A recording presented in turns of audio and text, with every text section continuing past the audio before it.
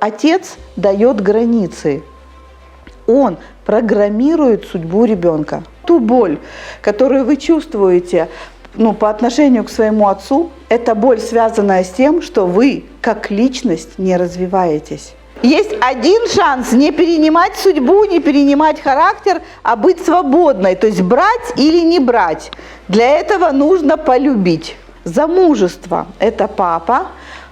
Умение красиво говорить, так, чтобы люди вас слышали и понимали, это папа. Но если сам папа это плохо, тогда все папины недостатки в усиленном варианте будут ваши. Позаботьтесь о себе сегодняшней. Хватит идти на поводу у своего внутреннего травмированного ребенка, который рассказывает все эти истории. Он прав. Вы сделаете все, что сделали ваши родители. Вы повторите все, что они сделали, если вы на них обижены. Все, что вы делаете, это вы делаете своим сознанием, со своим сознанием и против своего сознания. Вы делаете сами. Когда вы говорите, я так обижена на папу, мне так больно, поймите, это больно было 7 поколениям женщин. Смотрите, вот больно, плюс больно, плюс больно, плюс больно, плюс больно, плюс больно. Важна не жизнь родителя, важны ваши решения. На санскрите это называется бхога. Естественное проживание проблем, горестей и болезней через свою жизнь. Никогда не поздно иметь счастливое детство. Это заповедь любой психотерапии и любой эзотерики. Все проблемы в жизни происходят по одной причине. Нету другой, нету второй, нету третьей. Есть одна причина, почему в жизни у тебя или у меня происходит проблема. Дорогие принцессы, дорогие принцы, меня зовут Диана, фамилия моя Печеная-Щербанская. И сегодня у нас с вами очень важный мастер-класс, очень сильный мастер-класс. Он очень много поменяет в вашей жизни.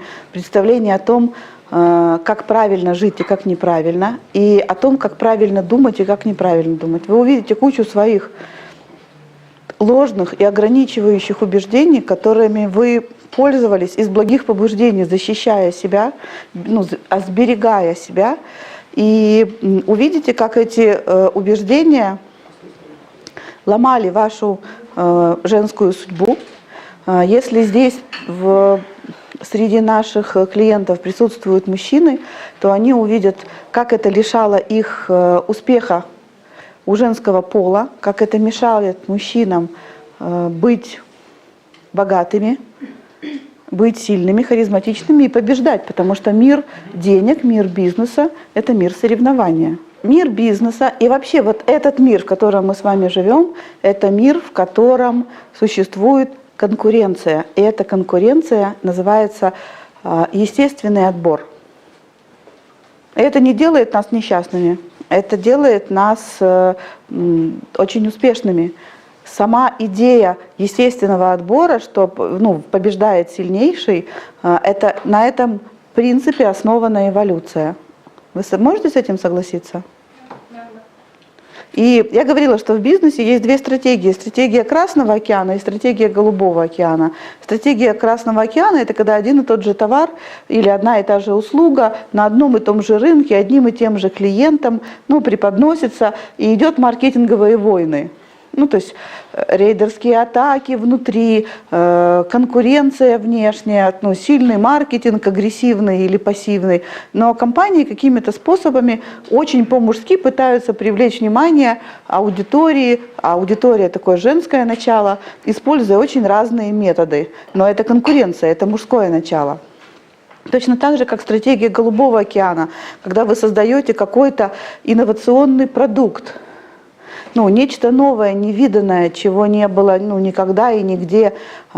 Например, если ты ведешь тренинги по раскрытию голоса, и в результате, то есть такие тренинги на рынке есть. А если ты ведешь тренинги по раскрытию голоса, благодаря которым у женщины открывается сексуальный тембр, как у тебя, тогда это стратегия Голубого океана. И само творчество, то есть создание такой стратегии, это женское начало. А вот продвинуть этот новый товар, новую услугу, это мужское начало. И сегодня наша с вами тема – это влияние отца и всей родовой системы отца на нас с вами. И это влияние огромное. И сейчас я бы хотела узнать, из каких городов нас сегодня смотрят, потому что я понимаю, что мы с вами в Киеве. Но у нас зарегистрировалось, по-моему, 60 человек, и хочется узнать, из каких городов. Я спрашиваю это в экран туда, и они напишут. И мне, конечно, очень интересно, кто новые слушатели или зрители, а кто уже давно меня знает. И, пожалуйста, это тоже напишите. И здесь сегодня тоже я вижу людей, которые меня хорошо знают, и новых людей. И это здорово, потому что тема, с которой вы можете познакомиться со мной, вот тема отца, это моя сильная тема. Я не так часто веду тренинги или мастер-классы про отцовский род, но вообще тема успехологии – это моя тема, как тренера. То есть я про связь с отцом рассказываю просто другими словами. Я учу успехологии. То есть выйти замуж – это успехология. Потому что встречаться с мужчинами, знакомиться, ходить на свидания – это женское начало, а выйти удачно замуж – это мужское начало. То есть это наше мужское. Невозможно, имея только мужское, выйти замуж, но не имея мужского внутри себя, не имея благословения своего внутреннего мужчины, женщина не может выйти замуж. И женщина не может быть счастлива в браке, потому что если в ней нет мужского начала, она не может говорить «нет». То есть она все время говорит «да», «да», «да», прогибается, и в этом прогибе однажды она доходит до того места, когда прогнуться больше не может. И тогда рождается истерика. Или война, или месть, или агрессия, или женщина разворачивается и уходит. Или еще хуже, она выгоняет мужчину. Но только когда в партнерских отношениях присутствуют 4 человека, то есть когда у женщины есть внутри зрелая женщина и зрелый мужчина, и у мужчины, с которым она встречается, есть его внутренняя женщина и его внутренний мужчина, только тогда пара может быть вместе. Только тогда между ними, между этой восьмеркой возможно взаимодействие.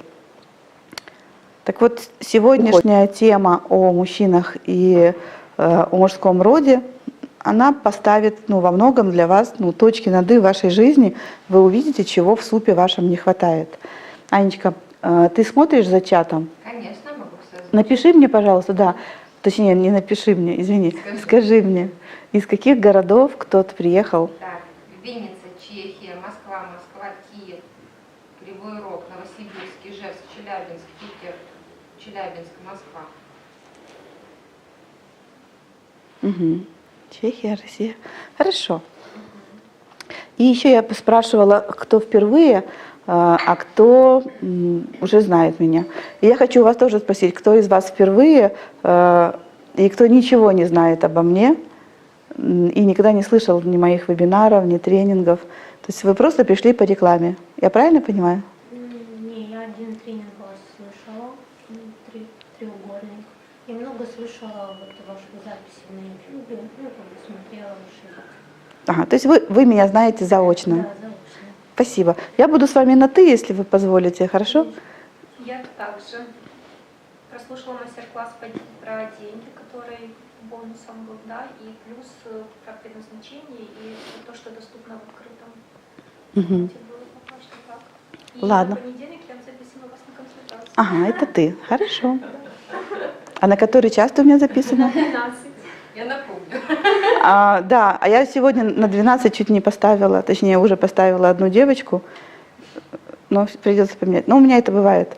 Я очень плохо планирую. То есть у меня планирование в голове не помещается. Расскажи о себе. А и как вас зовут, расскажите, что я кого-то знаю, кого-то не знаю. Меня зовут Наталья. Замечательно. Я Юля. Прекрасно. Я Таня. Замечательно. Тоже первый раз у вас. Что ты обо мне знаешь? Ничего не знаю, если честно, случайно на Фейсбуке по рекламе увидела, поняла, что хочу это послушать. Welcome, очень хорошо. Я люблю, когда приходят новые люди, а они задают самые дурацкие вопросы, которые позволяют мне начать что-то рассказывать сначала, потому что тут сидят, знаешь, люди, которые знают меня по много лет, и им неудобно спрашивать, а тебе удобно. И поэтому они сидят... Постараюсь вас не разочаровать. Я обычно рассказываю так, я говорю, вы же все хорошо понимаете, или говорю, как вам известно. Я пользуюсь этими фразами, и все, кто меня хорошо знает, они кивают, потому что они уже слышали, но не помнят. А поскольку ты никогда не слышал, ты говоришь, подождите, мне неизвестно, но я не знаю, я не в курсе, поэтому у меня на вас большие надежды. Окей. Меня зовут Аня. Мы с вами как-то общались, у меня была с вами короткая консультация. Также я знаю вас по единству.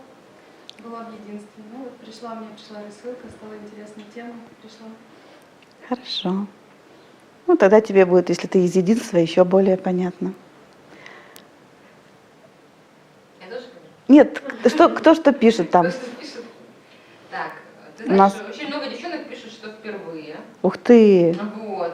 Вот Ольга пишет, была у вас на семинарах в Академии Светлова в Челябинске, знакомы лично в Екатеринбурге, познакомились, вебинары. Вот с коучинг-группы девчонки пишут. Вот, есть Светлана из Чехии, которая активно интересуется вами последние полгода. Наблюдает. Вот.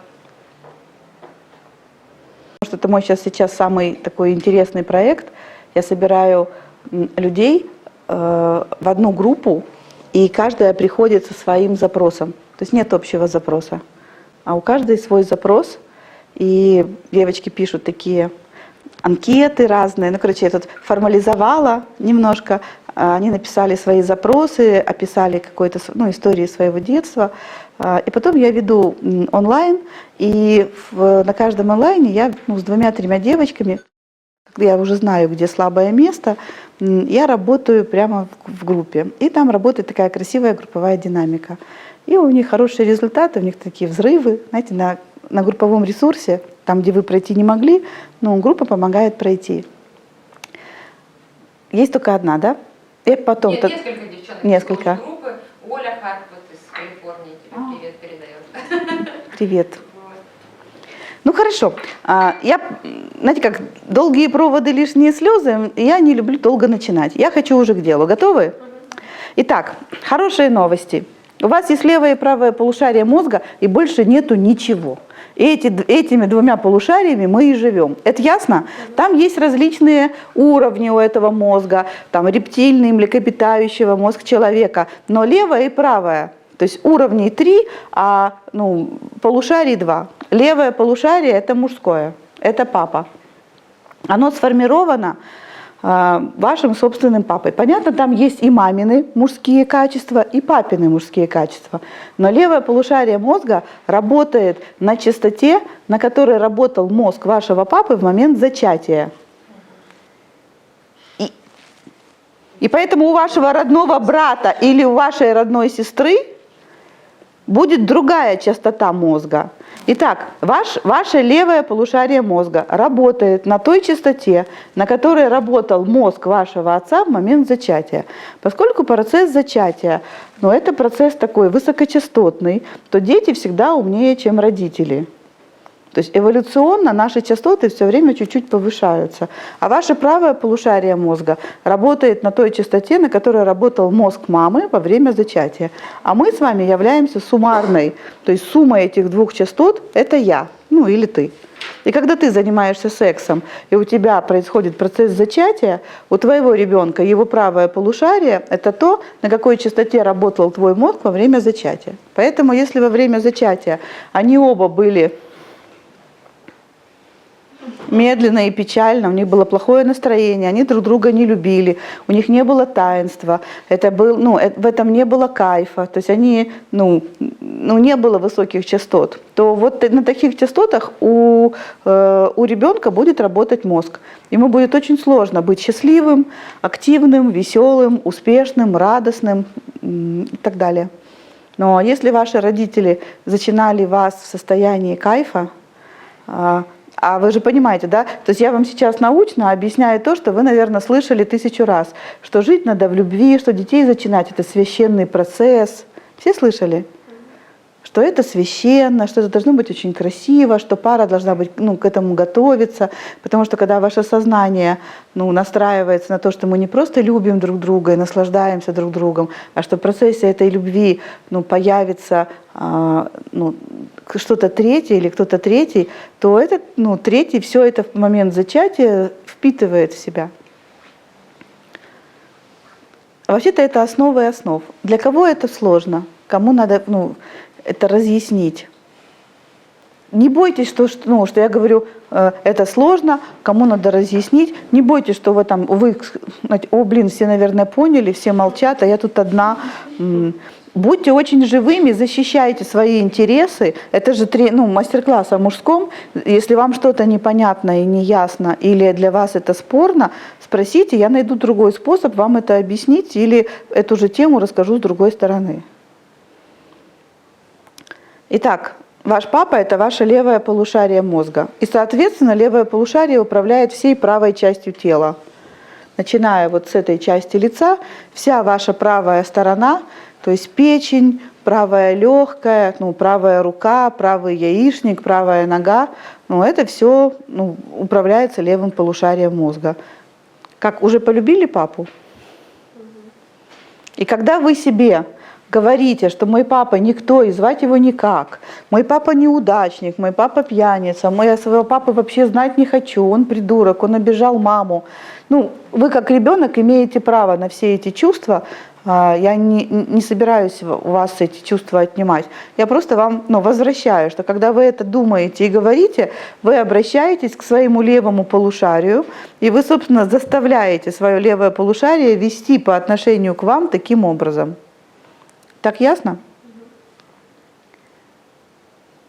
Если мы говорили про маму, мы бы говорили все то же самое, только про правое полушарие. Поэтому в Библии, чтобы долго не объяснять, есть заповедь. Она говорит: чти отца и мать свою, и жизнь твоя будет долгой и радостной. Когда вы понимаете, что ругаясь с этой Горького 15А, квартира 16, которая вечно сует нос в твои дела, мамашкой, что ты, когда ты с ней ругаешься и воюешь, то ты ругаешься и воюешь не с ней с этой, а с тем образом, который есть в вашем мозгу. В чьем мозгу находится образ вашей мамы? Оно находится у вас, в правом полушарии. Чей образ, с кем образом вы ругаетесь или кого ненавидите и презираете до сих пор в свои 28, 36, 24 года? Гада, мерзавца, который не купил вам санки, рано умер, ушел от мамы, бил, пил, или вел себя как хам. Вы общаетесь со своим образом у себя в мозгу. В этот момент вам должно стать немножко некомфортно. Потому что до этого момента мне было очень комфортно и удобно. Вот есть я, а есть мой папашка.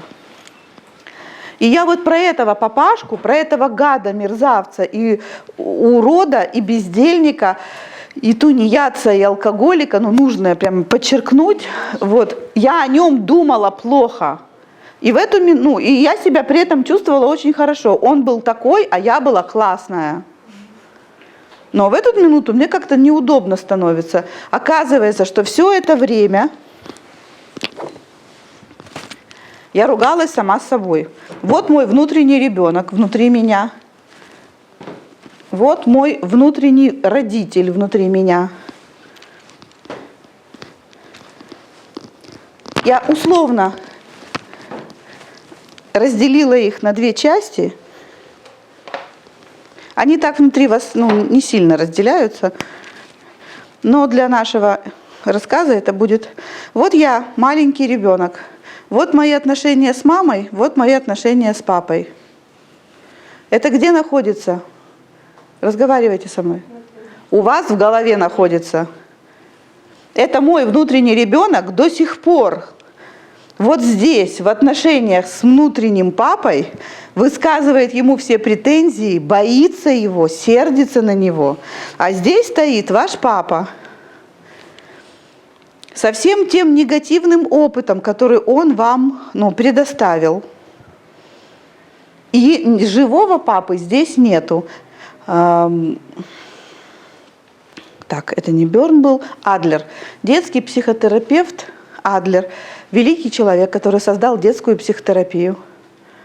Он назвал это нелогичным детским решением, что ту травму, которую вам ваш родитель нанес в детстве, не факт, что эта травма вообще реально даже существовала. Если у вас есть дети, и они могут вам высказать, что вы, гады, им сделали, то вы с удивлением обнаружите, что они вас ругают или сердятся, или обижаются за что-то, о чем вы, вообще, может быть, не помните или не знаете, и вы даже не подозревали, что это было для вашего ребенка плохо. Понятно? То есть здесь находится прегрешение ваших родителей как мнимое, так и реальное. Так ясно? Как тебе? Я просто думаю, а у мальчиков наоборот, правое и левое? Нет, это у всех так. Левое полушарие, конечно, левое полушарие, оно отвечает за логику, за структуру, за ясность, за опыт, за знания, за умения, за навыки, за действия. Это кто делает в жизни? Это мужчины. То есть это наше мужское, оно у всех есть. А точно так же у нас есть наше женское, это умение чувствовать, умение ощущать, умение иметь разные оттенки этих чувств, и энергию рождать где-то, то есть воодушевляться, мотивироваться. Это наше женское, это правое полушарие. Оно у всех правое, и оно у всех, про маму.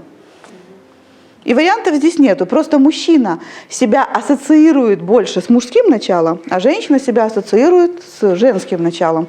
И у нас по-разному устроен мозг. И наши мозги у мужчин и женщин питаются разными гормонами. Женскими гормонами хочет питаться наш мозг. И женские гормоны, они приносят успокоение, радость, наслаждение. И женщина, как по своей природе, ей хочется расслабиться всегда. То есть нормальное женское состояние – это состояние покоя. Знаете, ой, как мне хорошо. Женщина скажет, как мне хорошо, когда ей что? Когда она расслабилась. И мужчина скажет, как мне хорошо, когда он расслабился. Вот это женское и мужское, то есть женское внутри и женщины, и мужчины. А мужское – это состояние напряжения, состояние победы, состояние драйва. И когда вы в драйве все, когда ты гонишь на своих мотоциклах, дын-дын-дын-дын, или когда вы говорите, девочки, там такие скидки, я такое платье сейчас отхватила, это ваше мужское. Мы от этого получаем наслаждение, от этого. Но женский мозг, он настроен на получение женских гормонов, мужское – мужских. Мы сегодня больше не будем говорить о разнице между мужчиной и женщиной. Наш тренинг, не об этом. Он не для женщин, он не для мужчин, он для детей, которые хотят быть взрослыми. Окей? Итак, вот здесь находится ваш внутренний папа, который, здесь собраны все его прегрешения, и все его, конечно, подвиги. То есть здесь он и любящий, заботливый, и критический, критикующий. А здесь мама. И здесь есть тот ваш аспект ребенка,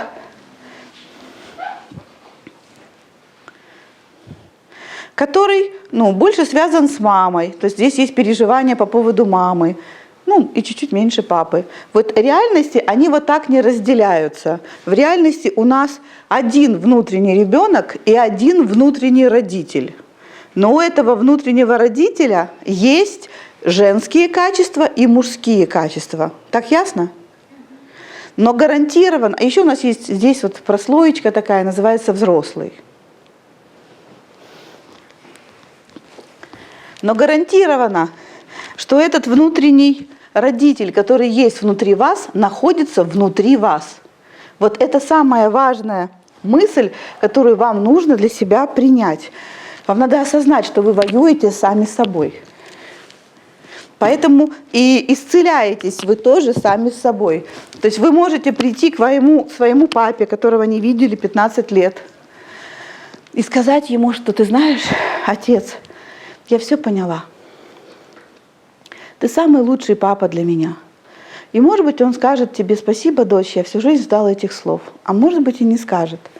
Но даже когда вы придете к нему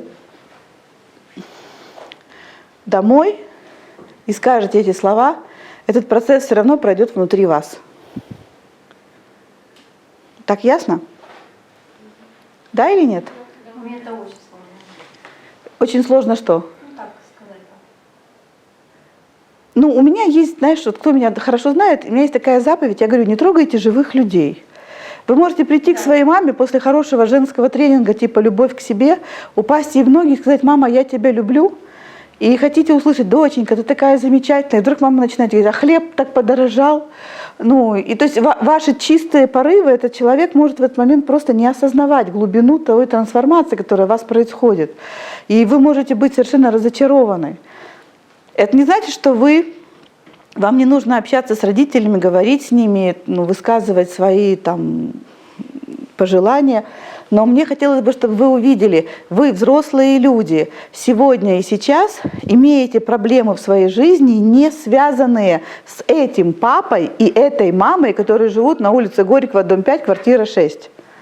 Все ваши проблемы связаны с вот этой внутренней диадой ребенок-родитель. Ясно? И когда вы эту диаду исцеляете, исцеляется ваша внешняя жизнь. Потому что всем восторгаться. Слушайте, что происходит. Вы приходите на работу. Вы приходите на работу в этой компании, есть директор компании. Вы приходите, не знаю, начальником отдела или сотрудником. Вы приходите, и ваш мозг мгновенно вас ставит вот сюда.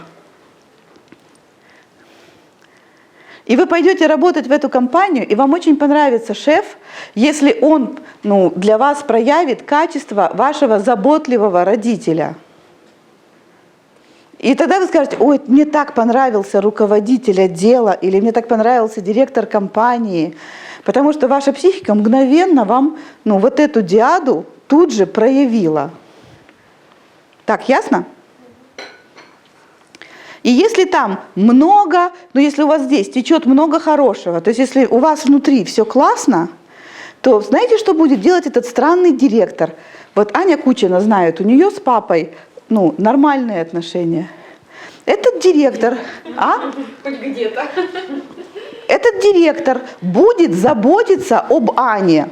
Он не понимает, почему он это делает. Он берет, он говорит: «Тебе надо быть начальником моего юридического отдела. Ты покушала? А тебе надо взять людей, чтобы они на тебя работали, Аня. Да, хорошо ли тебе?» Понимаете? Если у вас здесь все исцелено, то любой человек, который для вас будет, для вашей психики означать: «Это мой родитель», то есть это папа, а папа что делает? Защищает, кормит, дает деньги. Этот человек будет вам все давать. И этому человеку будет очень хорошо. Потому что тут стоит маленькая Аня, которая говорит: «Ой, папа, ты самый лучший, ты самый замечательный». И во взрослой жизни взрослая Аня будет говорить папе: «Папа, ты лучший, ты...» то есть директор: «Ой, спасибо, вы такой замечательный». Он будет получать столько от нее, мы называем это поддержка или поглаживание. То есть поглаживание не в прямом смысле, а эмоциональное поглаживание. Так ясно? И он будет говорить: «У меня такая прекрасная сотрудница». И Аня будет стараться для него все делать, потому что папа, он хороший. И она в детстве для папы старалась. И у нее здесь вот эта связь внутри нее такая, что папа замечательный, и папа все дает и все делает, он прекрасный. Так ясно? Теперь смотрите. И тут Аня становится директором. Теперь она, директор. Если ей надо, чтобы они получали, люди, результат, это мужское начало руководителя, она будет вести себя как отец. То есть вы, не меняя свой пол, не меняя свою привлекательность женскую, если вам надо руководить людьми и вести их к каким-то целям, вы будете вести так, как вел себя ваш отец в вашем мозгу, понимаете, не в жизни. Все понимают, почему не в жизни? Потому что две родные сестры, два родных брата, у которых разница в возрасте может быть, 1 год, они будут иметь все равно 2 разных портрета родителей. И близнецы, и двойнята. Конечно, люди пришли со своими разными кармическими программами, и в одном и том же человеке они видят разное. Мама пришла с работы в 6:15 вместо 6, запыхавшаяся, говорит: ой, зайчики, я опоздала, мои пупсики. И 2 близнеца. Один говорит: ну, гадина, она меня не любит, и никогда вовремя не приходит. А второй говорит: боже, мама так любит, и если задержится, всегда так переживает. Одно и то же событие, 2 разных факта. Ясно? Итак, здесь стоит Аня, и она как папа, хорошо руководит, у нее, амбиции.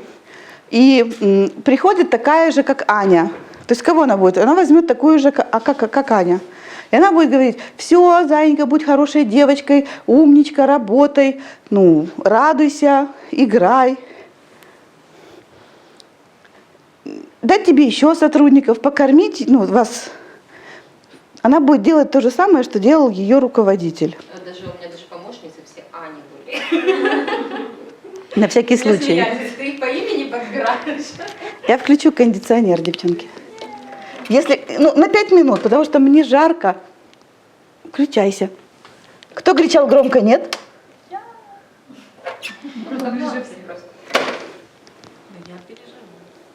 Он не включается. Ладно. Если я... Ах, ты с Санькой дружишь, да? Ну ладно.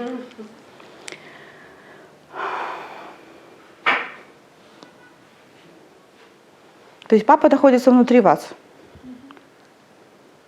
Мне сразу хочется здесь же аналогию привести, что и мама находится, собственно, внутри вас. И если у вас какие-то претензии к маме, то как только вы выступаете в той роли, где вам нужно поддерживать, любить, заботиться, быть нежной и бережливой, у вас включается вот та мама. То есть ваш образ вашей мамы, то, как вы себя ведете как мать, вы себя ведете вот из этого образа. Собственно, извините, получается, ничего личного тут нету. Вот этот образ вы получили от своей мамы, этот образ вы получили от своего папы. И таким образом рождаются родовые программы, потому что своих родителей, то есть образ, как вели себя ваши родители по отношению к вам, они получили из своего рода. Это был папа вашего папы, это был дедушка вашего дедушки. И у каждого в голове образ родителя запечатлен в чистом виде, через зеркальные нейроны мозга, запечатлен, сфотографирован, без всякого анализа, без всякой сверки с реальностью, просто запечатлен и поставлен знак минус или плюс. И только когда вы начинаете осознавать что-то, происходит процесс осознания, только в этот момент этот образ вашего родителя начинает меняться. Например,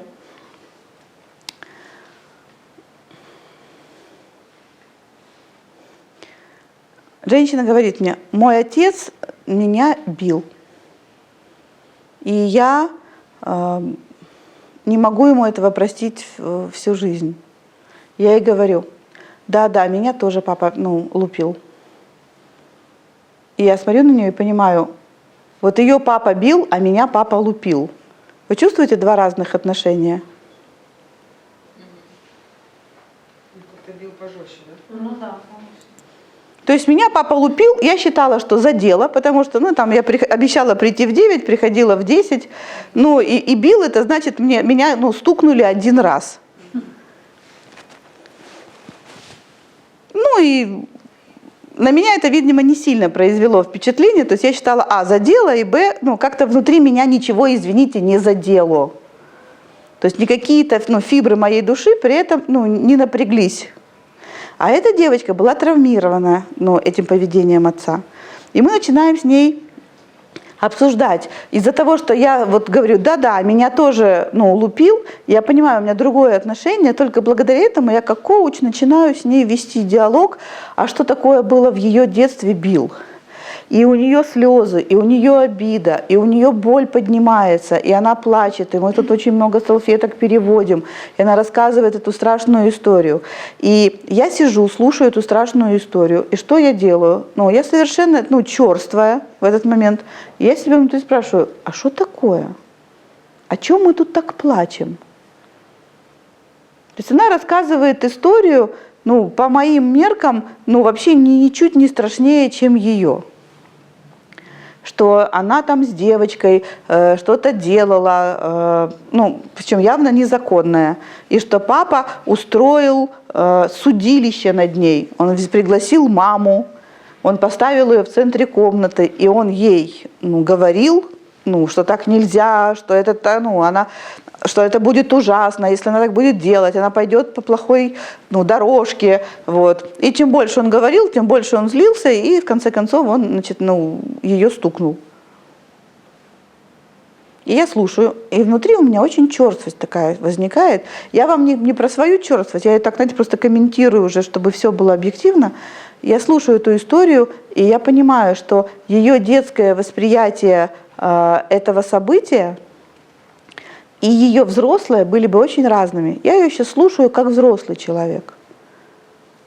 И дав ей поддержку, то есть я понимаю, что ей больно, ей тяжело, я даю ей возможность выплакать все эти слезы. И когда она их выплакала, мы дали оценку ей, какая она бедная и несчастная, мы дали оценку отцу, какое он чудовище. И я затем спрашиваю ее, а если бы ты была родителем, если бы ты была отцом, а что бы ты сказала, если бы узнала, что твоя дочка ворует в магазине конфеты? А это советские времена, и строго было с этим. То есть я себе просто представила, что могло бы быть. Она же тоже из советских времен, она тоже понимает. Комсомольское собрание, партийное, родителям на работу. Это может быть большое. Огласка, а огласка это то, чего точно здесь не нужно. И я говорю, а вот что бы ты сделала, если бы ты была папой? И она начинает рассказывать другую версию, что она бы поговорила со мной, с этой девочкой, что она бы объяснила, она бы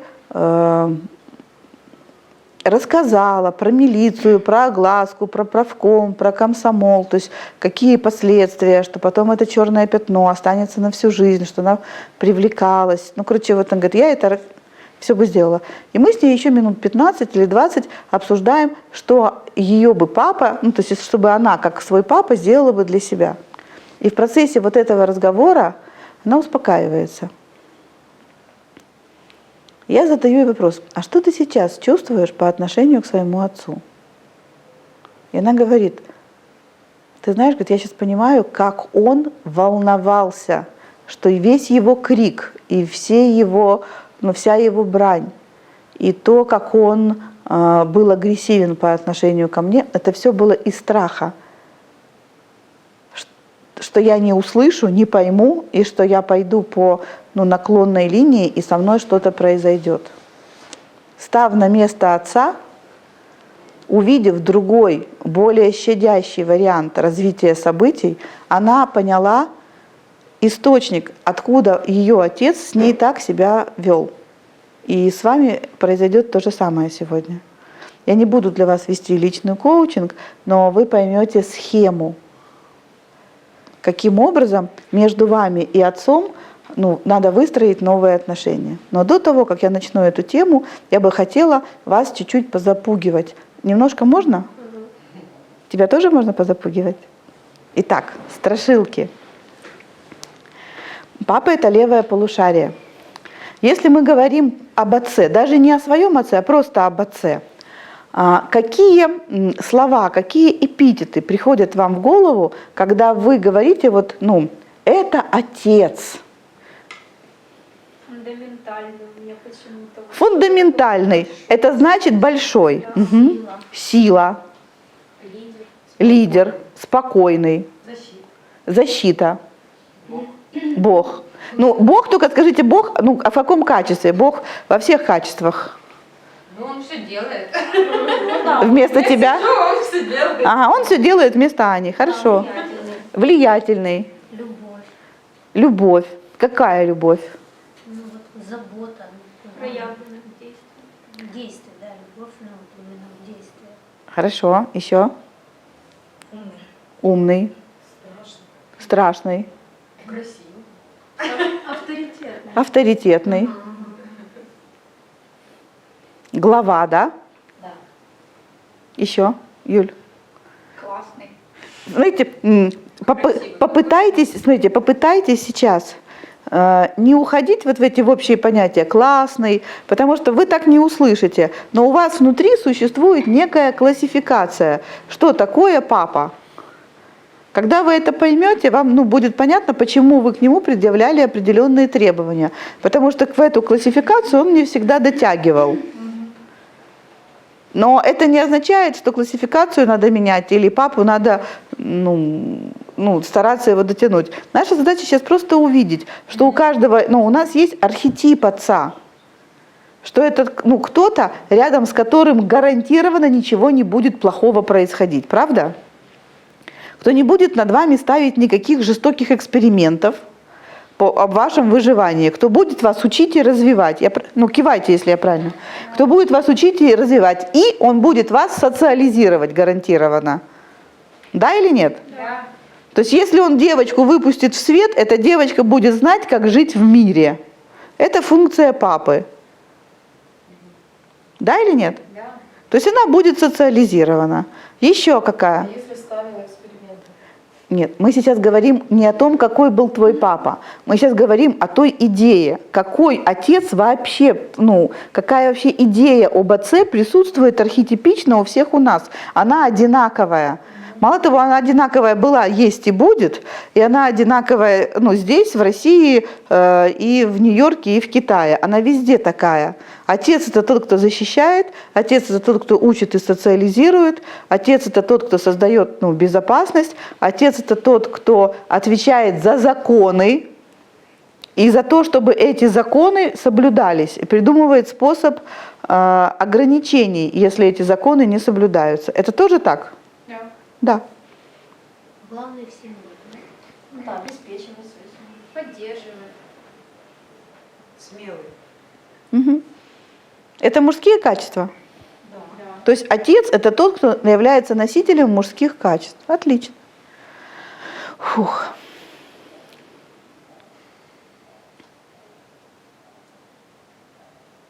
Теперь следующий вопрос.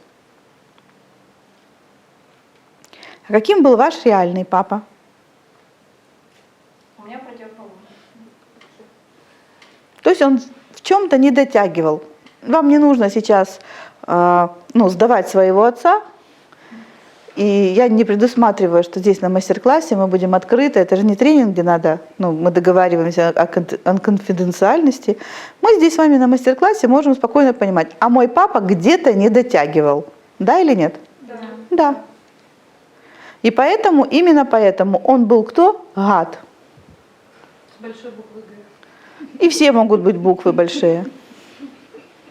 То есть у нас был некий список, некое представление о том, каким он должен быть. И у нас есть представление о том, какой он есть на самом деле. Хорошо. И вот в этой марже, в этой разнице размер нашего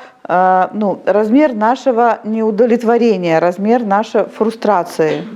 А если нет разницы? Если отец точно такой же, как написано в твоей, в твоем идеальном образе, и этот образ никак с реальностью не разделяется, тогда при общении с другими мужчинами ты будешь искать такого же идеального, как папа. Я обратную сторону.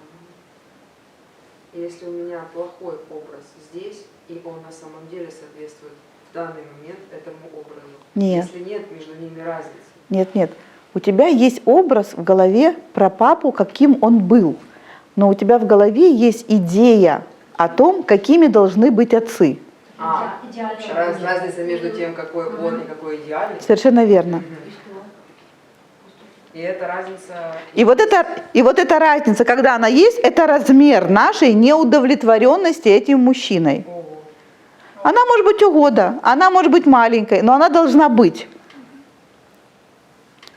Вы сейчас увидите, что ваша психика вообще никогда ни в чем не ошибается, ничего плохого не делает. Но когда вы обнаруживаете, что есть образ идеального папы и есть реальный папа, и это очень разные люди, то у нас вот здесь маржа, дельта, это некая разница между тем, чего я ждала от него и что я от него получила. И мы, естественно, не можем этим удовлетвориться. Ясно? И наша детская часть, что она делает? Она стоит перед любым человеком, которого она называет папой. Например, когда сломался автомобиль или сломалось колесо, и кто-то должен, например, починить, например, мастер на СТО. Потому что вы не можете, а он может. Он что-то умеет делать, но он социализированнее, чем вы. И если у меня к папе вот такой набор претензий, что я скажу этому дяде на СТО? Понятно? Я буду к любому человеку, который для меня будет психикой показывать, что это мой папа, я буду ему предъявлять весь этот список Шиндлера, весь этот набор претензий, и буду удивляться, почему они такие все уроды. Когда мы говорим какие-то обобщения, мы говорим, почему мужики все такие козлы. То же самое, между прочим, происходит и у мальчика с его папой. У него тоже есть представление о том, какой должен быть папа, каким был его папа. И вот эта маржа у него тоже имеется. Но только мальчик это предъявляет себе в первую очередь. Потому что он у себя главный мужчина. И поэтому мужская самооценка еще больше зависит от того, каким был отец. Так ясно? Да. Хорошо.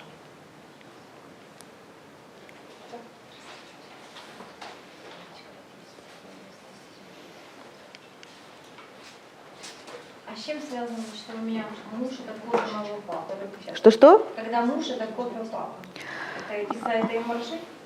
Это из-за того, что твоя детская часть, которая никак не оставит папу в покое, она все время пытается найти такого человека, которому она предъявит этот список и скажет, вот сегодня, наконец-то, вот мой списочек из 586 страниц, вот, пожалуйста, наконец-то, уже выполни его. Сколько можно ждать, пока ты сделаешь то, что я тебя попросил? Ты должен быть вот такой. Да, точно. У меня такая есть идея. И вы ходите по миру и хотите, чтобы это сделали твой сын, ваш муж, ваш шеф, Бог, потому что это все мужское начало. Мы ходим с этим списком и говорим, что ты сделаешь? И иногда, вы знаете, по кусочку кто-то что-то нам делает, и тогда мы его выписываем. Знаешь, как это, ладно, тут реализовали. Но на это может уйти очень много жизней. И беда в том, что этот список не ты начала. А когда ты родилась, тебе твоя мама передала этот список, и в нем было уже 500 пунктов. 69 ты просто дописала. Это и называется карма рода. Ясно? И поскольку у вашей мамы был в списке 500, то она нашла себе такого мужа, в которому она предложила вот эти 500. Он же не справился. Она стала недовольной. Подождите. Кстати, вначале я хочу вам, напугать. Я хочу вам показать, как это работает. Она осталась им недовольна. И она сказала своей дочери, он тоже не смог. На 524 странице написано, никто не может. И она опять говорит, а он тоже не может. И девочка начинает смотреть на своего папу глазами своей мамы. Мама дарит ребенку отца. И мужчинам, и женщинам, то есть мальчикам и девочкам мать дарит. И в Библии сказано, что женщина должна чтить своего мужа как Бога. Помните? В этом была некоторая доля правды. В смысле 999, 9999 и еще 1 тысячная. Потому что если он Бог, тогда мама говорит, ты знаешь, он Бог, он классный. У него все получается, он все может, он замечательный. Когда она смотрит на своего мужа как на Бога, мужик начинает расти. И список тогда уменьшается? Тогда списка вообще нету. Но если он Бог, то женщина должна зайти в отношения с позиции взрослой женщины, у которой есть не только маленькая обиженная девочка, но и взрослая женщина, и какая материнская часть, и любовница. А мы приходим в отношения с детской частью, с вот этим списком, и мы ходим на свидание и говорим, На. И мужчина так, знаете, посидел на первом свидании или на 15-м, и, знаешь, этот списочек ему начали предъявлять, и мужчина говорит, не, я ее не потяну. Или мы приходим и пришли на свидание, и мы ему раз списочек, а он его не берет. Он говорит, это не тот, что мне надо. Я ищу своего. Свой – это тот, кому ты дала вот этот списочек. И он так, ой, извини, вот так и произошло. Дала ему списочек, он так, знаете, почувствовал, говорит, да, родной, папа такой же нес. И мы говорим, о боже, вот это мой родной человек. Потому что он так меня понимает, он дает мне то, что я хочу. Эта маленькая девочка стоит перед вот этим мужиком, думая, что он папа. Но он же не папа. Он такой же травмированный ребенок, как и вы. Как вам такой подход к жизни? Вы просто обнаруживаете, что в Библии вам давно говорили, простите людей. Помните? Простите их, пожалуйста. Даже раз в году, во многих религиях, то есть у евреев пару дней назад, 23-го, по-моему, был Йом-Кипур, день прощения. У православных есть день прощения, у индусов есть день прощения, когда все ходят и говорят, ты меня прости, я тебя прощаю. Но задача была по-настоящему простить. И если вы совершили невероятное, простили своего отца, то есть вот этот вот список, который, он не соответствовал, вот эту вот дельту вы ему простили, даже ты, которая сидишь здесь, пока не собираешься ему прощать, но у тебя тоже есть этот шанс. И чем он вам больше задолжал, тем больше вы получите, если вы простите. Потому что вот этот размер этой дельты, это называется плохая карма. То, что вы носите и предъявляете все время к ним, вот эти требования, этот списочек, он все время подрастает чуток. И когда этот список не будет удовлетворен, к сожалению, этот список возьмет ваша дочь и ваш сын. Сын будет думать о себе, что я вот такой плохой, а дочка будет искать того, кто, кто возьмет этот список. Чтобы дочери это не передать, просто говорить о ее папе хорошо. Говорить мало, надо простить. Простить папу, простить мужа, простить сына. И себя, конечно, простить. Я сейчас вас... Нет, точно так же легко. Почему мы можем кого-то простить? Потому что они не виноваты. Почему папа не может это сделать? Потому что его папа ему ничего не налил. У него в банке любви, 2 капли. И мама ему налила 10 капель. А почему же, и мы можем таким гневным голосом из своего 2017-го, а почему же папе папа не налил? И мы заглядываем в детство вашего папы. Вспомните, какого года папа ваш? Назовите. Какой? 55-й, 53-й. Какой? 66-й. 60-й. 64. 57-й. 60-й. Ага. Чем занимались его родители в эти 50-х, конец 50-х, начало 60-х? Это уже не после войны, это уже прошло почти 20 лет после войны. Они работали. Они в 8 часов утра уходили на работу и в 7 часов вечера в лучшем случае приходили. А перед этим еще за молоком ходили, там очереди сумасшедшие занимались. То есть они стояли, они покупали еду, готовили, занимались всеми домашними делами, и они работали. И 6-дневная рабочая неделя была отменена только в 1963 году. Они работали 6 дней в неделю. А ваши папы и ваши мамы в это время с ключами на шее, мотались по городу. Да, и мы себя, поскольку я 65-го года рождения, то мы себя при этом хорошо чувствовали, очень хорошо, потому что мы были самостоятельными, мы точно знали, на родителей положиться нельзя. Мы знали только одно, маму и папу нельзя огорчать, поэтому мы вырывали 2 из дневников. Мы прятали дневники, мы подлизывались к учителям.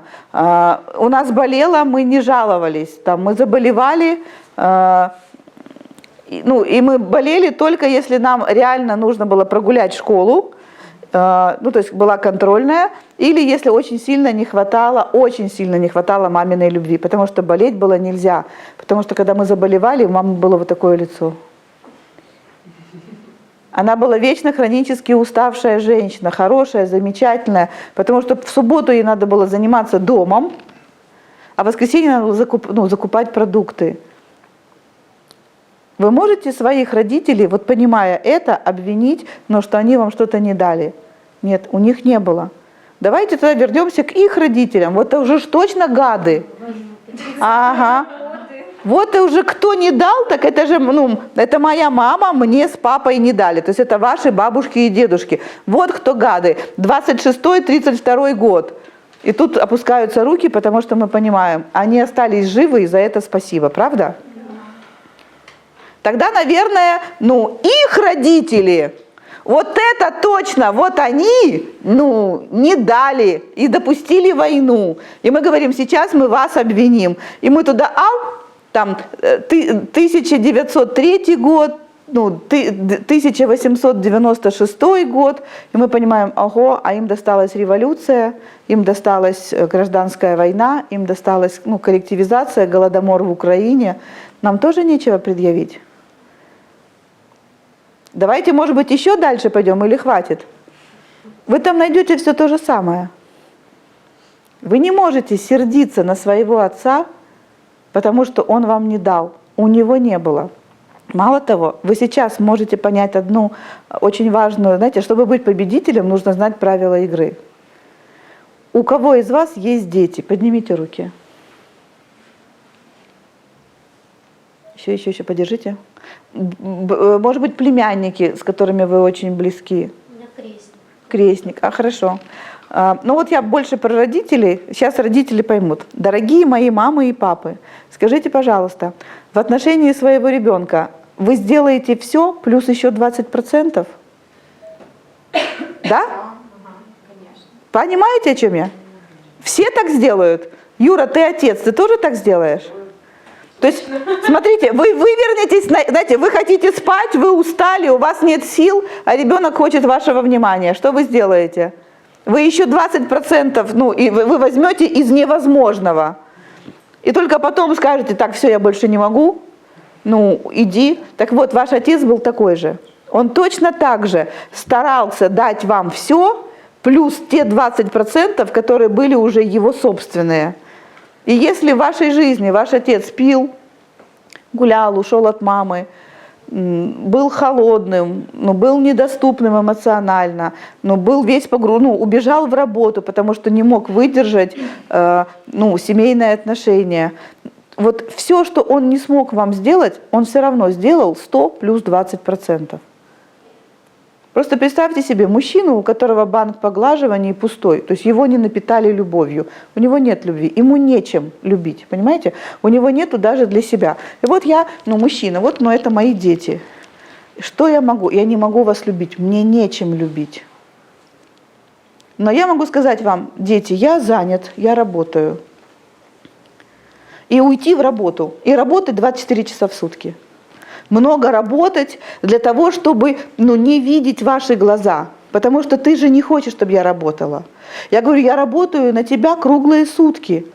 Вы тут все рвете штаны, пачкаете одежду. Я все работаю. На самом деле, ты хочешь, чтобы я не деньги тебе дала, а чтобы дал. Я должен дать тебе что? Любовь. Мы хотим от отца и от матери любви, а мне нечем дать. У меня банк пустой внутри. И я могу или дать деньги, если они у меня есть, или уйти и много работать и говорить тебе, что я не могу. И если ты свои руки детские протяни ко мне, и ты говоришь, папа, вот так, как ребенок, папа, дай мне, я хочу к тебе на ручки. Вы помните? И я как папа, я не могу уже отказать. И я беру тебя на ручки, и я тебя прижимаю, а у меня нету любви в сердце. Представляешь, что я чувствую в этот момент? Дискомфорт. Это не так называется. Это такая боль. Потому что вот этот ребенок, мой ребенок у меня просит любви, а у меня нету ничего. И боли нет тогда. У меня когда нет любви, тогда очень много боли. И вот эту боль, когда там нет любви, мужчины заливают алкоголем. Психология, психотерапия знает, что наркотики, алкоголизм и трудоголизм – это когда ему не хватило отца, его отца. Когда у его отца был такой же пустой банк. Да, алкоголизм, наркомания и трудоголизм – это когда ребенку в детстве не хватило отца. Это вот в этом месте.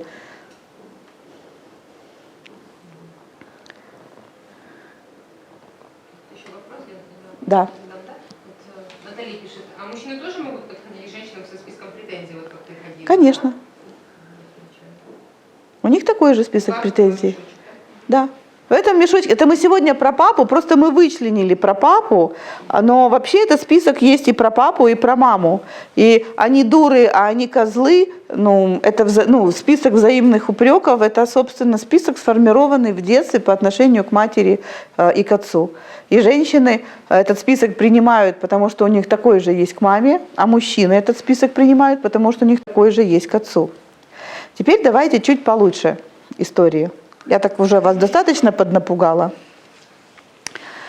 Папа отвечает за то, чтобы у вас были деньги. Потому что вот эта функция привлечения денег, она мужская. И если говорить там эзотерическим языком, то женщины любят мужчин, да. Или нет? Сейчас, я просто хотела понять, понимаете ли вы формулу? Кого любят женщины? Мужчин с деньгами.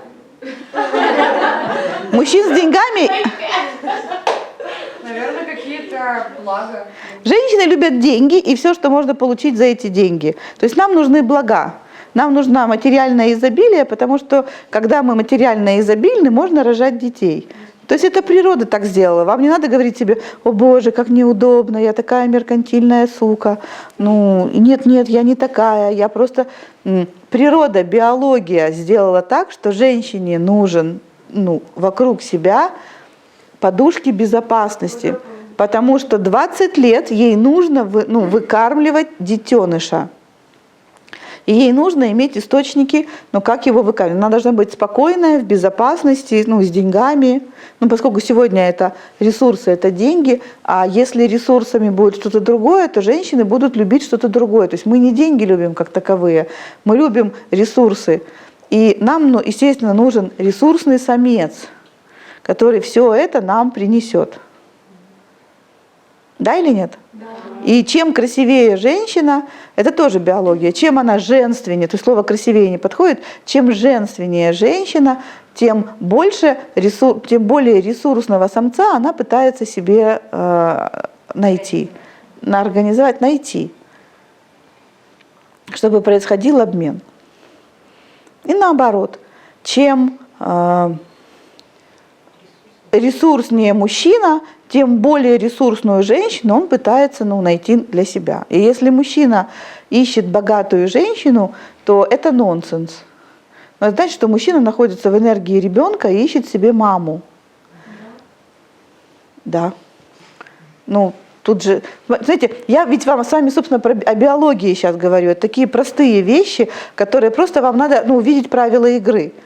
Чтобы побеждать, нужно видеть правила игры. Я чувствую, что ты похожа на маму. Мне молодой человек не похож на твоего отца, но ты чувствуешь, что ты похожа на его маму. Это немножко пугает. Потому что она классная, но чересчур много на себя возложила в жизни, а это пугает. Смотри, ты похожа на маму внешне или... По характеру, по энергии. Мне не хочется, вы сейчас уйдете меня в тренинг про отношения. В любом случае все наши партнеры – это наши родители. То есть в любом партнере мы будем искать своего родителя. Просто вопрос в том, какой ты становишься, когда ты рядом со своим мужчиной. То есть если рядом со своим мужчиной ты чувствуешь себя маленькой девочкой, а он твой защитник, ну, то все в порядке. И то, что ты похожа на его маму, ну, вообще никак тебе не мешает, только помогает, потому что его образ идеальной женщины сформирован же его мамой. А как ваш образ идеального мужчины сформирован вашим папой, даже если он гад. Потому что этот образ сформирован на уровне папа минус папа. Я так сильно не люблю папу, я так сильно его не люблю, но за то, что он курил. Значит, мой идеальный партнер не будет курить. Но у папы были красивые голубые глаза. Ну ладно, значит, у моего партнера будут красивые голубые глаза. Папа был алкашом, и поэтому мой партнер не пьет. Папа бил маму и кричал страшным голосом. Значит, мой не будет никогда повышать голоса и никогда ни на кого не поднимет руку. Но зато папа красиво пел под гитару, и это мне нравилось. И вы будете искать партнера, у которого будет это качество. Так ясно? То есть какой бы ни был ваш отец, вы всегда будете формировать это вот папа минус папа. Давайте дальше. Мы говорим сейчас о том, за что отвечает отец. Итак, отец отвечает за то, чтобы в вашей жизни были деньги. Женщины любят деньги, деньги любят мужчин, а мужчины любят женщин. И если у вас все хорошо с вашим отцом в этом аспекте, то у вас в жизни будут деньги. Если в вашей голове, смотрите, помните эту схему? В вашей голове ваша девочка будет получать деньги от отца, то вы в жизни так и будете взаимодействовать. Вам мир будет эти деньги давать. А если от мамы? Это, получается, не работает? Но от тебя я уже такого не ожидала. Ой, извините. Мне хочется вас чуток подрастроить. Я эту схему про отца рассказываю в отрыве от мамы, и вам все время будет тянуть в эту тему. Просто у вашей мамы тоже были отцовские качества. Понимаешь, твоя мама во многом была папой. И у тебя, понимаешь, и у тебя есть в голове некая, такая странная идея. Вообще, это мама или папа. Но любая активность по зарабатыванию денег – это мужское начало. И у нас в голове за этой активностью вот есть этот образ. Тебе не надо путать его сейчас, мама или папа. Важно понимание, что деньги – это отцовская энергия. Ясно? Второе, за что отвечает мужское начало – это за самооценку. То есть смотрите, передо мной женщины. Я сама женщина. И здесь, например, сидела бы ваша мама и ваш отец. Так вот, понимание, что я красивая женщина, понимание, что у меня в жизни все будет хорошо, как у женщины, мама не дает. Мама, не опыт здесь. Здесь только отец мог вам это дать. Потому что отец дает границы. Он программирует судьбу ребенка. Он должен был сказать тебе, что ты красавица. Надо вспомнить. Он должен был сказать тебе, что у тебя все получится. А если папа постоянно, например, смотрел за внешним видом, чтобы я не выглядела чересчур вульгарно, чтобы... Вот так ты и будешь выглядеть, чтобы не выглядеть чересчур вульгарно. Да. Но тебе будет ворот. Но при нем вот в детстве я... Максимум, что ты позволишь себе, это дырки на коленах. Ничего, у меня иногда бывает. Да. Смотрите, не пугайтесь того, что я говорю. Папа формирует наш образ. И мы иногда бываем хорошими девочками, мы просто до этой темы еще не дошли. То есть, когда мы хорошая девочка и хотим, чтобы папа нас любил, чаще всего мы так хотим, мы делаем то, что записано в нашей голове как некие программы. Это называется хорошо. Но иногда у нас просыпается наша подростковая часть, которая говорит: нахер с пляжа, я делаю, что хочу. И вы нарушаете собственные запреты. Вы одеваетесь к примеру, как ты будешь одеваться: декольте, красная помада, распустишь волосы, оденешь каблуки, короткую юбку и будешь вести себя по своим меркам развязно. Вот. В какой-то момент ты скажешь себе: так, хватит, наигралась. И сама же себя поставишь на место. То есть этот образ внутри вас, он управляет вашим поведением. Так вот, будете ли вы считать себя красивой и привлекательной, зависит от отца. Потому что папа — это был первый импринт в нашей жизни, тот, кто сказал нам, что мы девочка. И первый сексуальный опыт, первый сексуальный контакт, обмен энергиями у нас произошел с отцом. То есть он нас импринтировал как ребенка, если он был в нашей жизни. Если вместо него был дедушка, отчим, там, старший брат, то импринтировал кто-то другой. Но если отец был в семье, то когда у нас в 3 года появились, первая такая генитальность, то есть первые появились женские гормоны, у девочки появился интерес к папе. И она стала видеть в папе не нечто того, кто купит ей конфету, а... Что-что? И бородой колется. И бородой колется, да? А она стала видеть, что рядом с папой она себя как-то чувствует. И поскольку девочка, она чиста и невинна, она просто чувствует. Чувствует, что вот здесь, рядом с папой, ей как-то иначе хорошо. И когда папа ее трогает, обнимает, и чем больше голого тела он трогает, тем ей приятнее. И она начинает ложиться к папе в постель, обниматься, лазить к нему на ручки и говорить маме. Если тут между ними есть хоть маленькая дырочка, она начинает говорить: «Папа мой». Или «Я выйду замуж за папу. Когда я вырасту, папа будет моим мужем». Или не говорить, а думать об этом, если это невозможно говорить в семье. Знакомая история? Но бывает, папа настолько недоступен, что у девочки это импринтирование происходит на фоне отвращения к отцу. У кого-то были такие истории? Не понимаю. Отец представлял большую угрозу. Девочка не любит отца, а боится.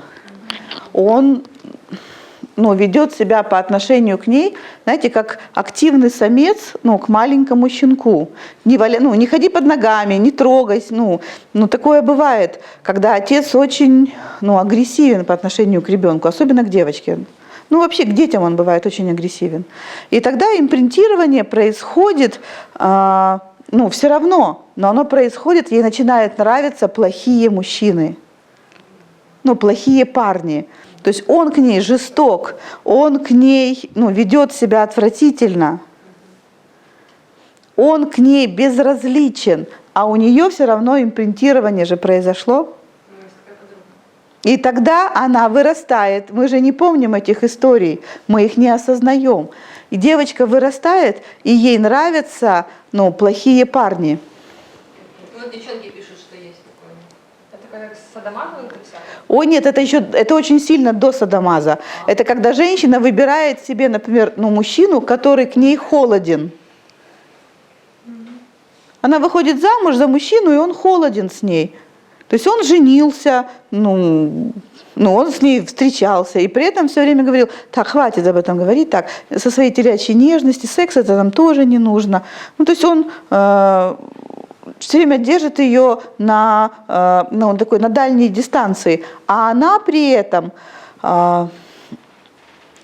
так любит его, так любит его, так любит его, и выходит за него замуж, и потом говорит: нету близости. Или он ее бьет, или он ее ругает все время. То есть все вот эти странные мужско-женские отношения, которые вы знаете в своей жизни, это произошли вот здесь, с 3 до 5 лет, во время эдипального периода, когда девочка в себе фотографировала образ того мужчины, который ей нравился. И мы эту девочку знакомим вот с этим мужчиной. И он такой хороший, такой замечательный, не пьет, не курит, деньги домой приносит. А она, знаете, говорит, она вот сюда заглядывает, а ее гениталии говорят, детские гениталии говорят: а он мне не нравится. И она говорит: я хочу найти своего. И она идет вот сюда, а этот байкер, у него майка, у него огромная музыка, он бандит и хулиган, он остался в подростковом протесте. Но я не буду вам всю психотерапию сегодня читать. И он ей нравится. А он ей говорит: так, уйди отсюда. А он ей нравится еще больше. То есть вот ее невроз детский. Мы считаем, что это любовь, и мы гоняемся в поисках любви, а вся эта любовь – это ваши невротические детские опыты, которые можно исцелить даже самому. Самый важный вопрос, как исцелить? Подожди. Вопросы девчонки написали. Что? Много так вопросов, ты скажешь, когда я... Давай, я... Вот Света Сберкалова. Родители расстались, когда мне был 1 год, и отца я почти не видела. Отчима не приняла. До 40 лет вообще думала, что у меня отца нет. А потом, когда пошла в терапию, приняла в свою жизнь отца. И вопрос, каким образом тогда влияет отец на мою жизнь, если я его не видела, не знаю и... Отец был, отец ушел. И у девочки вот здесь, в этом месте, появляется идея: папа, это моя фантазия, я не знаю, как у нее, папа плохой, мужчинам доверять нельзя.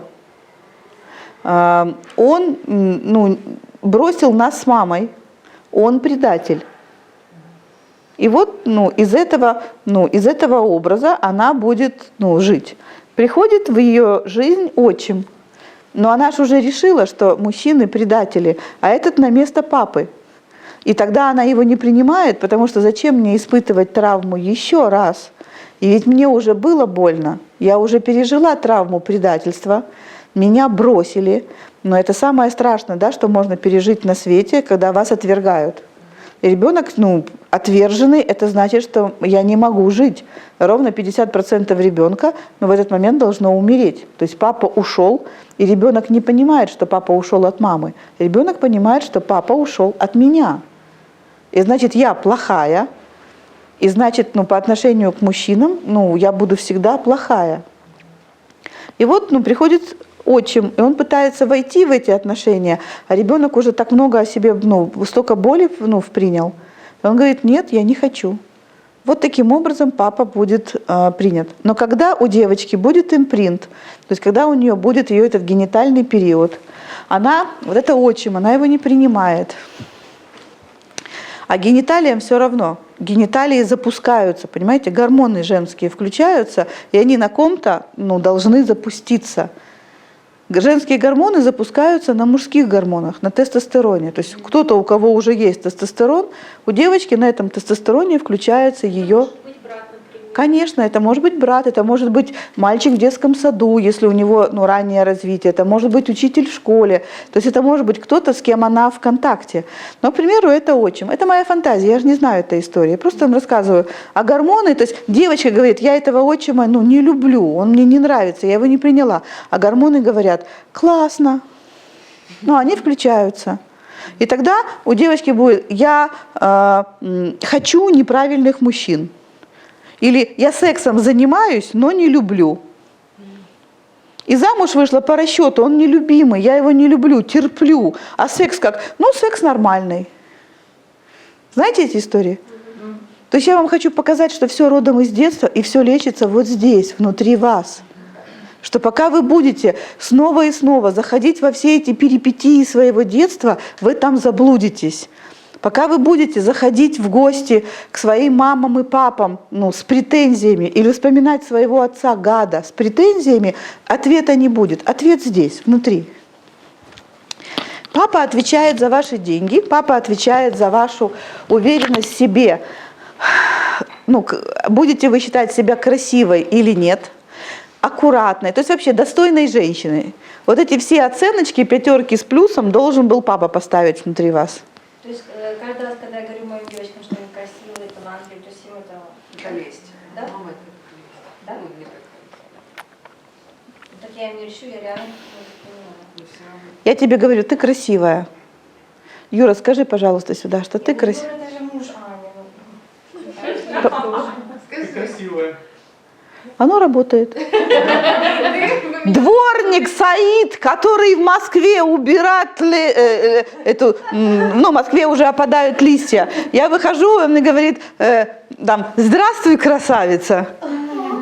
Я говорю: да, здравствуйте. Иду, А что я могу с этим сделать? Это был тестостерон, и моим эстрогенам все равно. Его социальный статус, им важно только есть там тестостерон или нет. А у мамы нету тестостерона. Красивая – это про эстрогены, и прогестероны, а не про, не про маму и про дочку. Если у тебя будет очень много тестостерона, и ты своей дочке из этого тестостерона скажешь, знаешь, киса, я бы тебя съела бы. Там что-то в нее тоже протечет. Но не надо, чтобы ее так протекало, потому что она потом может поменять ориентацию. Просто в последнее время говорит, я такая некрасивая. У тебя есть муж, ты звонишь ему и говоришь, дочка говорит, что она некрасивая. У тебя есть работа, любимый. Ты не справляешься со своими обязанностями. Для того, чтобы вы считали себя красивыми, успешными, замечательными, хорошими женщинами, ваш папа должен вам это все сказать. И никогда не поздно иметь счастливое детство. Понимаете? Никогда не поздно иметь счастливое детство. Любое упражнение в паре, любой принцип гештальта, когда два стула, и вы сели на этот и сказали, я девочка, а там мой папа. Встань, стула состав на минутку. Спасибо. Как нужно? Ближе? Вставай, просто встань. Вот сюда на минутку. Упражнение. Вот здесь сидит мой папа, здесь сижу я. Я просто представила, что здесь сидит мой папа. Это гештальт-терапия. Упражнение называется «Два стула». Это классика психотерапии. В этом нет ничего сложного. Вам просто надо понимать, что как только вы себе сказали, что я иду сюда, ваша психика идет в вашу взрослую, родительскую часть. Как только вы сказали себе, что я иду в детскую часть, ваша психика туда послушно идет. Вот я девочка, вот мой папа. И я смотрю, как я смотрю на свою девочку. Просто правду самой себе. Мой папа смотрит на меня оценивающе. Знаешь, тут хорошо, тут плохо, тут хорошо, тут плохо, тут добавить, тут убрать, тут... вот так он на меня смотрит. Угу. И прямо так я вижу, как он смотрит, так, маникюр, кольцо, подходит. То есть он говорит, так в среднем неплохо, но с весом ты, конечно, Вот я могу зайти сюда и увидеть, как мой папа внутренний относится ко мне на самом деле. Без всяких фантазий, без всяких историй. Здесь может быть еще похуже, чем я вам. Здесь, процентов на 90 он, справляется. Дальше я сажусь снова на свой стул. И понимаю, мне сколько сейчас? Мне тут 5. Я смотрю, а я что чувствую к папе? А у меня такой, знаешь, ты, вообще что-то хорошее скажешь, мне твои вот это вот, доработай, развивайся, мне уже поднадоело, ты где-то давай комплименты гони. Я сажусь снова сюда на этот стул. Дома же есть стулья у вас? Никому не сложно, узнать, что вы на самом деле, проживаете внутри себя. Да, попробовать. И я так, знаешь, девочка сказала свои претензии, я говорю, Зая, слушай, правда, красавица, умница, выглядишь хорошо, волосы прекрасные, все мне нравится, но мне не нравится твоя полнота. Прости, но она мне не нравится.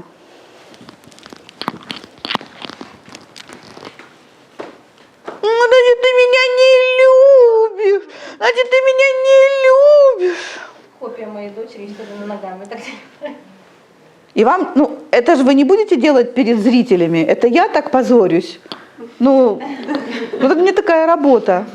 А вы же сами сделаете в уединении, вы же все услышите.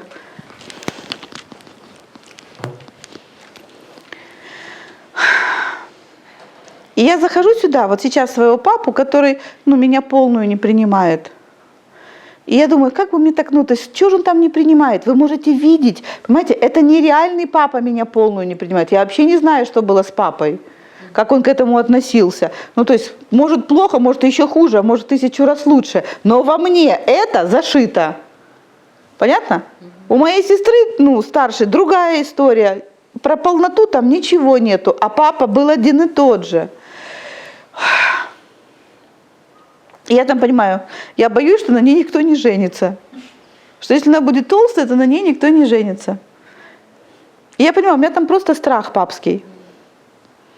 Надо ему сказать, что женится? Нет, подожди, Я это понимаю. Я говорю, Зая, ну, вот если честно, ну, полнота, ну, у тебя миленькая. О, уже лучше. Ну, просто у меня, то есть как только вы осознали, что внутри вас боится ваш папа, то есть вы как папа, ну, я просто боюсь, что когда ты полненькая, а ты полненькая, ты даже как-то сильненько полненькая, то на тебе, ну, никто, ну, не женится. Я понимаю, что кто-то, конечно, женится, но, может, это будет не такой классный, как я бы хотел, чтобы на тебе женился. Все. Вот это гештальт-терапия. 5 лет терапии у вас уже сэкономили время. Подожди, сейчас. Мы пока до хорошего результата не дошли. Да, 5 лет. И я так, ну, как я там, во-первых, мне он сказал уже что-то хорошее про мою полноту. Не про тело, а именно про полноту. Я вот, кстати, вот как с этой позиции, я вообще не боюсь выходить замуж, и вообще у меня никаких проблем нету. Ну, и нету, ну да, и у меня нет никаких вопросов, ну, что на мне, на такой красавице можно не жениться, и что кто-то вот это может не любить, эту кису, вот эту... Юра, прости, там еще 50 человек. Ну, короче, вот эту лялю можно не любить, я не знаю. У меня ляля просто какая любимая. И я говорю, папа, ну кому-то за это полнота нравится. Ну, кто-то на таком женится. Ну, такого же не бывает. Ну, папа. У папы начинается, мыслительный процесс. Ну, с одной стороны, я же боюсь, я же понимаю, что есть мужчины, которым нравятся полные женщины. Но я боюсь, что это мужчины какого-то второго сорта. Но тут мне в голову приходят, какие-то грузины, понимаете, те, которые, любят полных женщин. Фух. И я понимаю, что это люди, есть там люди первого сорта, я вспоминаю вот этих. А я не люблю полных женщин, потому что моя мама стройная.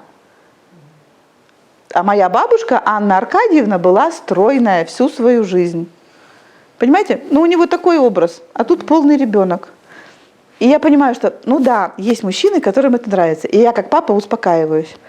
Фух. Я говорю, киса, давай так. Первое, я понял, что есть мужчины, которым это нравится. Мне прямо так просто стало, как родителю сейчас.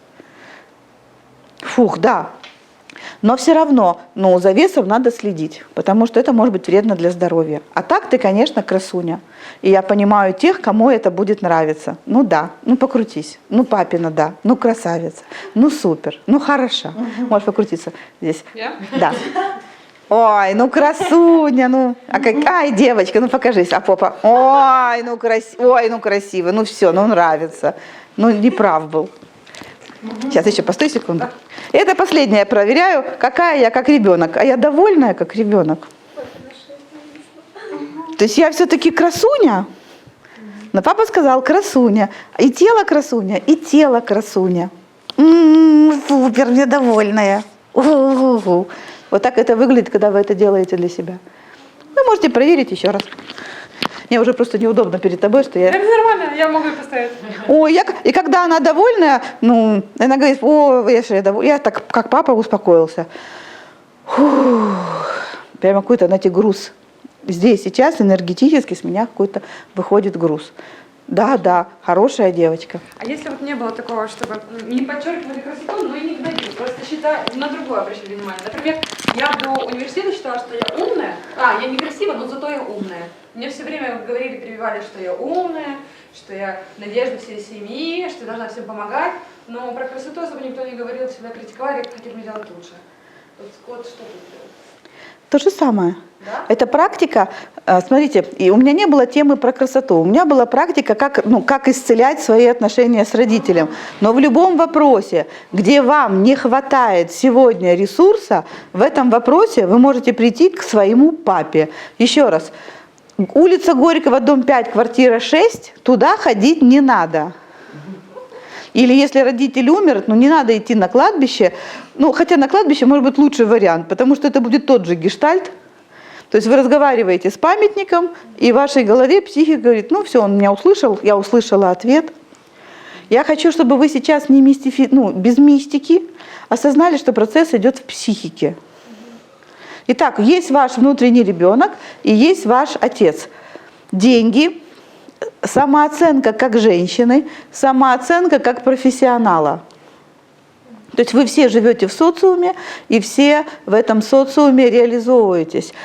Как вы водите машину, какой вы юрист, какой вы преподаватель, какой вы тренер, насколько вы спортивны, ходите ли вы в спортзал и умеете ли вы владеть своим телом, вот это все будет папа.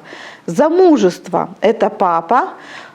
Умение красиво говорить так, чтобы люди вас слышали и понимали – это папа.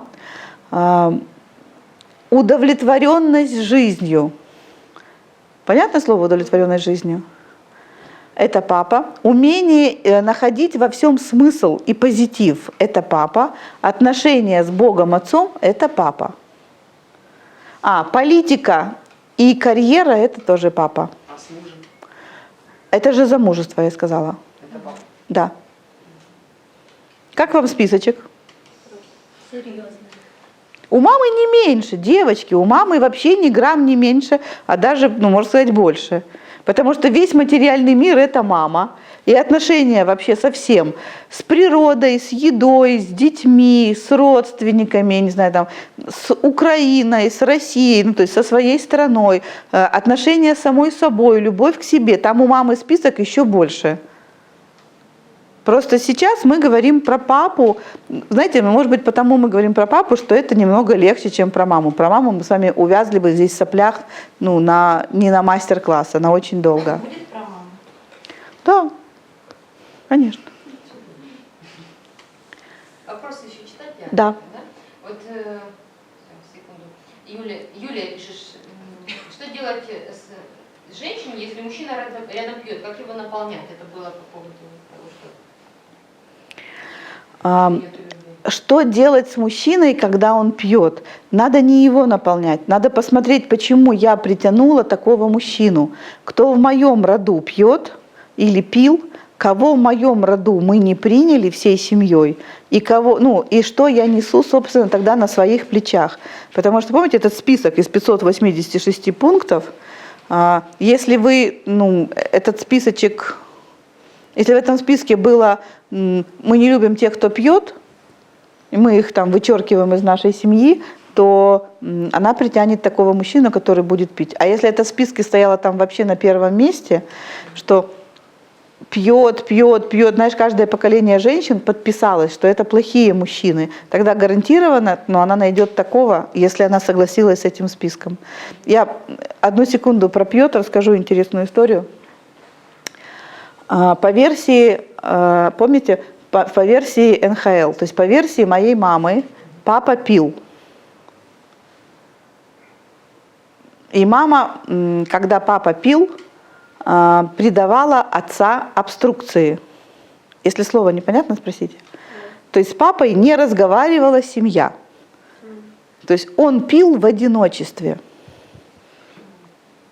И после того, как он пил, он шел, когда он пил, с отцом никто не разговаривал в семье. Как вам атмосфера? Рассказать теперь, что было? Хорошо было. Сейчас. А теперь хочу рассказать, как это было объективно. То есть, что такое мой пьющий отец. Мой папа по воскресеньям шел в магазин и покупал чекушку водки. Выпивал из этой чекушки две рюмочки. Эти рюмочки у меня дома хранятся до сих пор. Вот такие. После того, то есть он обедал и за обедом выпивал 2 рюмочки. Остальную чекушку он ставил в холодильник. И после этого он шел спать. Пьяный папа, с которым никто не разговаривал. Это был папа, у которого голубые глаза становились более размытые. И когда мне папа говорил: иди, я тебе там что-то скажу, я говорю: папа, я с тобой не разговариваю, ты пьяный. Или я тебя не люблю, ты пьяный. И он мне говорил: ты видела своего отца пьяным? Он же в этот момент понимал, что такое пьяный, это кто-то там бегающий по улицам. И он имел в виду: ты видела папу пьяным? И я ему честно говорил: да. Потому что в моем детстве пьяный это был мой папа, у которого вот такие глаза. Он говорил: ты видел своего отца пьяным? Я говорю: да, ты сейчас пьяный. И папа был обескуражен моим ответом и шел спать. То есть он пару часов спал под пледом, просыпался, и потом, мама с ним не разговаривала все это время. И потом он шел подлизываться к хаюсечке. к моей маме. Он не был прощен, она была оскорблена во всех чувствах. И вот он на следующее воскресенье, эта чекушка стояла нетронутая. И потом он заискивающим голосом спрашивал: а можно я налью? Она говорит: у тебя же язва! И не разрешала, например, ему. Так вот, моя история про пьющего папу была такая. Но из-за того, что у меня папа был с плюсом, я приняла своего папу. То есть так случилось, что я люблю его с детства. В моей жизни все мои мужчины не просто не пьющие. То есть те, за кого я выхожу замуж, с кем я встречаюсь, они или не пьют вообще, или перестают пить, даже если они там выпивали что-то в умеренных количествах. Так понятно? Что То есть, значит с плюсом был папа? то есть у меня, я не люблю пьющих, но сам папа у меня классный, поэтому моей... Даже если он пил, то он все равно... Совершенно он классный. То есть мой папа классный, но лучше, чтобы он не пил. Поэтому у меня мужики, которые приходят в мою жизнь, они классные, и они или не пьют, или бросают пить. Моя сестра не приняла папу. У нее папа плохой, поэтому у моей сестры был муж пьющий. По-нормальному. По-нормальному, серьезно, классный, замечательный парень, который приехал из глубинки России и там в какие-то тяжелые годы начал пить. Да. Вопрос, а если, например, папа так чуть-чуть пьет, например, просто в компании или что-то, мама ему запрещает и нам рассказывает, что папа постоянно, он пьет там или кушает, пьет, что-то налил себе, пьет. Он пьет, Это пьет, то, постоянно. что я хочу вам показать, что ваше детское отношение к родителям, в частности к отцу, сформировано тем, как ваша мама о нем говорила. Но если вы посмотрите на эту историю отсюда и с вашими взрослыми глазами, вы, скорее всего, увидите что-то другое. И я его принимаю, мне как-то все равно, чуть-чуть пьет, я понимаю, что это там просто... А мама... Ты слышишь меня? Если ты не покупаешься на мамины провокации, если вы продолжаете любить отца, если вы разрешаете себе любить отца, то вы становитесь взрослым человеком, у которого будет вот это вот папа минус папа. То есть ты сможешь какие-то папины недостатки очень спокойно принимать. И ты говоришь, с этим недостатком можно жить, а вот этот недостаток я бы хотела убрать. Или с этим я бы не хотела вообще встречаться. Но если сам папа это плохо, тогда все папины недостатки в усиленном варианте будут ваши. Еще вопрос, что папа отвечает за деньги в этот момент. Если родители в разводе были, и папа официально платил какие-то деньги, но у него были реальные большие деньги, но он не давал, мама не умела просить, но он и не давал больше, кроме официально какой-то. И потом это в взрослом возрасте я тоже не умею просить, и не хочу, и считаю, что должна сама и зарабатывать, но уже не считаю, потому что меня так воспитывали всю жизнь. Как воспитывали, мне уже не интересно. Да. Интересно, что ты сейчас... Смотри, и про маму не интересно. Мне интересно о тебе. Вокруг тебя крутятся большие деньги? Да, в том-то и дело. Теперь я встречаю очень часто, мои отношения, с которыми долго отрывали, скажем так, мужчины, у которых большие деньги, но которые не хотят их тратить. Не хотят, допустим, тратить на совместное времяпровождение, поездки или подарки. А тебе не дают? А мне не дают. Потому что вот тут... Нет, вообще. Смотрите, потому что вот тут стоит маленькая ты и говорит, папа плохой, у него, она говорит голосом мамы, папа плохой, у него есть деньги, но он лично мне, маленькой девочке, их не дает. Все истории про деньги и о тебе будут, иметь один источник, папа. Мама может только дать вам интерпретацию. Она говорит, смотри, какой папа здесь плохой. То есть мама всегда ведет ребенка к отцу. То есть мамин голос вы будете слышать во всех своих папиных оценках. Это будет, если мама сказала один раз в жизни, папа неудачник, в вас это врежется, знаете, как осиновый кол. Я говорила, удачник, молодец, но... Я же не о твоем папе. Я говорю, одно слово матери об отце будет включать в вас огромные процессы. Поэтому ваш вопрос исцеления отношений с отцом, и, естественно, со всем родом, потому что ваш отец носитель ну, всего он папа, папы, папа, папы. То есть все ваше мужское – это все отцы отцов вашего отца. И вы несете в себе 7 поколений мужчин, и все их проблемы, и все, как к ним относились женщины, так вы относитесь к другим мужчинам. А как убрать эту проблему? Вот вы говорите, что да. В детстве за то, что у меня есть вот... Я сказала вам уже 2 способа. Первый способ – это практика прощения. Это просто? Нет. Если вы сядете и будете делать эту практика прощения – это практика. Это вам нужно время, вам нужно определенное состояние. Вам для того, чтобы сесть и прощать отца, вам нужно договориться со своей вторичной выгодой, то есть со своим умом. Потому что ум будет говорить, если этого гада простить, то совершится невероятное.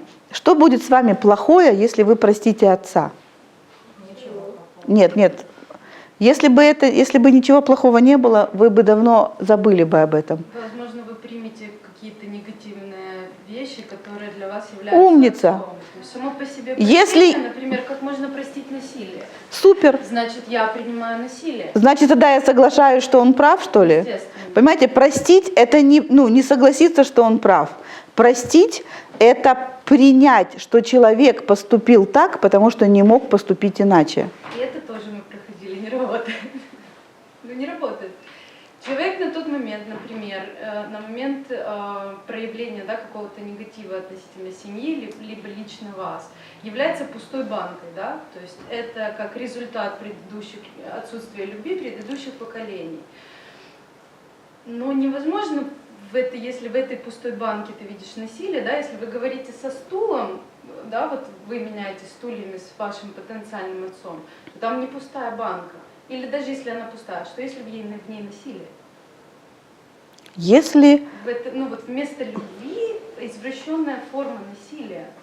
Если над твоим отцом в детстве было совершено насилие, Я допускаю этот вариант. то он насилие совершит по отношению к тебе. Насилия по отношению ко мне не было. Я не говорю о тебе. Я говорю... Он как жертва, да? Жертва своих родителей. Да, а те жертвы своих. Итак, а вот теперь если вернуться к принятию.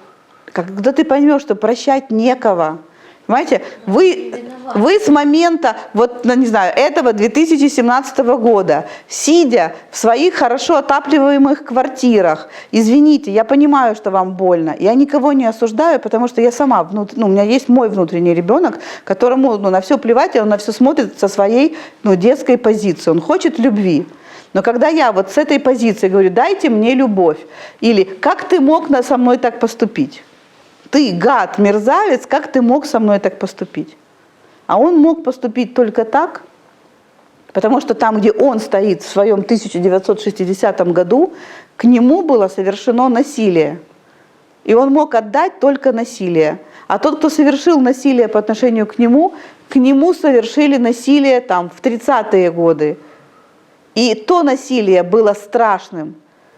Там, не знаю, попал в тюрьму, избили, потому что сын врага народа. Там отец пришел из расстрельной комнаты, где расстрелял только что 1000 людей или там 100 людей, пришел и так избил своего сына, что у сына места на месте не осталось. А сын всего лишь сказал там, папа, у тебя кровь на гимнастерке. И он, этот внук, то есть это твой дедушка, к примеру, несет это в себе всю жизнь. И когда у него рождается его сын, этот ребенок, точно так же получит, когда в какой-то ситуации он скажет своему дедушке, своему отцу, папа, а я вот рубашку кровью запачкал. И в нем включится импринт, и он так его изобьет за эту рубашку, что места не останется живого, у твоего отца. И твой отец выкарабкается, он будет нести в себе эту травму всю жизнь. И когда однажды ты, запачкаешь платье красной малиной, он отметелит тебя так, что на тебе не останется места. Но каждая следующая травма будет меньше. И как же принять? Но он виноват в этом, скажи. Он это делал неосознанно. Он получил такой опыт и отдал тебе свой опыт.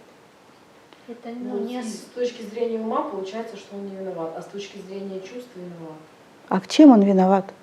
Ну вот с точки зрения ума он ничем не виноват, а чувствуется внутри. Там твоя боль. Боль, да. Боль. Так чья это боль? Моя. Нет. А чем? Это боль его деда, который расстрелял 126 человек, и эту боль не мог выдержать. И он эту боль хотя бы хоть немного вылил в своего сына. И вы носите чужие чувства. Ну это как бы проще, если ты знаешь, допустим, историю своих родителей. Нет, прощение — это когда вы понимаете, что все, что с вами произошло, потому что в этом поле не было любви.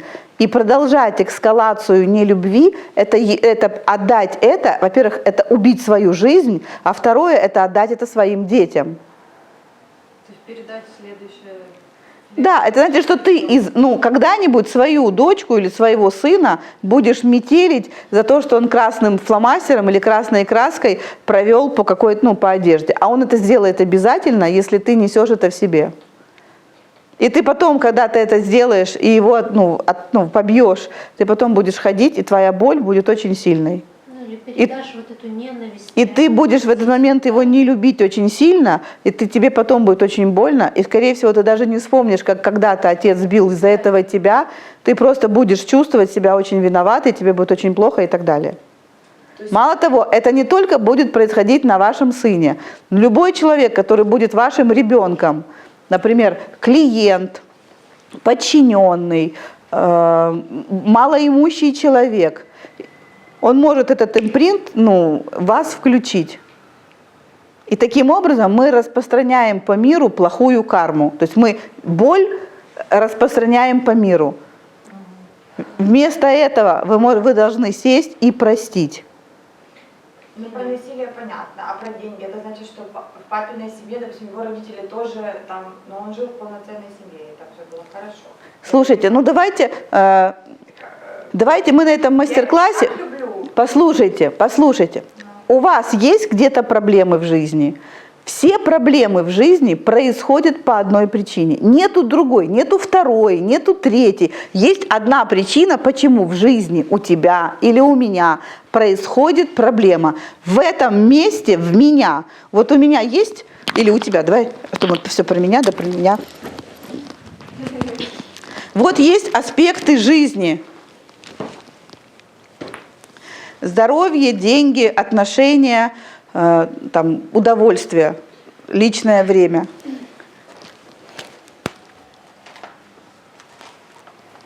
Тут не везде папа. Здесь и папа, и мама. Но родители здесь везде. Что у нас тут было? Здоровье. Мама за здоровьем следила, папа за здоровьем следил, родители были там спортивными, мало кушали или много ходили на лыжах, трам-пам-пам. Но вас все время заставляли ходить на лыжах, здоровым образом питаться, ограничивали вас в вкусной еде. Это жареное мы не едим, сало мы не едим, что там мы еще не едим? Мучное сладкое не едим, то есть с детства вам, вот это досталось. Что у вас будет здесь? И родители кто они? Суки! И что вы будете делать? И вы будете наедаться всякой фигней. Из протеста к родителям. Просто разрешать мучное сладкое? Да нет, неважно сейчас, вы меня услышьте. Сюда не течет любовь, потому что я обиделась на родителей. Что такое обида? Обида — это когда я перекрыла поток энергии, потому что он для меня был слишком, это было больно, и я обиделась. И вот сюда, в мою сферу жизни, которая называется здоровье, не течет теперь энергия жизни, которая называется любовь. А здесь у меня деньги, да? Здесь очень много папской энергии. И папа, был такой-такой, и я на него что? Обиделась.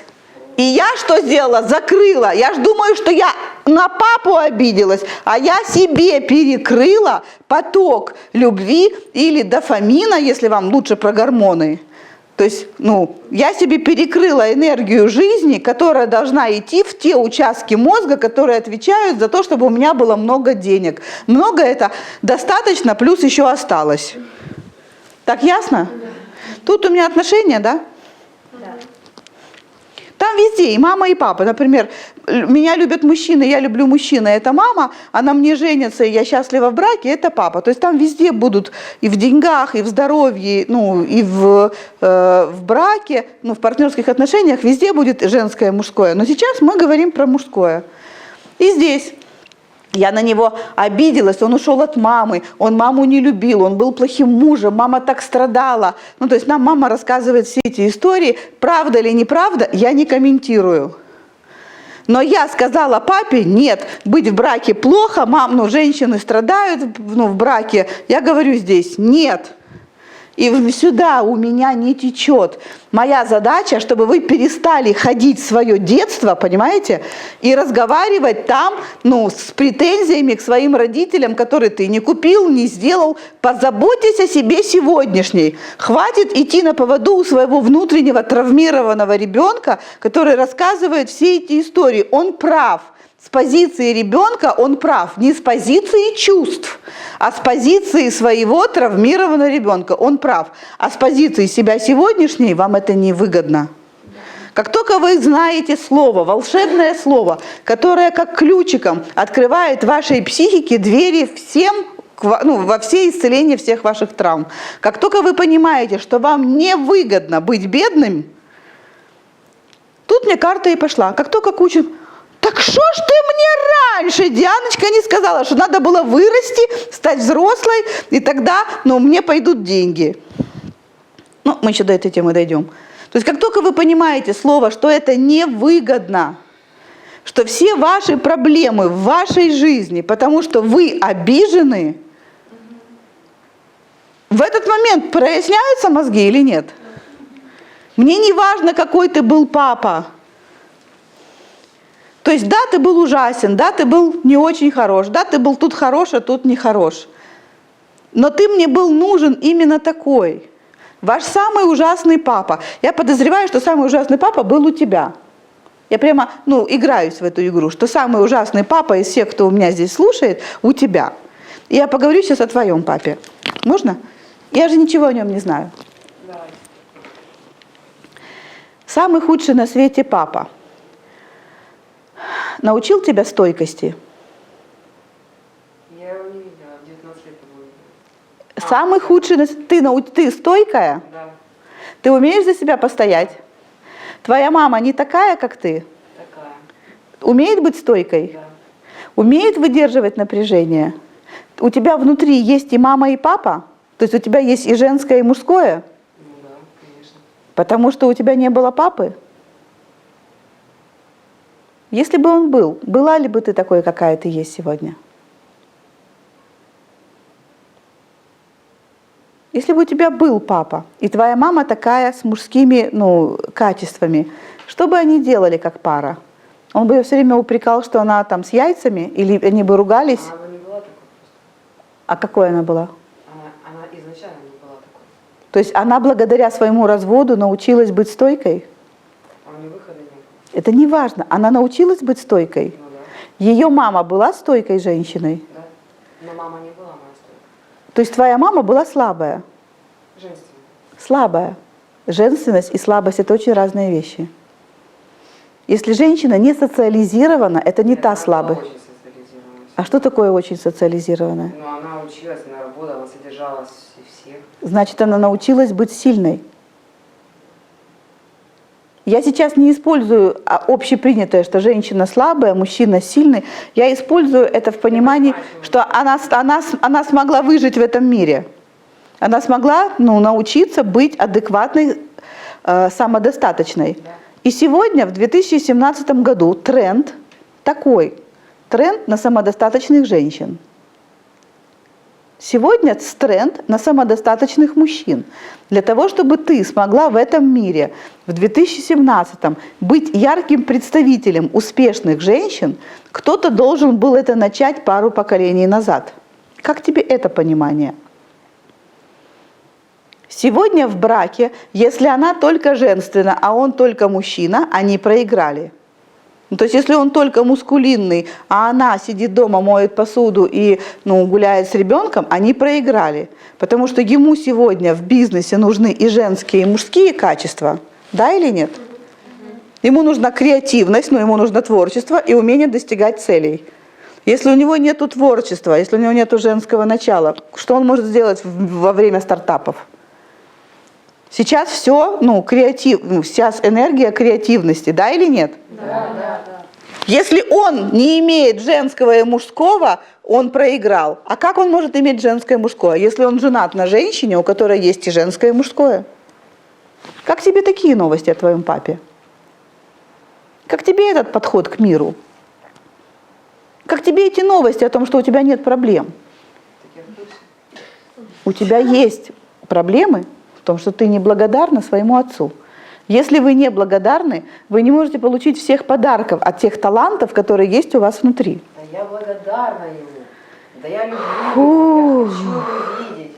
Он просто боится. Не, он боится, потому что там внутри тебя есть, я же сижу напротив тебя, есть еще огромный ураган. Да. Поняла? Но когда ты поймешь, что тот отец, который был у тебя, это касается каждого из вас, что тот отец, который был у тебя, что те родители, которые были у вас, идеальные, то есть из этой сложной комбинации, казалось бы, которую они вам организовали, ваши предки, я имею в виду батьків, родителей, они организовали вам охренительную комбинацию из вас, потому что вы сегодня в 2017 году все социализированы.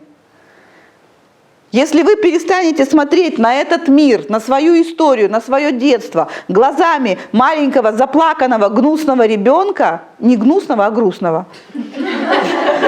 и то, а посмотрите глазами взрослой женщины, у вас родится только одно слово – благодарю. Потому что вы увидите, он ушел, она сделала с собой это. И благодаря этому она учила меня этому.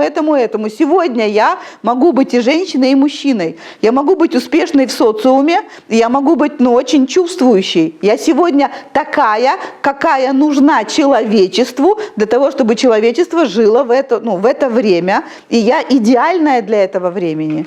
Единственное, чего мне не хватает, это осознание, что я идеальная. А почему я не могу понять, что я идеальная? Потому что у меня там внизу карма. Стоит этот ребенок, мой внутренний ребенок, в которого я верю до сих пор. Я до сих пор верю, что он мне врет, а он мне врет, гад. Он говорит, у меня был плохой папа и плохая мама. И тут не так, и это не так.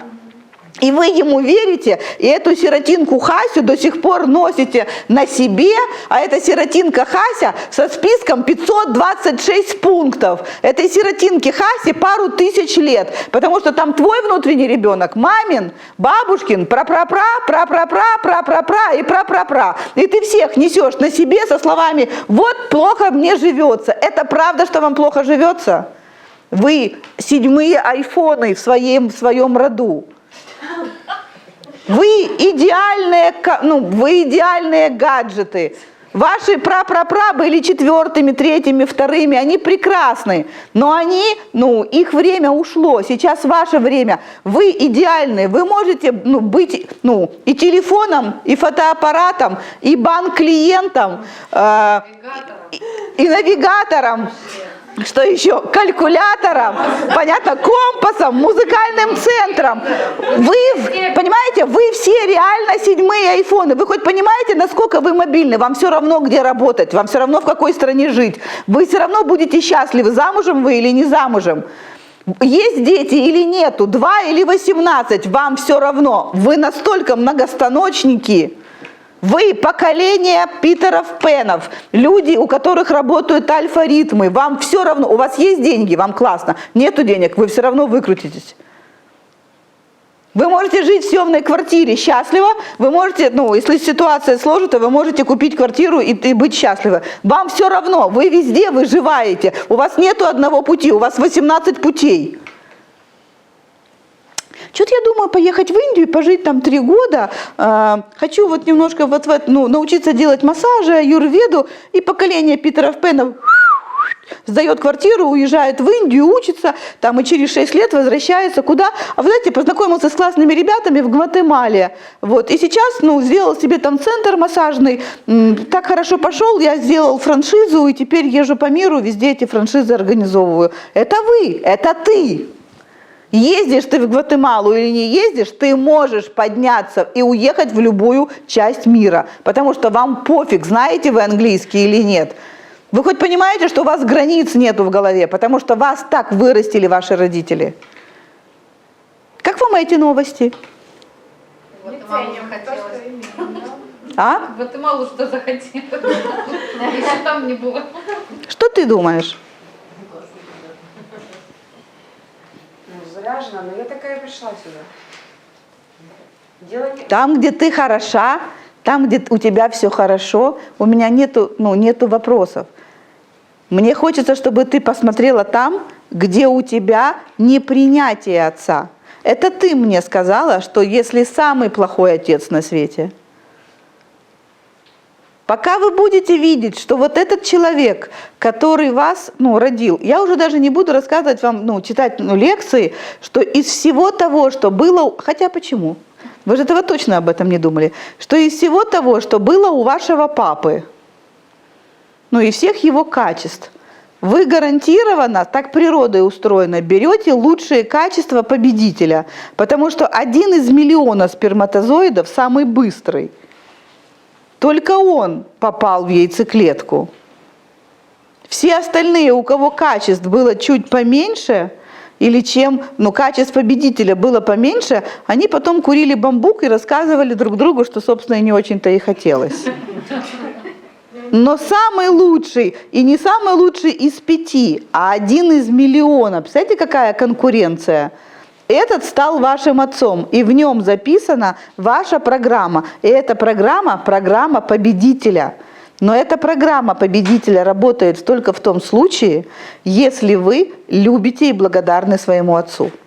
У вас внутри, в вашей ДНК, есть 3 варианта развития событий.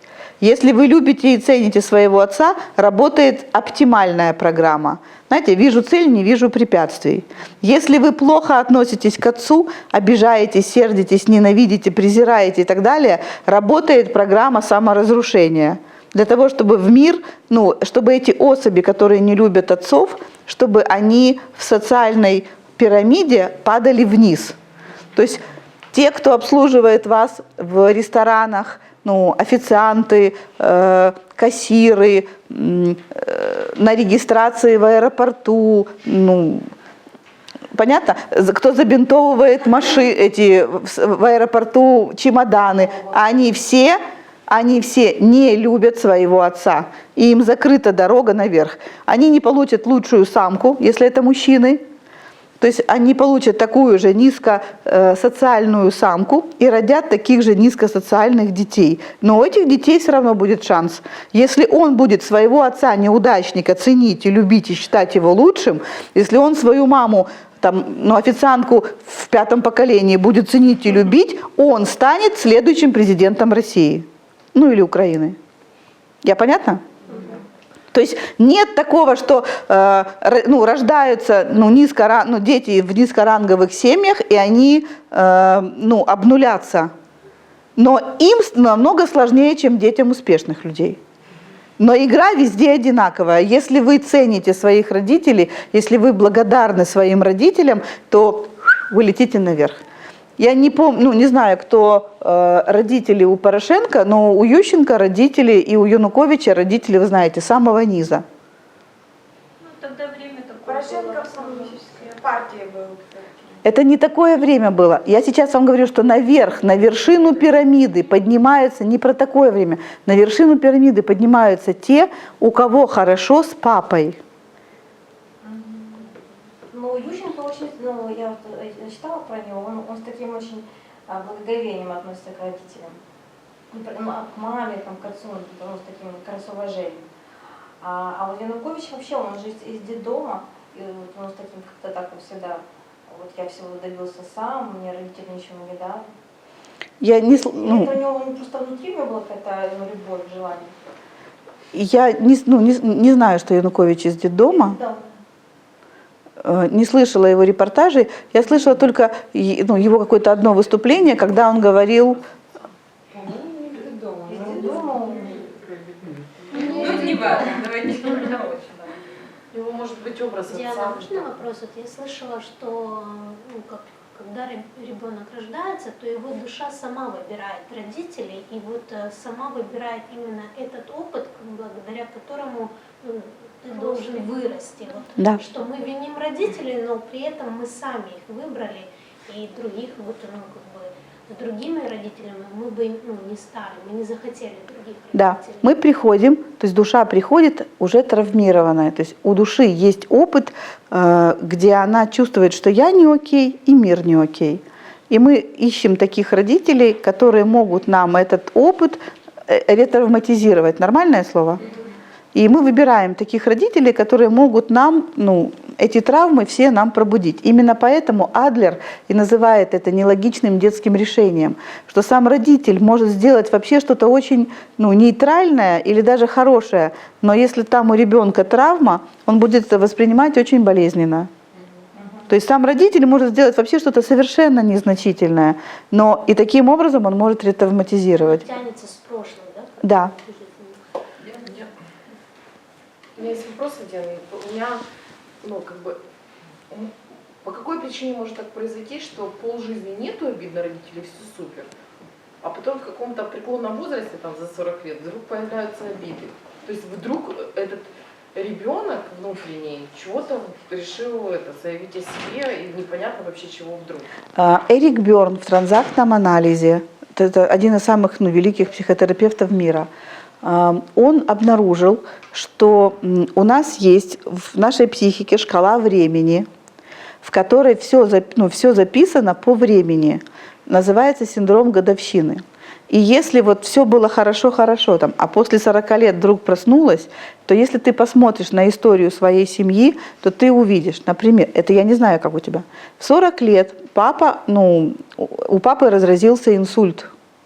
Или в 40 лет отец потерял все сбережения, которые были на сберкнижках. Или там в 40 лет папа разошелся с мамой. То есть, понимаешь, в 40 лет произошло какое-то травмирующее событие в жизни твоих родителей или бабушки и дедушки, и это событие отложилось у тебя, что в 40 лет станет плохо. Вы бессознательно, да? То есть Да. мы этого не помним. Это ребенок, он все фотографирует. Поэтому быть счастливыми и успешными, это задача для родителей, если вы хотите, чтобы ваши дети были счастливы. Они все фотографируют. Во сколько вы умрете, как вы живете, хорошо ли вы жили в старости, потому что ведь их образ, каким я буду в старости, это сформировано родителями. У всех у вас есть родители или были родители, и вы помните, как они проживали свою старость. И вы точно так же, когда вы были маленькими, и вы себе рисовали мама, папа минус папа, вы точно так же себе записали, как вам надо и как вам не надо проживать вашу старость. Все это понимают? Это же не что-то сложное. Вы прямо, да, я так и делала, и делаю. Если родители живы, вы прямо говорите, мама, не старей ты так некрасиво. Почему там перестала расчесываться, следить за собой? Я так делать не буду. Но если вы будете при этом любить маму, то есть она может делать все, что хотите, вы принимаете свои решения, какие вы хотите. Ваша жизнь не зависит от ее жизни. Ваша жизнь зависит от тех решений, которые вы приняли на основе той жизни, которую проживает мама. Важна не жизнь родителя, важны ваши решения. И если вы говорите, я знаю, какая у тебя была жизнь, мама, или папа. Я понимаю, как тебе было сложно, несложно, как тебе было. Я понимаю, что вот так ты сейчас себя ведешь. Я люблю тебя, но я не буду себя так вести. Из любви к себе я сделаю это иначе. Но если вы в обиде, вы сделаете все, что сделали ваши родители. Вы повторите все, что они сделали, если вы на них обижены. Будем сейчас о папе говорить. Вопросы ты говорил? Да, тут у девчонок много вопросов. Я хотела еще свой задать, если можно, вот по поводу жестокости вот этой, если лупил, да, вот как с этим работать, там же тоже должна быть какая-то благодарность, ну, вот за это. И вот, Вначале, на стульях? вначале, естественно, никакой благодарности не будет. Если вы работаете, например, на стульях, то ты садишь перед собой своего отца. И вначале вы скажите ему всю правду, потому что эта правда вас убивает. Вам же ее некому сказать. Потому что если вы это говорите своему отцу, отношения накаляются, или он вообще этого не помнит, или он это обесценивает. То есть, сейчас уже какие к нему претензии? Или сейчас к нему какие претензии. Но когда вы садитесь на этот стул в гештальте, ты понимаешь, что претензий море. И тогда ты начинаешь: козел, урод, гад, мерзавец. И вам не надо стесняться меня, потому что меня там не будет. Вам не надо стесняться никого, вам надо выпустить всю агрессию, которая вас до сих пор колотит внутри. И тогда вы обнаруживаете, что внутренний ребенок до сих пор в обиде, в агрессии, в претензиях. А второй, вы говорили, первый путь прощения, а второй... Вот такой путь проживания через гештальт. Еще, И это не все способы, я просто вам сейчас только 2 пока сказала. Но я понимаю, что путь прощения вам кажется самым сложным. Но если вы спросите меня и скажете: Диана, дай совет, какой путь самый короткий, я, конечно, скажу вам: короткий путь – это путь прощения. Потому что садиться перепроживать вам придется во всех аспектах жизни. Везде, где у вас есть какое-то напряжение, вам придется поговорить с одним родителем и со вторым родителем. Диана, ты говорила, что в ДНК у нас записано 3 варианта развития, да? Оптимистический, пессимистический – это когда мы разрушаемся, и реалистический, когда в нас записано, что если мы к родителям будем относиться так, как мы будем относиться, то в нашей жизни будет и хорошо, и плохо. На санскрите это называется пхога. Тебе ты еще не устала это слушать? Нет.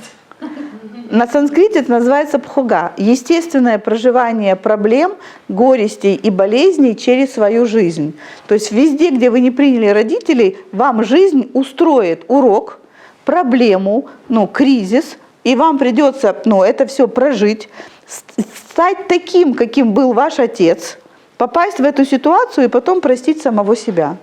Или оказаться в ситуации, когда кто-то по отношению к вам так себя ведет, и мучиться, пока вы не простите этого человека, если вы не видите это в своем отце. То есть все равно у вас нет другого варианта. Вам все равно придется пройти через прощение.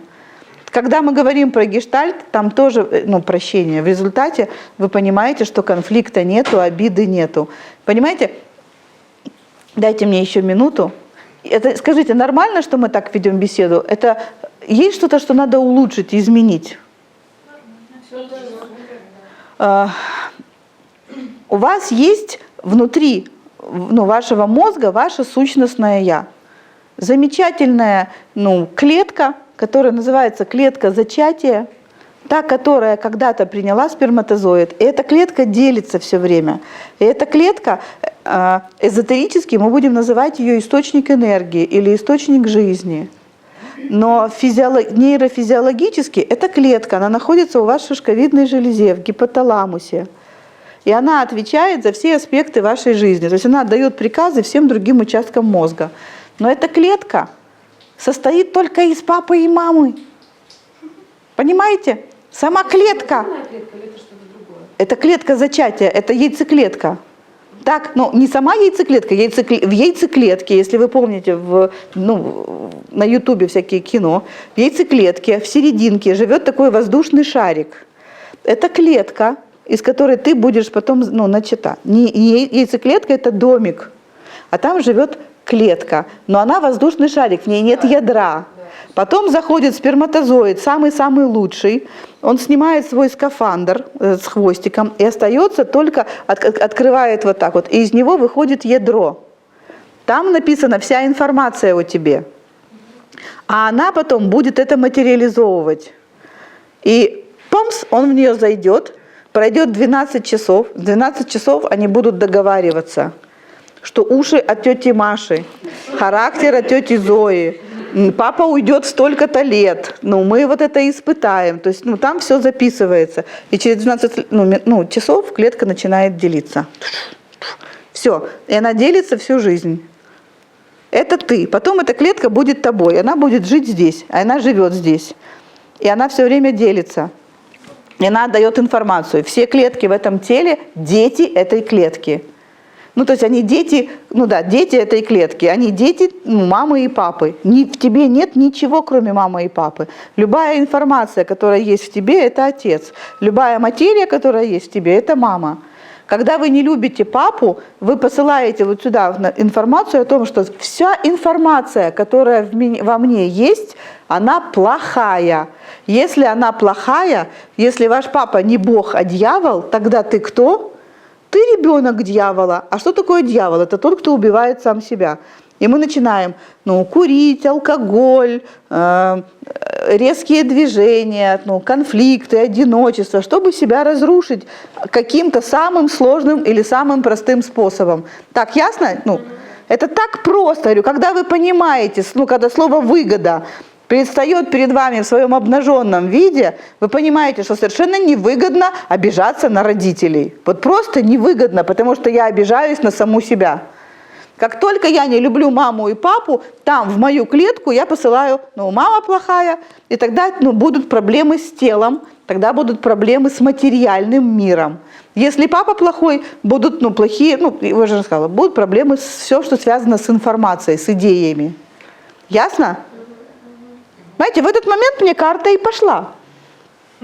Тут я все понял, и понимаете, даже хорошая новость. Даже если вы еще не полюбили папу с мамой, знаете, как родных, хочется сказать. Если вы еще не полюбили как родных, если там внутри еще ваши демоны сильны, но вы начинаете на уровне ума говорить: Боже, я так люблю маму и папу, я так благодарю, спасибо за жизнь.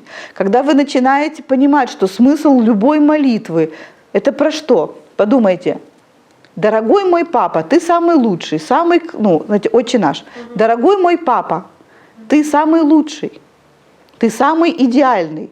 Ты идеален не только в верхних участках мозга, но и в нижних, где живет мое негативное «я». Это я вам перевожу. «Отче наш, иже еси на небеси, да святится имя Твое, да приидет царствие Твое, да будет воля Твоя, как и так и на земле. Хлеб наш». Короче, папа, вы все время разговариваете, когда вы молитесь со своим папой, нахваливаете родного папу, потому что ваша психика не знает, кто такой Бог. Ваша психика знает только папу и маму.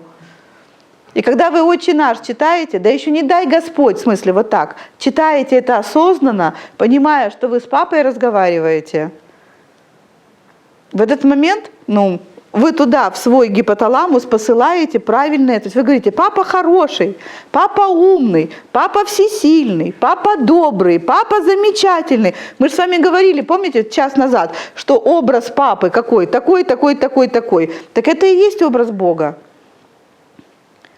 И когда вы его так по утрам нахваливаете, да еще, знаете, как в православии, по утрам и вечерам читаете «Отче наш», и вы себе начинаете говорить: Господи, да я же со своим гипоталамусом разговариваю. Стыдно так напиваться на рубль. Это я активизирую у себя свои гормоны жизни, а не гормоны смерти. То есть путь наверх, а не путь вниз. Или другая молитва, когда вы с мамой говорите: мам, ты вообще классная, ты чистейшая. Ты самая-самая лучшая. И я, твой ребенок, у тебя самый лучший. Это что за молитва? Богородица, Дева, радуйся, благодатная Мария, Господь с тобою. Между прочим, папа с тобой. Благословенна ты в женах. То есть мы себе говорим: ты очень хорошо замужем. И благословен плод чрева твоего, то есть я. Ибо Спаса родила еси душ наших, потому что родила самого лучшего ребенка на свете, который, спасет мою душу. Так как только вы так любите маму, ваша душа и спасется. Как вам эти новости про молитвы? Вы же думали, что религия это где-то очень далеко от вас, туда ходят бабушки в платочках. Да, туда сегодня ходят только бабушки в платочках, потому что они как-то по привычке, имеют, знаете, этот еще канал. Но когда вы начинаете это делать осознанно, понимая, на самом деле я же разговариваю со своими родителями, и вот эта вот благодать, которую мы говорим, Боже, зашел в церковь, помолился, такая благодать. В этот момент та благодать, которая вас течет, она называется дофамин, гормон жизни. Вы просто начинаете себя любить, у вас очищается. Или вы пришли... Я очень надеюсь, что я своими словами не проповедую вас восцеркливиться. Хотя я не против, я очень за. То есть если вы осознанно понимаете, что вы делаете, насколько это прекрасно, вы будете это делать. Но когда вы понимаете, что церковь и религия, все религии помогают людям выжить, то есть все религии разными способами, людям, которые живут в эпоху невежества, говорят, знаешь, я не буду тебе объяснять, зачем это надо, но Богу надо принести цветы, накормить его, прийти туда красивенькой, нарядненькой и сказать ему, Господи, Иисусе Христе, помилуй меня грешную. Короче, прости меня, Иисус. Говорят, у тебя любви много. А что такое любовь? Это ваша душа. И когда вы говорите «помилуй меня», в этот момент вы прощаете себя за то, что не любите маму, не любите папу, вредите самому себе и живете какой-то дурацкой жизнью. А если вы еще по чаяния вдруг сходили и причастились, или сходили и исповедовались, это что такое? Вы приходите и говорите, Господи, у меня вот тут на совести лежит, тут на совести лежит, тут на совести лежит, тут на совести лежит. Вы же никогда не приходили, если вы ходили, рассказывать о том, какой кто плохой, правда? Мы всегда приходим говорить, где у меня на сердце камень. И когда вы придете рассказывать, где на сердце камень, один из этих самых больших камней будет такой: я не могу простить родителей.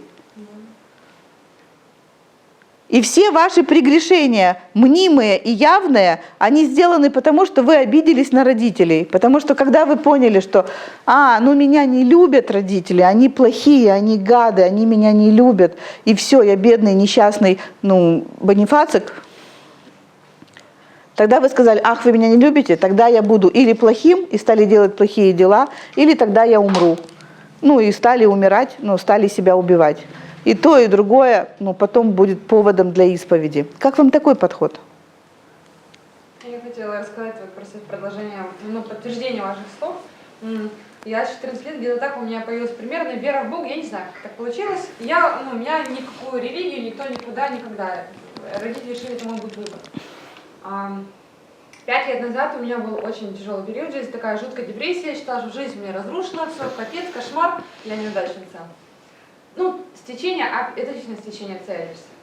Я зашла в церковь, меня увидел батюшка, он понял, что мне что-то очень все плохо, что я стояла там, рыдала себе.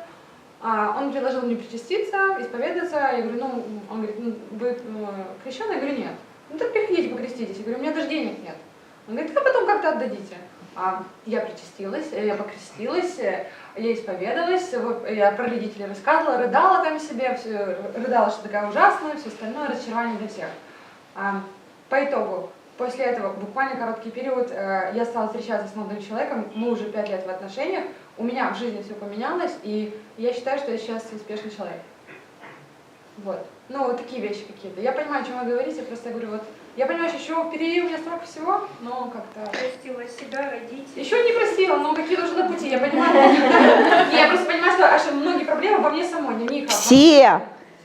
Все, и не проблемы, понимаете? Вот если бы все проблемы, тогда вы плохие. Знаете, то я на родителей, но родители были плохие, а я была хоть хорошей.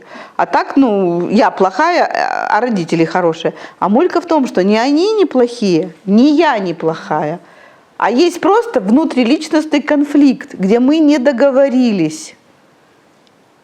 И когда вы понимаете, что воевать не с кем, что там внутри... Еще раз, давайте, дорогие мои, что там внутри нету мамы и папы, там внутри есть только я. Моя субличность родительская, моя субличность детская. Да, она вот такая, потому что у меня такая карма. Ну, потому что я где-то уже, там, если вы верите в реинкарнации, то есть я уже имела такой опыт души, где я где-то здесь перестала вот так работать, взаимодействовать. Как только вы здесь перестали в любой жизни взаимодействовать, здесь появляется внутриличностный конфликт.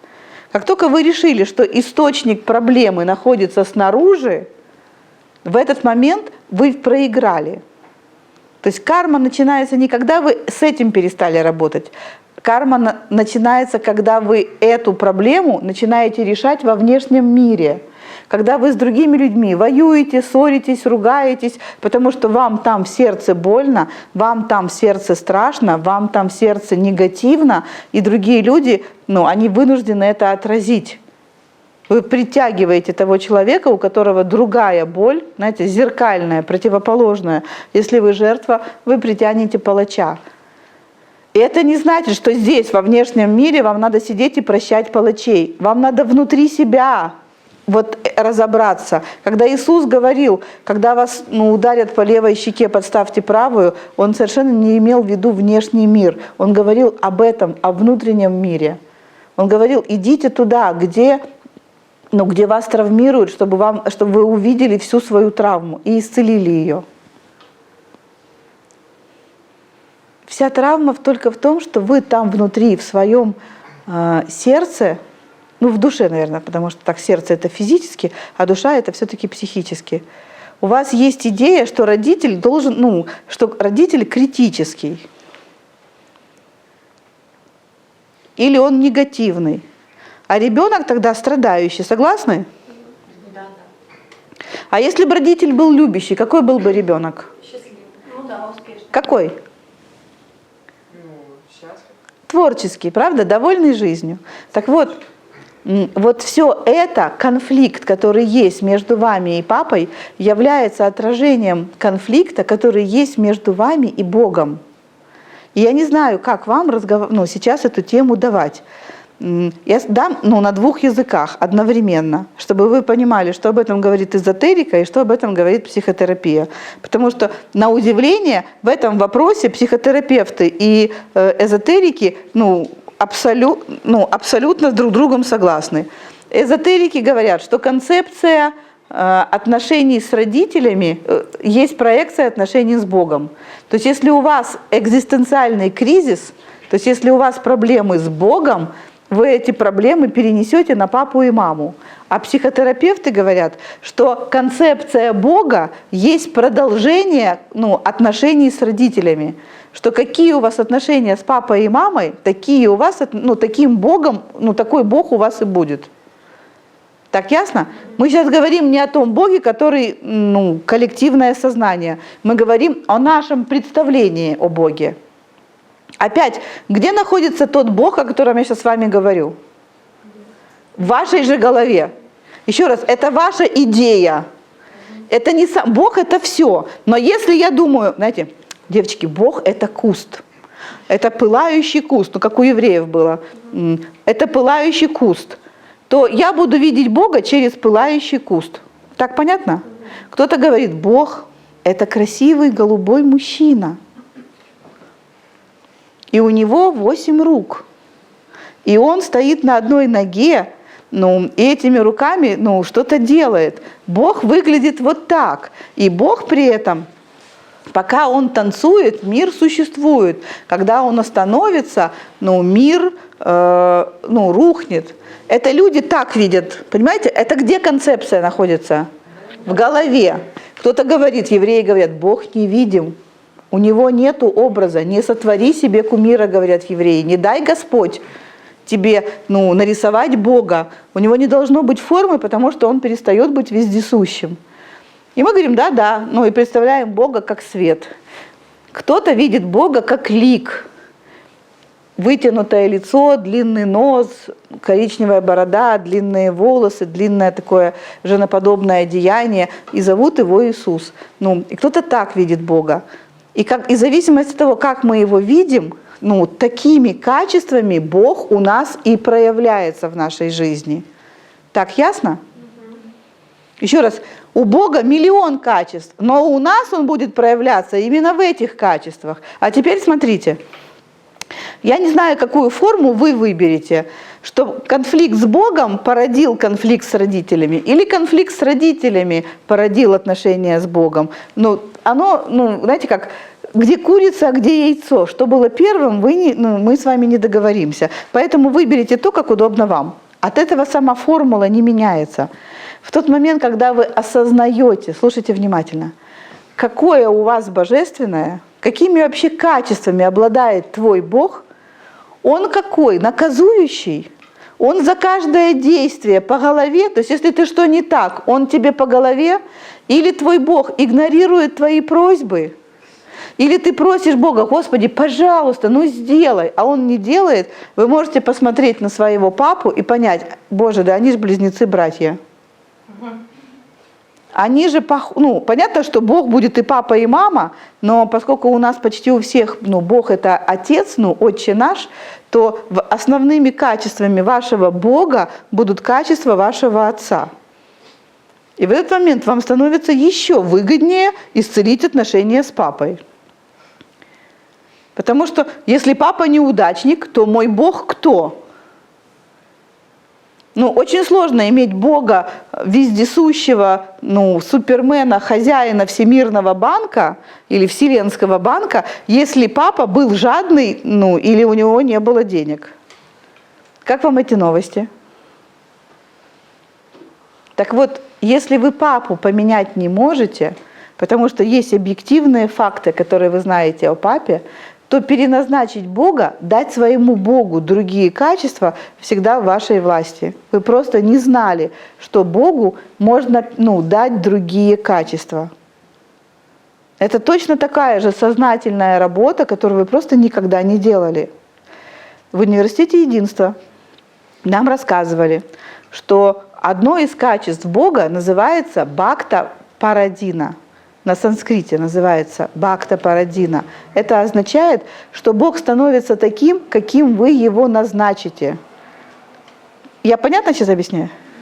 Это же не странно, если мы с вами смотаемся в Индию, например, то что мы увидим? Что есть Ганеша, это Бог. Он какой? Веселый, классный, у него нет кармы. Если с ним поразговаривать, то помолиться, то кармы не будет.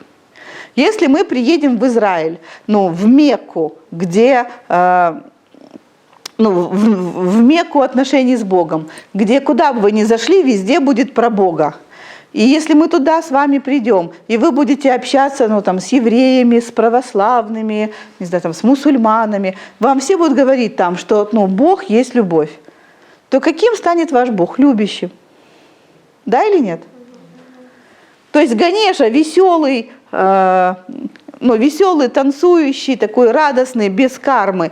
Мы с ним поговорили, у нас Бог получил такие качества, и Он нам это исцелил. Потом мы поехали куда? В Голосеево, и там пришли к источнику, где, не помню, как звали эту святую, Матушка Олимпия, или москвичи пойдут к Матронушке.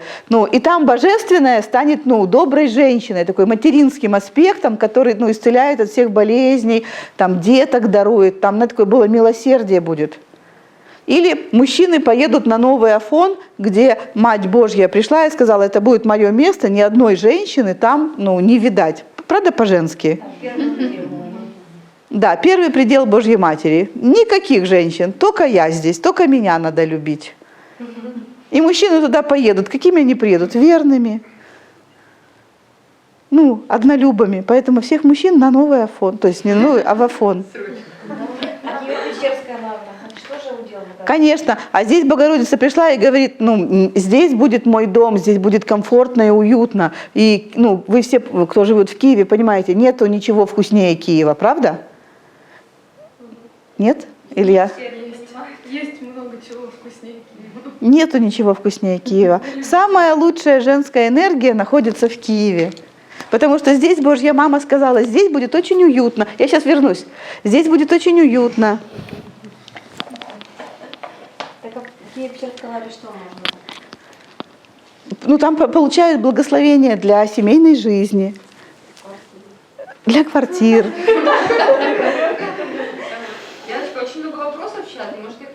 Да, давай. Задать, да? Что может сделать мама, если у сыновей нет отца, уже нет в живых, а им не хватает его? Мама должна из своего сердца доставать свою любовь к нему и рассказывать о своем муже не с болью. Она ведь почему о нем молчит? Почему детям не хватает? Поймите, детям нужна любовь. Любить можно с того света точно так же, как с этого света. Но если мама говорит «скорбим о папе», если скорбь тоже перекрывает любовь. Если она скорбит о муже, она о нем мало говорит или говорит об этом с болью, она дает своим сыновьям указ: скорбите о папе, папы нету с нами. А если вы говорите, слушайте, помните, я прошу прощения, что такие дурацкие сравнения, Ленин всегда живой. Нам вложили в голову, что он живой, и вот он живее всех живых, понимаете? И в нашей голове Ленин абсолютно живой. То есть, что вы будете говорить, из какого места вы будете это вкладывать в людей, так оно и будет происходить. И если мама говорит, папа самый лучший, я недавно вспоминала, рассказывала своему сыну, как я пыталась охмурить его папу. А папа, стоял стойко, и вообще какие я аферы проделывала, чтобы заполучить Жениного папу. И такую активность, и такой авантюризм. То есть, знаете, я оторвала самого крутого альфа-самца в своей жизни. И я, рассказывала, и как-то, я забыла, что он сын. Вот. Я просто как женщина рассказывала, он не один слушал, я просто рассказывала, и вдруг вижу, что-то с моим сыном происходит. Я понимаю, как-то у него плечи раскрылись, такая. И он говорит, да, конечно, папа такой. Угу. Да, отца на мягкие не проведешь. Я говорю, а я ему и так. А он, нет, держал меня на дальней дистанции. Вообще, дружил. Я понимала, что я ему нравлюсь, но, нет. И я, рассказывала. Я думала свои женские истории порассказывать. Как-то они полезли. Увлеклась.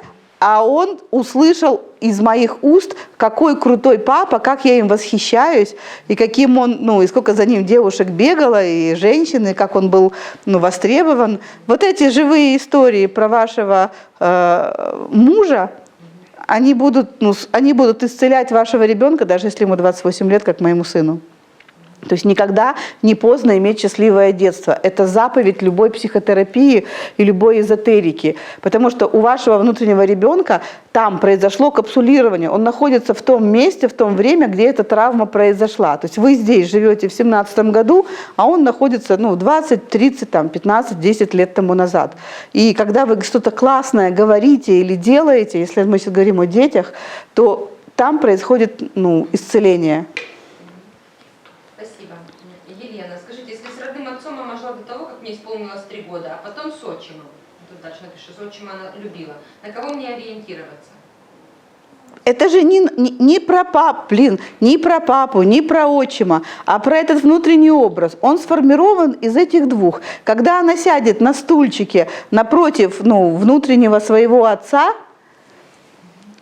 и начнет ему что-то говорить, слова благодарности польются, или как я за тобой скучаю, или претензии, что-то польется. А потом, когда она сядет на этот стул, где сидит сейчас ее внутренний отец, она прекрасно увидит, или там папа, или это смешанный образ, или там отчим. Мне все равно, понимаете, и вам все равно. Вам надо просто понимать, что когда я говорю с вами про проблемы с вашим папой, послушайте меня, я вас умоляю сейчас, услышьте, откройте уши и перестаньте быть детками. Мне нужны сейчас взрослые люди. На этом стуле, который является вашим внутренним родителем, сидит 7 поколений мужчин в вашем роду. Там нету одного папы, нет смысла спрашивать, папа там или отчим. Там 7 поколений мужчин плюс, там братья ваших отцов, там неродившиеся сыновья или умершие сыновья ваших дедов. То есть все мужчины по мужской линии, понимаете? Поэтому и список этот Шиндлера из 589 пунктов такой большой. Потому что на этом месте сидит не одна обиженная сиротка Хася, а сидит как минимум 7 сиротинок Хась. Понятно? Поэтому нет смысла за это держаться. Когда вы говорите, я так обижена на папу, мне так больно. Поймите, это больно было 7 поколениям женщин. Смотрите, вот больно, плюс больно, плюс больно, плюс больно, плюс больно, плюс больно. А если вы за это держитесь, то вы несете на себе этот рюкзак из боли. Кто из вас знает в православии такую часть, когда говорят, Иисус говорит, я стою перед вами, я взял всю боль человечества, взял на себя. И я вашу боль тоже возьму. У него такие огромные 10-метровые руки. Он говорит, положите вашу боль, я ее возьму. Кто ее отдал? Никто. Вы несете ее на себе. Куча крестиков на шее. Иисус умер. Вы верите в то, что Он умер, чтобы люди свои грехи могли исцелить. Вы в это верите и продолжаете свои грехи нести на себе. Говоря, ты, конечно, умер, но ты же умер 2000 лет назад, а я тут сегодня хожу. Он говорит, извини, я воскрес и живу на небе теперь, и все время исцеляю, и у меня мама, и у нас тут целое министерство по исцелению, то есть вы молитесь, и мы забираем все, вы просто, я говорю, я заберу, ты только отдай, но у нас там внутренняя выгода, понимаете? Так выгодно обижаться, очень выгодно обижаться. Фух. Почему выгодно обижаться? Я ждала этот вопрос. Спасибо, мое солнце. Я сейчас расскажу. Я к этому вас вела. Нравится себя жалеть? Подождите. Это же, жалеть неинтересно. Итак, мой папа гад. Он плохой. Он неудачник. И мне можно не развиваться. Я могу сидеть на жопе. Как это, жопе ровно, да, говорят? Вот сленга набралась. Я могу сидеть и не развиваться. Зачем же мне развиваться, если мой папа неудачник? Мой папа мерзавец. Он бил маму. Он обижал нас с братом. Он говорил такие страшные слова. И мне не надо нарабатывать качество, чтобы уметь общаться с людьми. Что? А папа изменял маме, и папа мерзавец, и они все такие, а значит мне тоже, как и маме, не надо нарабатывать качество любовницы. И это то, куда я вас хотела привести, что ту боль, которую вы чувствуете, по отношению к своему отцу, это боль, связанная с тем, что вы как личность не развиваетесь. И чем больше боль, тем больше карма. 589 претензий – это 589 претензий к себе, что женщины вашего рода не развивают определенные качества. Женщины или мужчины. Там карма – это не наработанные качества, качество души или качество характера. Если он бьет, если он бил маму, и мама позволяла, чтобы ее били. То есть бегала, плакала, кричала. То какого качества не было у мамы? Она не умела дать отпор. Мне трудно представить, девочки, мужчину, который бы поднял на меня руку. То есть я просто, мне его не то, что там жаль, мне не жаль. Я просто даже, я представить не могу, кто на меня поднимет руку. Я же реально убью. То есть это, я не могу представить, как на меня можно поднять руку, как со мной можно разговаривать невежливо, но если кто-то будет это делать, во мне поднимается сразу столько агрессии, которая не остановится, пока этот человек, не будет убит. Или не попросит прощения, в такой форме, что я смогу принять. Пощады. Или пощады. Я понятно, о чем говорю? Здесь наработано это качество. Поэтому в мою жизнь мужчины, которые бьют и хамят, не приходят. Но у меня есть качество, например, не говорить о своих потребностях. То есть не говорить то, чего я хочу. Но, может быть, вам покажется, что это не так. Но я же себя... Нет, в какой-то мере, скажем так.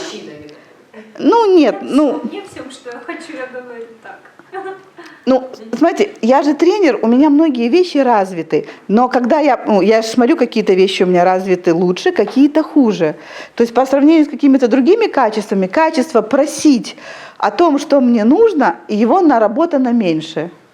И если этого качества, например, просто мало, то есть мама не просила помощи, ну, не помощи, а поглаживания. Помощь – это только часть поглаживаний. Мама не просила, чтобы ее гладили, и я не прошу, чтобы меня поглаживали. Я хорошо это сделала? Я молодец? Я умничка? А тебе это, там, я приготовила еду, тебе понравилось? Или, милый, давай вот здесь вот глубже, глубже, глубже. То есть не все время говорит, не подслушивай, не все время говорит, да-да, ты был прекрасен, а еще, как-то, просить, чтобы давали. То мужчины будут в моем случае, а что же они будут делать? Они будут, меня поддавливать. Он, например, я же возьму какого замуж или женюсь, что я сделаю? Замуж. Какого? Который умеет просить. И он просит, и я все, двигаюсь. В какой-то момент, значит, я уже додвигалась, уже, не знаю, там, мое время или какие-то мои ресурсы уже подтаяли. И тогда он плохой, гад, мерзавец. То есть начинается, какая-то агрессия или экспансия, или недовольство, или уход, чего я говорила вам в начале. Но на самом деле он что, виноват в этом? Нет, я не умею, говорить нет и просить, или когда у меня просят, просить взамен. Понятно? Вот что вы обнаружите за всеми своими обидами на отца. Вы увидите себя, у которой или у которого нету определенных качеств. За всеми обидами стоят ваши недополученные качества. И что вы можете сделать по-настоящему? Вы можете открыть для себя вообще клондайк. Что вы до сих пор держитесь за эти обиды, потому что не наработали качества. Но все наработанные качества, их нарабатывать сложно, потому что их не наработали уже бабушки, пра-пра. Но когда вы начинаете делать хоть малюсенький шаг в сторону наработки этих качеств или принятию качеств своей души, или принятию своих потребностей, как вам лучше, это все синонимы, это все одно и то же. В этот момент вы, делая малюсенький шаг, получаете очень много энергии. Давайте какой-нибудь пример. Просить, да, вот как бы дальше пример в этом. Я научилась просить. Я перестала бояться. Почему я не прошу? Я боюсь, что мне откажут. Или я не прошу, потому что я же сильная. Или потому что он не сможет сделать. Я боюсь, да. Или я боюсь, что он не сможет сделать. Смотрите, мы хороший пример взяли. Я боюсь просить, потому что он не сможет сделать, мне откажут. Что мы еще говорили? Неловко, да. Я сама, может, не так и надо, он обо мне плохо подумает, он подумает, что я какая-то, меркантильная. Понимаете? Это кто сейчас вам там говорит внутри? Вот это и есть этот ваш злобный родитель. Понимаете?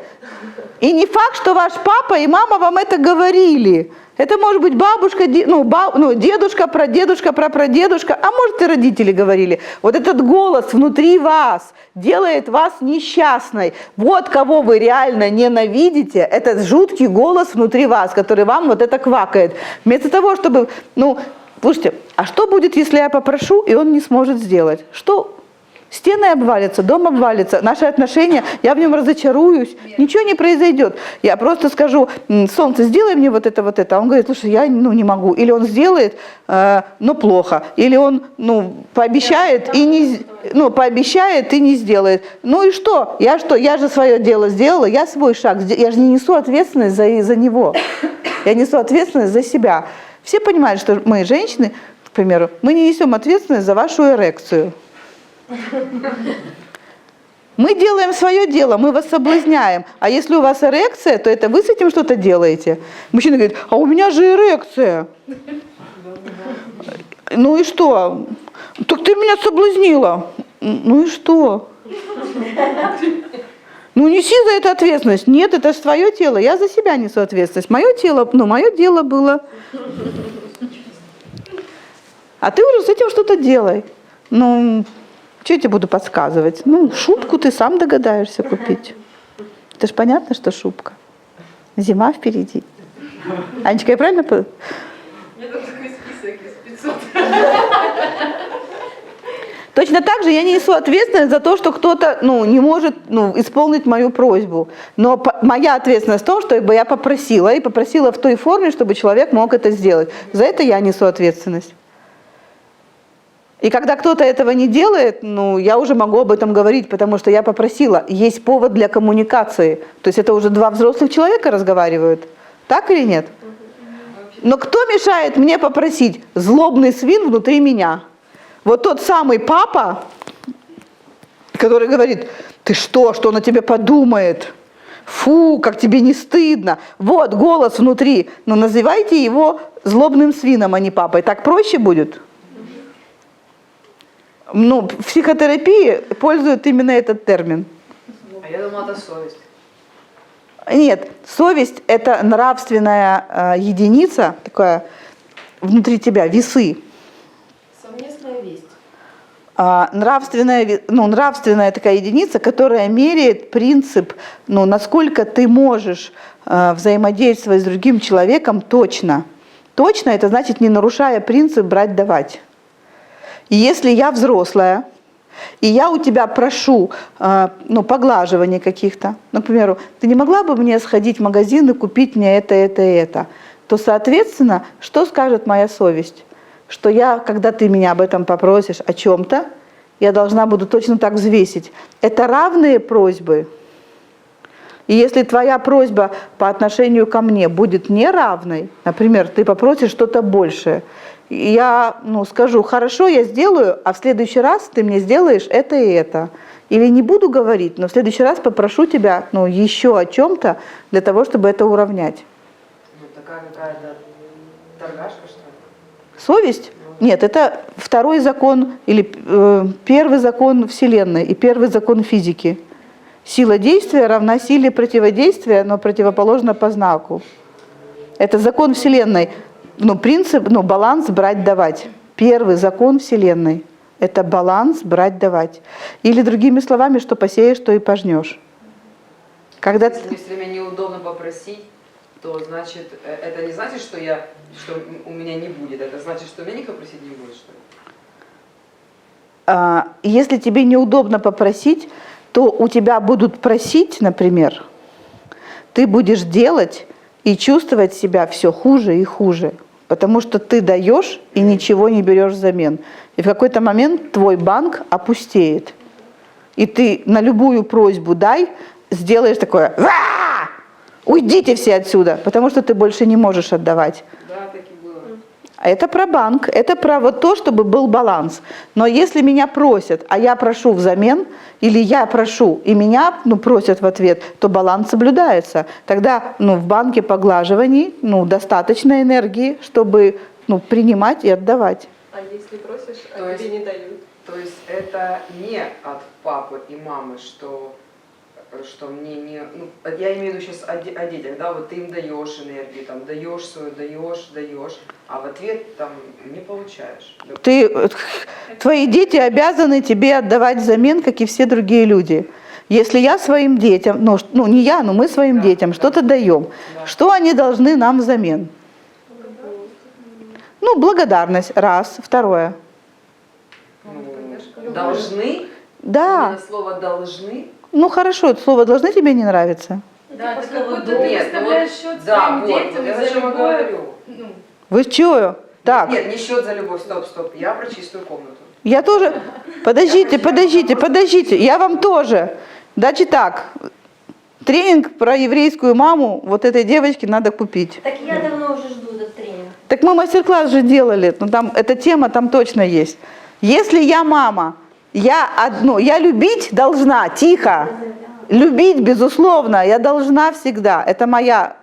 А вот делать детям и любить – это разные вещи. Делать я буду только, если мои дети что-то делают мне взамен.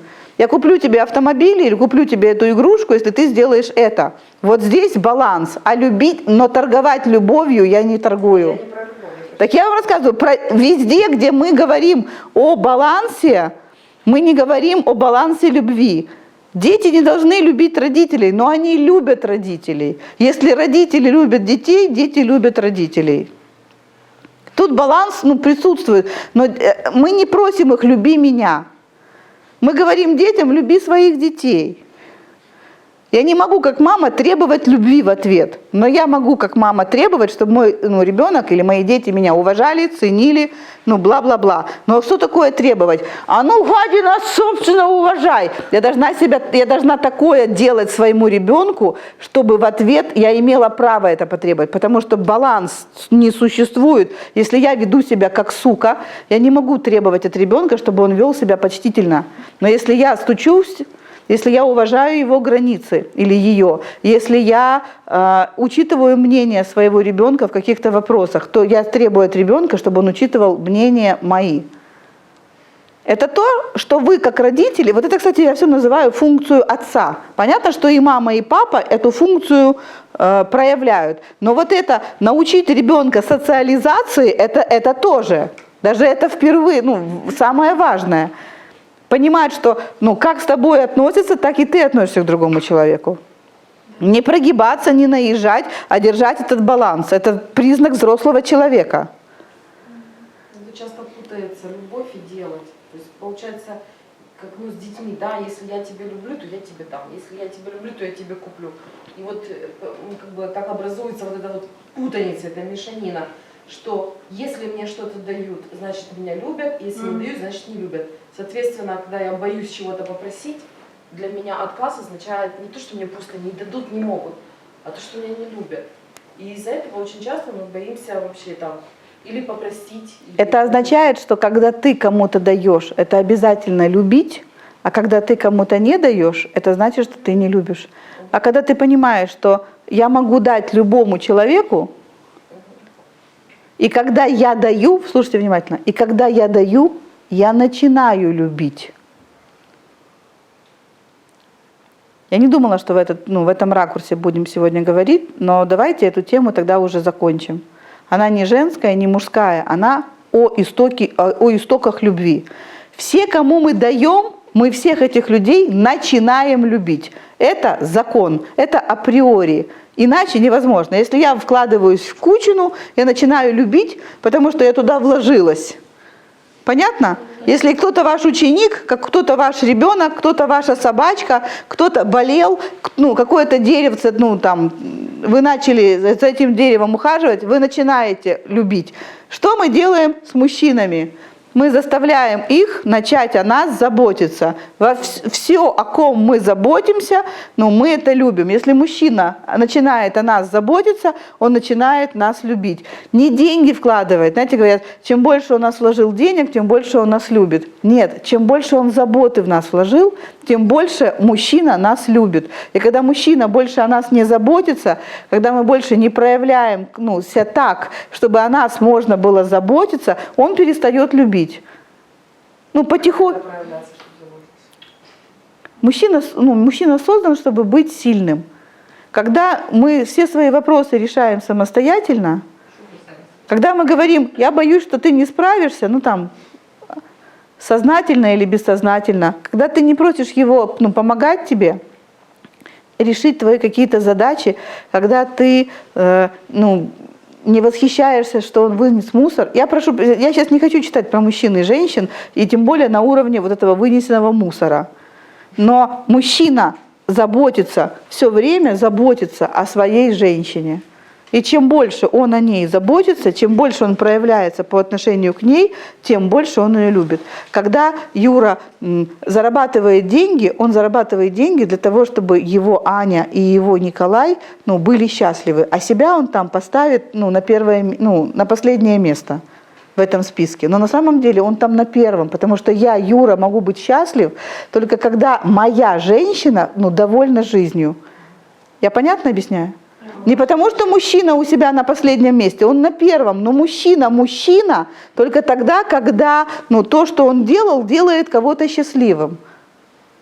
Слово счастливым даже если я наркокартель, и я хозяин этого наркокартеля. Наркобарон, спасибо. Значит, я наркобарон наркокартеля. То я эти денежки, кому? Себе только. Там всегда будет моя семья, ну, моя женщина, там, мои родители, мои друзья, моя команда, ну, моя банда. Мужчина, тем больше мужчина, чем о большем количестве людей он заботится. Только так растет мужская самооценка, когда мужчина понимает степень своей полезности для мира. И чем больше он может проявлять эту свою полезность, тем больше он любит. Мы точно так же устроены, девчонки. Мы тоже так. Мы любим тех, в кого вкладываемся. Здесь одинаковый принцип. Так вот. Мы любим тех, кто вкладывается в нас. Это не работает? Что? Ну вот кто вкладывается в нас, я думаю, мы к ним испытываем благодарность. А благодарность — энергия выше, чем любовь. Если любовь исцеляет, то благодарность выращивает. То есть благодарность — это единственная энергия, которая нужна Богу. Поэтому, когда вы кому-то благодарны, этот человек начинает проявляться к вам как Бог. То есть он становится Богом, то есть он становится классным и хочет о вас заботиться. Потому что благодарность — это самая короткая энергия, а ее долго не хранят. Понятно? Ну, то есть нельзя быть долго благодарным, но она самая высокоэнергетичная. То есть по частотам это самые высокочастотные чувства, которые может испытывать человек. То есть вот инсайт, потом любовь, потом благодарность. Инсайт, восторг, любовь и благодарность. И вот мужчина любит женщину, а женщина благодарна, или женщина испытывает восторг по отношению к нему. И тогда он становится Богом. А имеет значение эта благодарность, она высказана непосредственно человеку или нет? Конечно, имеет. А еще имеет значение, она искренняя или неискренняя. Ну, если искренне, понятно, но если, допустим, искреннее, оно не высказанное. Тяжело сказать. Не, бывает просто, вот у меня лично бывает так, что я могу испытывать очень сильно благодарность, но в данный момент человека нету, а там, допустим, через 2 часа или через день, или через 2 дня я уже, она как бы уже все, как вы говорите, что она короткая, да, то есть как-то вот так вот происходит, да, не всегда рассказываешь. Витя, я тебе так благодарна, мессенджер. Витенька, я тебе так благодарна, Вайбер. Витенька, я тебе так благодарна, WhatsApp. Витенька, я тебе так благодарна, смайлики, сердце. Всегда можно высказать. Просто когда ты говоришь это человеку, или это уместно, не всегда уместно, но если это уместно, то тот человек, которому вы скажете благодарность, в этом человеке вот здесь в сердце расцветет, у него зацветет сердце. И это то, к чему я хотела вас привести, что если вы перестанете играться в игры про обиженного ребенка, начнете благодарить своих родителей, в частности, благодарить своего папу за то, что он вас пригласил в жизнь, потому что пришел бы другой сперматозоид, родился бы кто-то другой, вы же понимаете? Даже не похожий на вас. Если бы была другая яйцеклетка, был бы тоже кто-то другой, но уже похожий на вас. А это, если бы пришел другой сперматозоид, не было бы вас. То есть вам надо молиться своему папе, что он выбрал вас. Как минимум хоть раз что-то делал. Нет, не один раз. Пошутила, нет. Нет, не как минимум один раз, а он тебя выбирает каждый день, каждую секунду, потому что там, в твоей клетке зачатия, они сексом занимаются все время. У них бесконечный секс между, то есть в этой клетке зачатия. Чешется. Вот, потому и чешется, что им там так вкусно. Они там оба о тебе заботятся. Они думают, какой бы еще позе позаниматься сексом, чтобы тебе было все лучше и лучше. То есть левое полушарие с правым, все время в коннекте. То есть они все время обмениваются энергиями. Индусы говорят, что Шива и Шакти, божественная женская и мужская энергия, все время занимаются сексом. Камасутра — это любовь богов. И в зависимости от того, в какой позе они занимаются сексом, такие участки мозга, это я вам уже перевожу, такие участки мозга и прогреваются. А если говорить на языке Камасутры, или языке тантры, то в зависимости от того, в какой позе люди занимаются сексом, такие качества у партнеров и активизируются. То есть, нет, без примеров, значит, это другое. Без, ты уже... Классическая. Один хотя бы. Есть классическая поза, это значит, левое полушарие доминирует над правым. Это значит, мужское начало, то есть куда нужно идти, а правое с ним соглашается и дает туда энергию. То есть это классика жанра.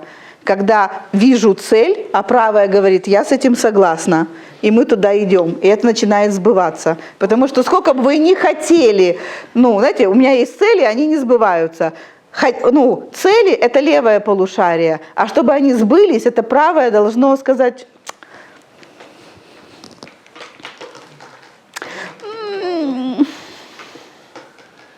Ну, не знаю, папа, ты не очень хороший. Ну, мало чего ты хочешь, а ты маму обижал. Он говорит, ну идем, денег заработаем, ну идем, будем счастливы в браке, давай будем министром экономики всея Руси, или там возглавим Организацию Объединенных Наций. А ты, ну нет, ну папа, ну ты не очень хороший. Ну давай будем, ну, вечно молодыми. Ну, папы такие, ну, грандиозные цели, это же левое полушарие. Ну, не знаю, ты же от мамы ушел, наверное, меня не сильно любил. Ну, короче, левая говорит, идем чего-то делать, а правая говорит, да, вот это секс, когда вам сладко в миссионерской позе, в этот момент, ну, ваши цели наполняются энергией. Или наоборот, у вас, вы много чего хотите, но не знаете, куда вам идти. Какую-то брошюру надо разработать. Так это есть, я же… А? Почитать это можно? Ну, если ты найдешь, пришли мне тоже. Так что, а если Все, хватит. Тут еще вопросы есть? Да. Какой? Я не буду, я больше не буду. Хочется, но типа, да? Смотрите, здесь у нас было хорошо в первом примере, было хорошо с левым полушарием, проблемы были с правым. Проблема, ну, правая говорила, ну, не дам энергию. А бывает так, что правая дает энергию. Вы всего хотите, как Аня. Хочу. Вот. А что, куда идти, непонятно. Ну, то есть, что конкретно делать, не ясно. Это что значит? Не моя задача просто. Нет. Если ты только хочешь, но у тебя нету одного намерения, то здесь проблемы с левым полушарием. Здесь левое, как я тебе говорила, чистит ноготь. Оно такое, ну, то есть ты сказала папе, нет, ну, тебя нету в моей жизни, у меня есть только мое женское, я буду в женском своем купаться.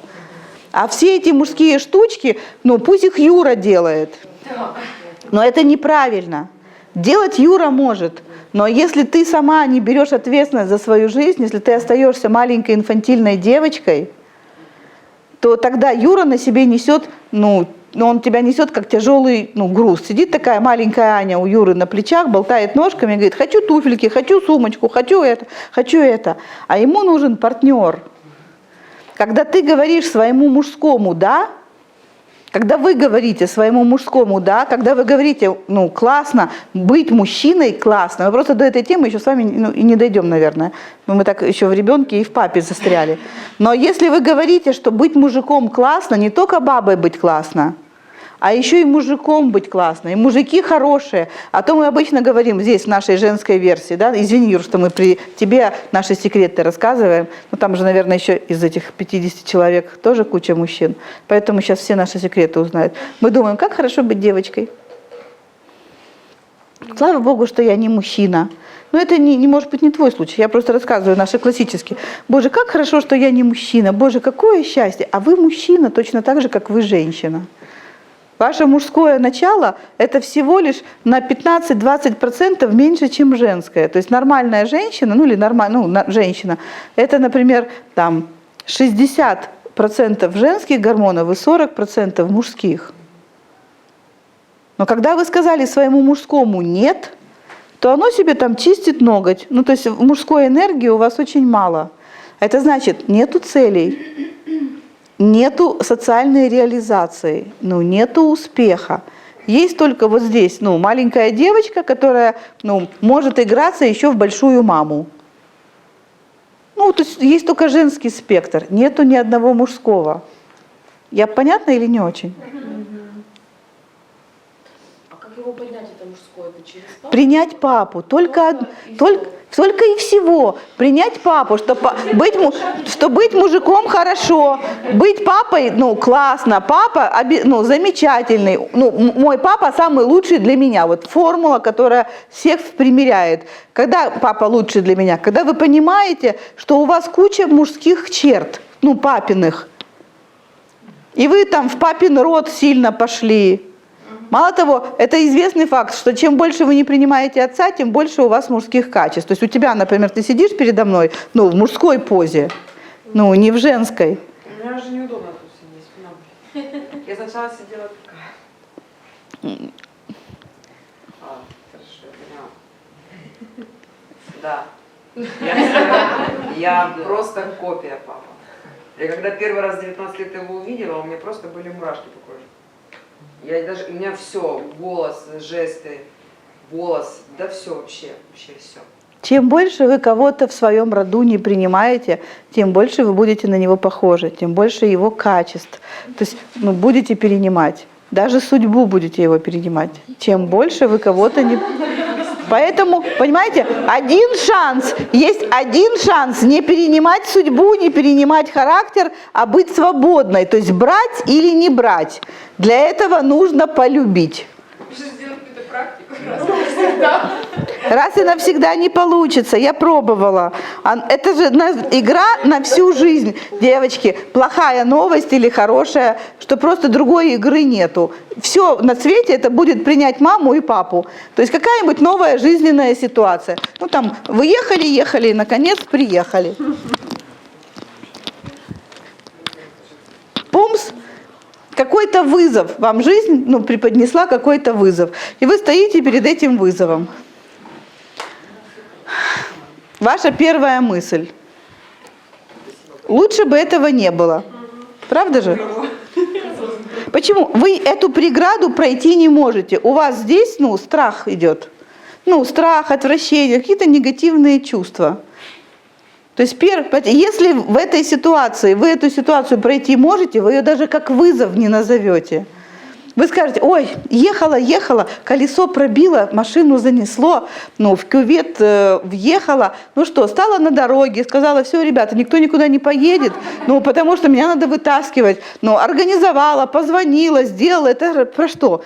В жизни была ситуация? Была. Вы с ней справились? Легко. Вы приехали и рассказали, как вы с ней справились. Это не называется вызов. А вызов, когда вы говорите, со мной такое было. Боже мой, Такое было. Такой маленький микрофон, так хорошо все слышно.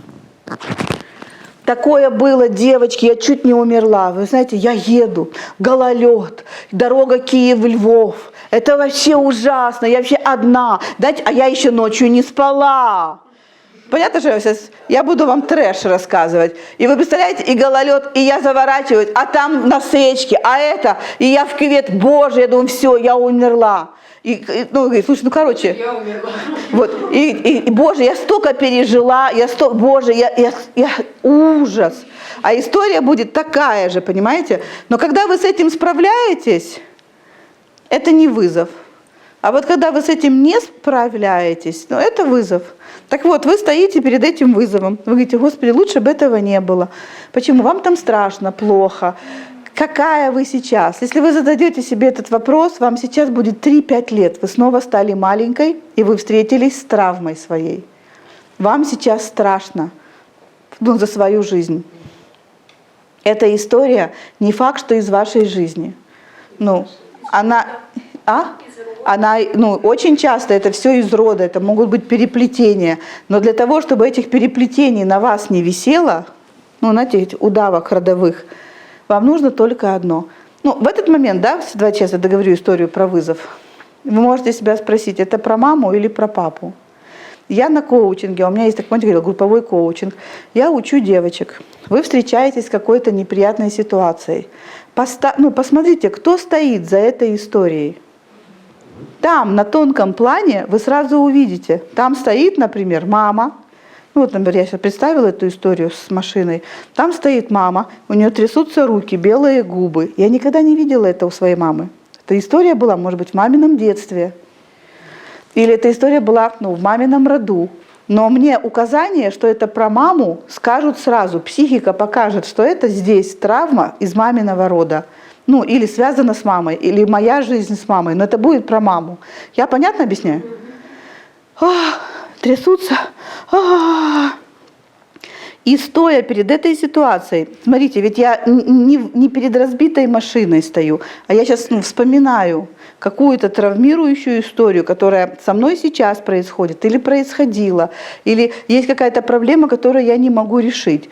Я смотрю на проблему, смотрю, кто за ней стоит. Ну, хотела вас про папу, но получилось сейчас про маму.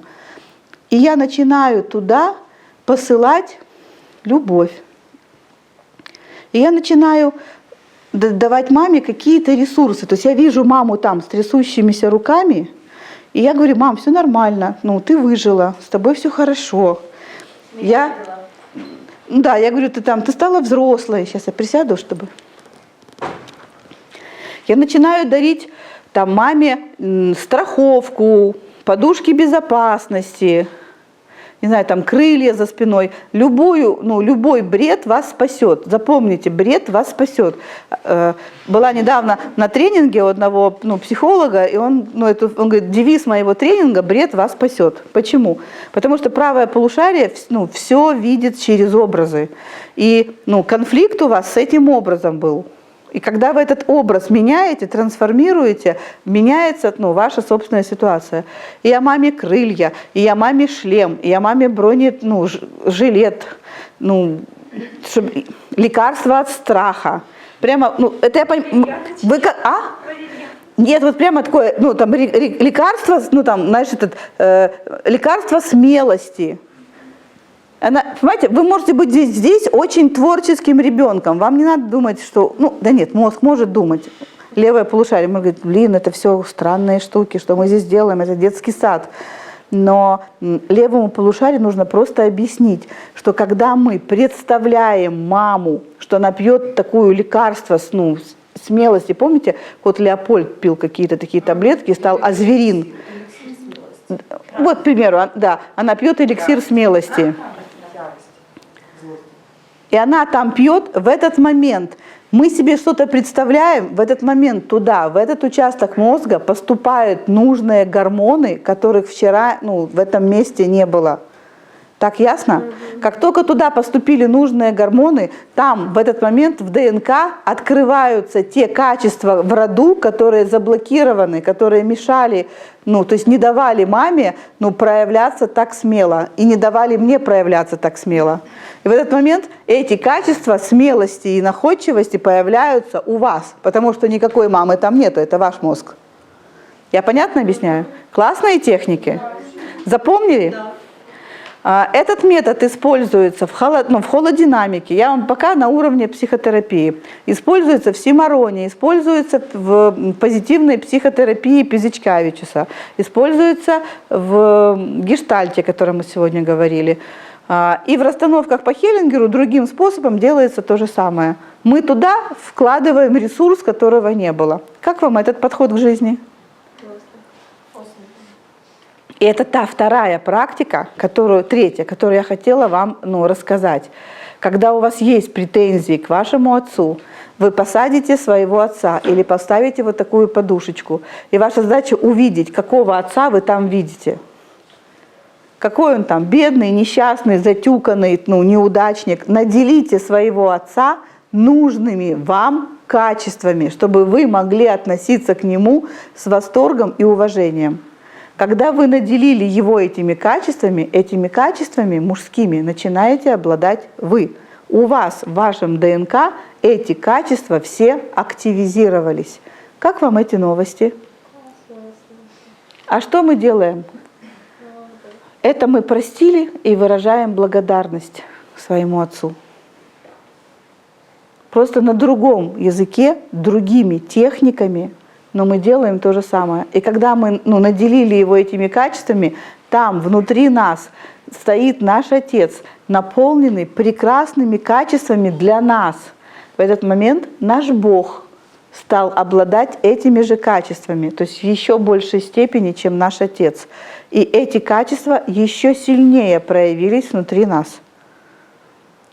И оказывается, что стыдно так напиваться на рубль, что вы всю жизнь бегали, по терапевтам, мучились с какой-то историей, с какой-то ситуацией, а оказывается, в тот момент, когда вы наделяете своего отца, и, собственно, свою мать этими качествами, вы эти качества получаете. А если вы сделаете еще невероятный финт ушами и сядете на место своего отца, давайте, не хочу сразу маму, своего отца, и наделите своего внутреннего ребенка прекрасными качествами под названиями любовь к родителям и благодарность, эти качества мгновенно у вас откроются. Вы начнете чувствовать к своим родителям любовь и благодарность. Как вам эти новости? То есть это самый, скажем, самый короткий, да? Это самый короткий путь. Это самый короткий путь, который называется самоподдержка. Это то, на чем построена вся психотерапия. 10 лет психотерапии вы научитесь давать себе самоподдержку. То есть я просто сажусь на папин стул и говорю: дочка моя. Ты знаешь только правду. Смотрите, вначале вы садитесь на папин стул, смотришь на себя и понимаешь, вот это вот чучу я не люблю. Но оно такое капризное, такое вредное, такое, такое, раз такое, раз такое. И вы можете с родительского места, просто понимать, что у вас там, находится. Она вредная, она капризная. Вы садитесь снова на свое детское место. И понимаете, да, он правильно меня, я такая и есть. Только я о себе так не думаю, я думаю, что он плохой. И вы знакомитесь со своим внутренним ребенком и со своим внутренним родителем. А ты бываешь, что такой капризной, вредной, но озлобленной по отношению к тому, кого назначила здесь, во внешнем мире, своим родителям. Или становишься такой нелюбящей, например, мамой, или нелюбящим родителем по отношению к тому, кто младше тебя, слабее тебя и меньше тебя. Так ясно? И тогда вы понимаете, ругать некого, это же я сама, это же я свою жизнь вот так проживаю. И ты снова садишься на место родителя и говоришь: сейчас.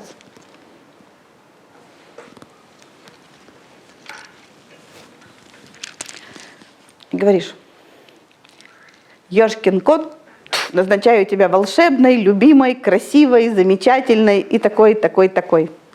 Да будет так.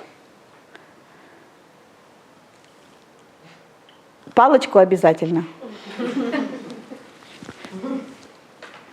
Чтобы был еще архетипичнее. Я про палочку шучу, но, наверное, не сильно шучу. Короче, ты назначаешь себя, садишься снова на на стул, где сидит твой внутренний ребенок, и обнаруживаешь, что это все появилось.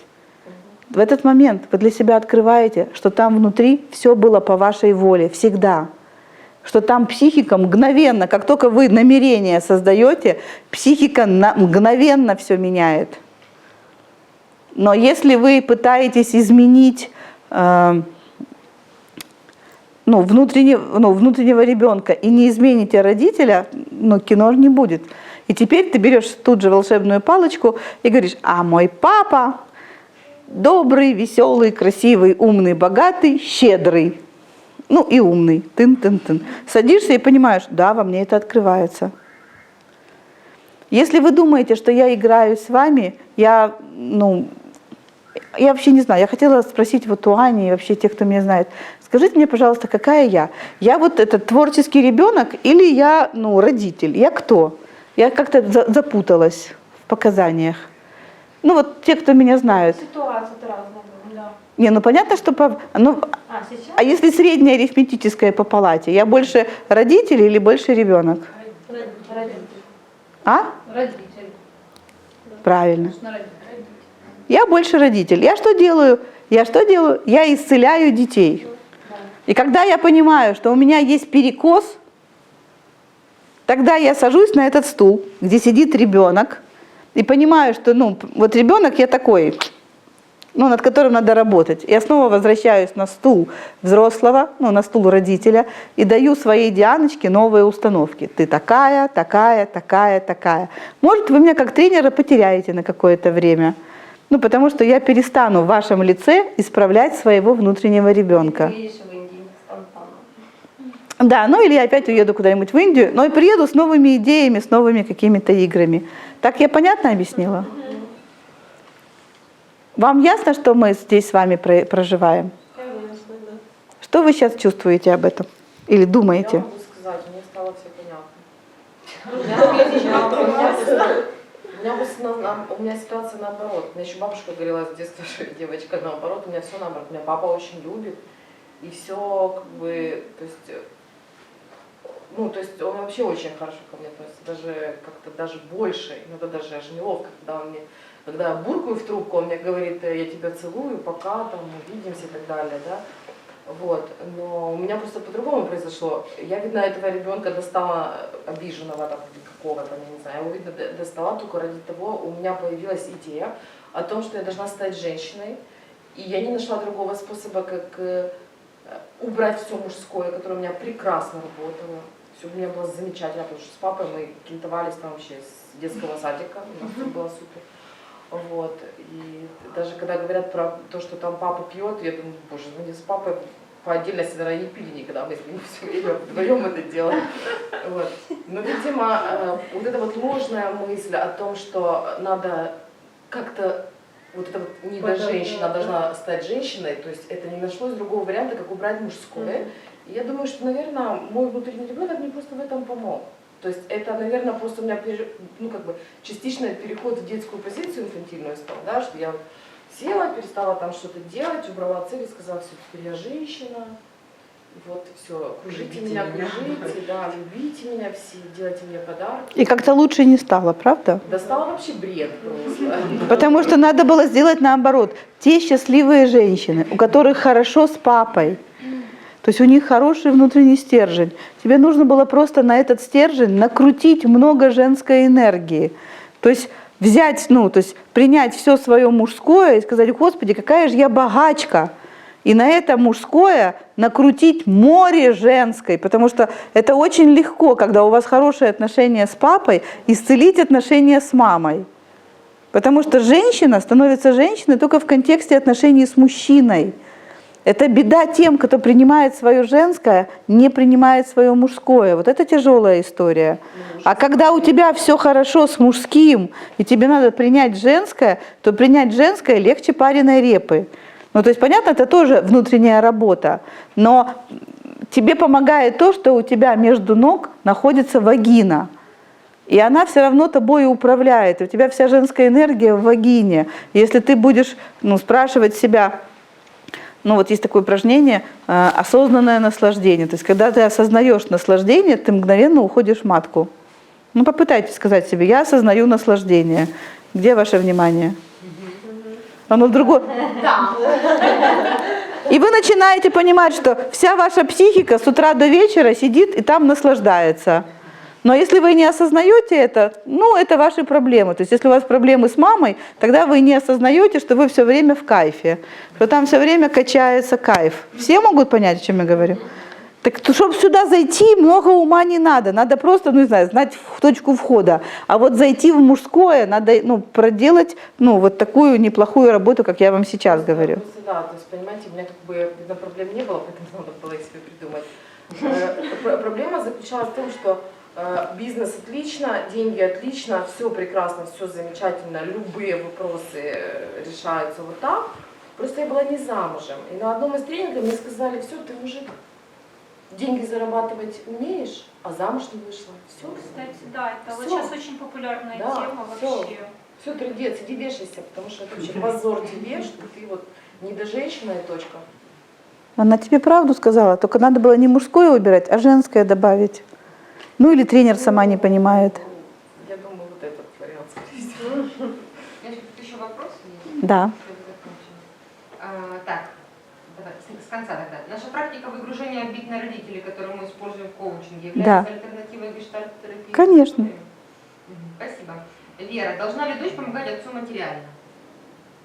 Если, ну, если хочет, да, но не обязана.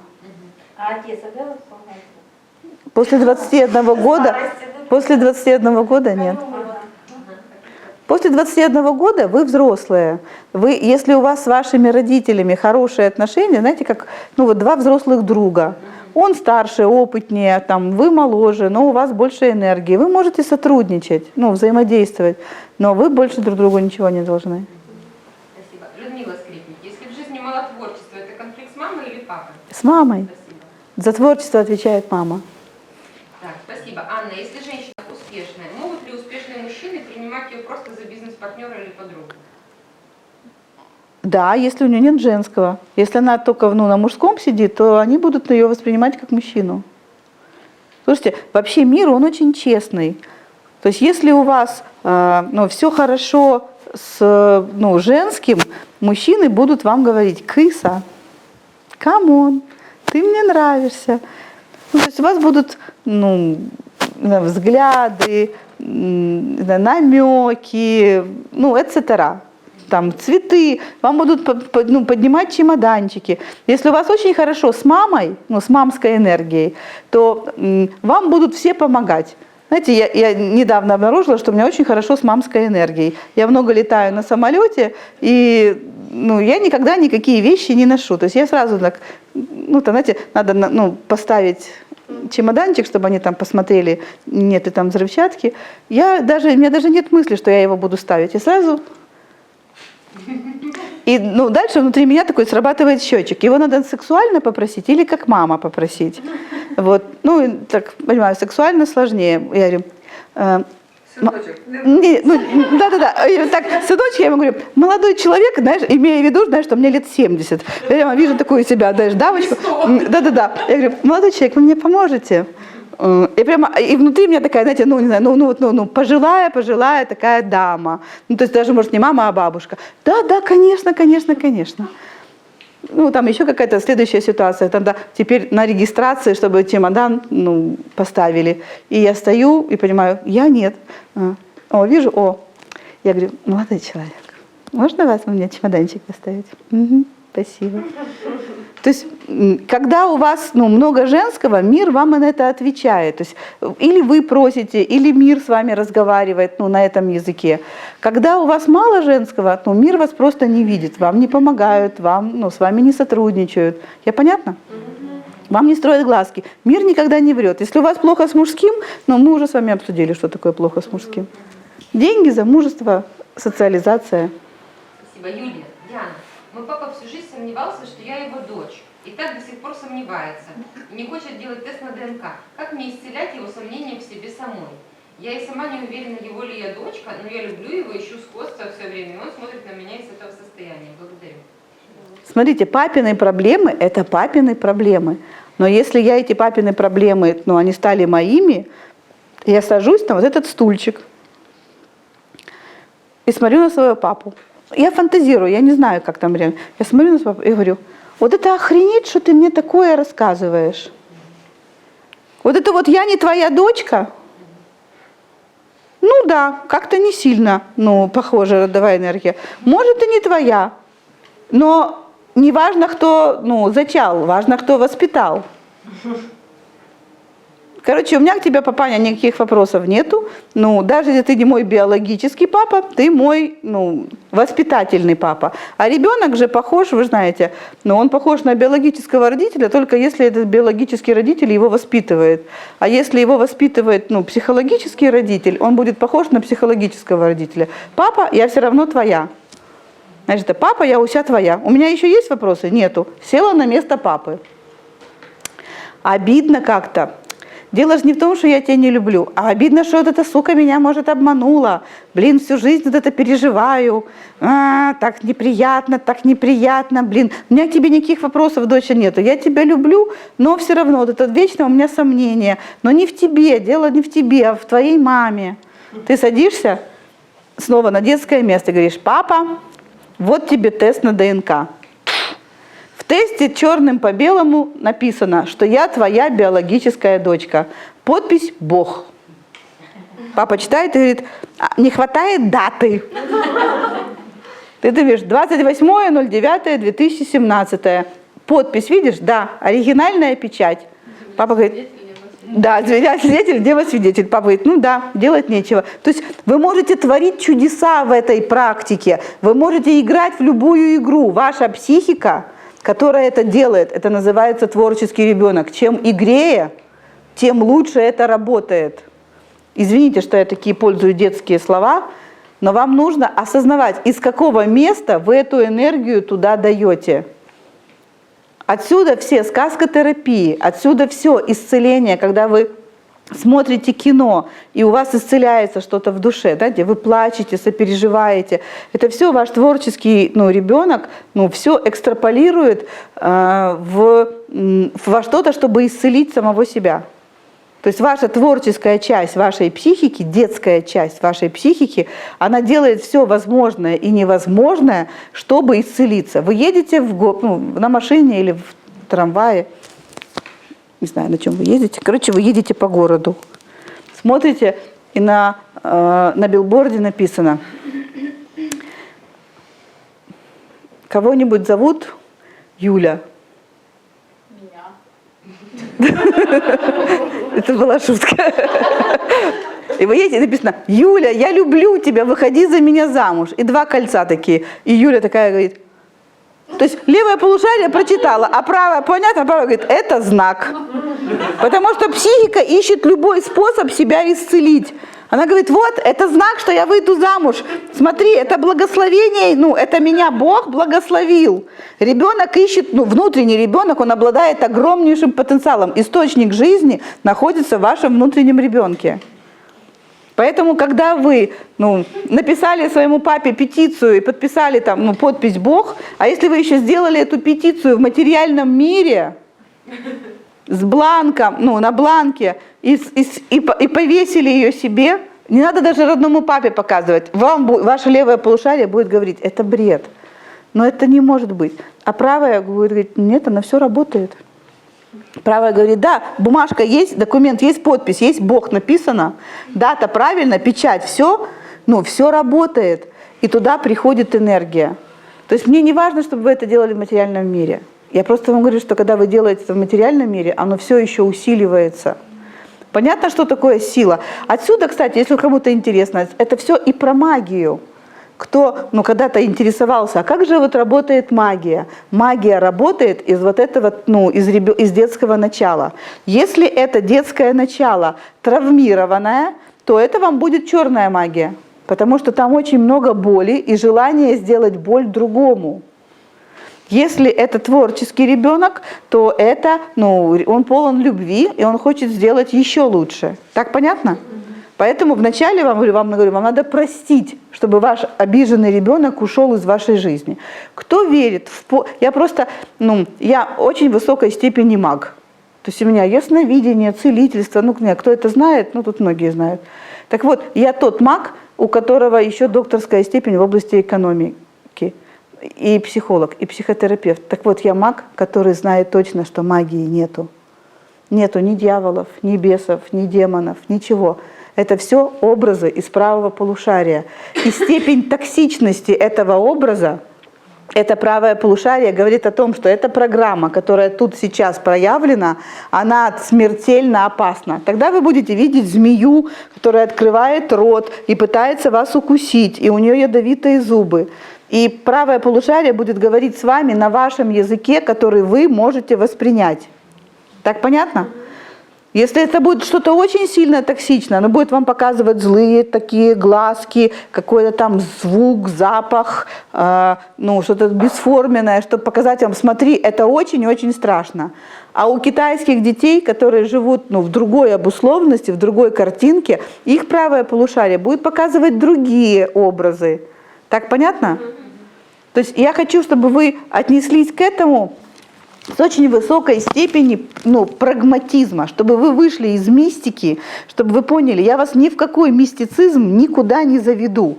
То есть у вашего левого полушария не будет шансов сказать, это все ритуалы, игры, я в это не верю. Эзотерика.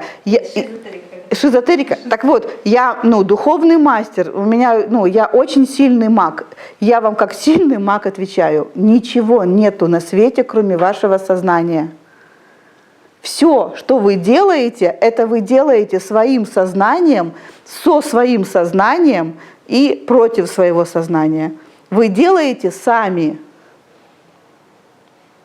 В этот момент вы должны понять, знаете, вот тут мне карта и пришла. То есть мне некого винить, я играю сама собой. Это мой отец, мое сознание здесь, мое сознание здесь. Это я вот здесь, не хочу договариваться, потому что я думаю, что я тут маленькая, а он большой. Это все я и я. Вам не, здесь везде есть ваша взрослая часть, ваш наблюдатель, который все это делает только для одной цели. Я вам эту цель говорила, там тоже нет никакой мистики. Чтобы вы получили некие навыки. Для того, чтобы эти навыки получить, их не нужно натренировывать тяжелой жизнью снаружи. Никому я этого не говорю. То есть хотите снаружи, делайте снаружи, но их надо нарабатывать изнутри. Вы внутри нарабатываете свои навыки. Вы видели, какой способ? И тогда снаружи эти навыки у вас проявляются. Это не значит, что если ты вчера, Юра, не умел петь, как Шаляпин, то завтра ты с утра, вот здесь, наработав у себя, то есть дав себе это разрешение, в тебе проснется «Люди гибнут за металл». Так не будет. Но ты проснешься, ты увидишь. Если вчера я думал, что я и Шаляпин это очень далеко, то с утра Юра просыпается и понимает, петь легко. Понимаете, запрета нету, табу в этом нету, туда пришла энергия. Я хочу петь, мне нравится петь, я хочу этому научиться. Научиться этому очень легко. Понятно? Появились, то есть туда пришла энергия и появились новые убеждения. Так ясно? И Юра ходит и напевает что-то ля-ля-ля-ля-ля-ля-ля, ля-ля-ля-ля-ля-ля. И чем больше там энергии, тем больше Вселенная, и мир начнет на это отзываться. Кто-то скажет, ты красиво поешь. Он там встретит кого-то, кто скажет, а вы знаете, а я занимаюсь голосом. Кто-то скажет, слушайте, а я преподаю вокал. То есть мир начнет с вами случаться. Так ясно? А есть вещи, которые, это навыки.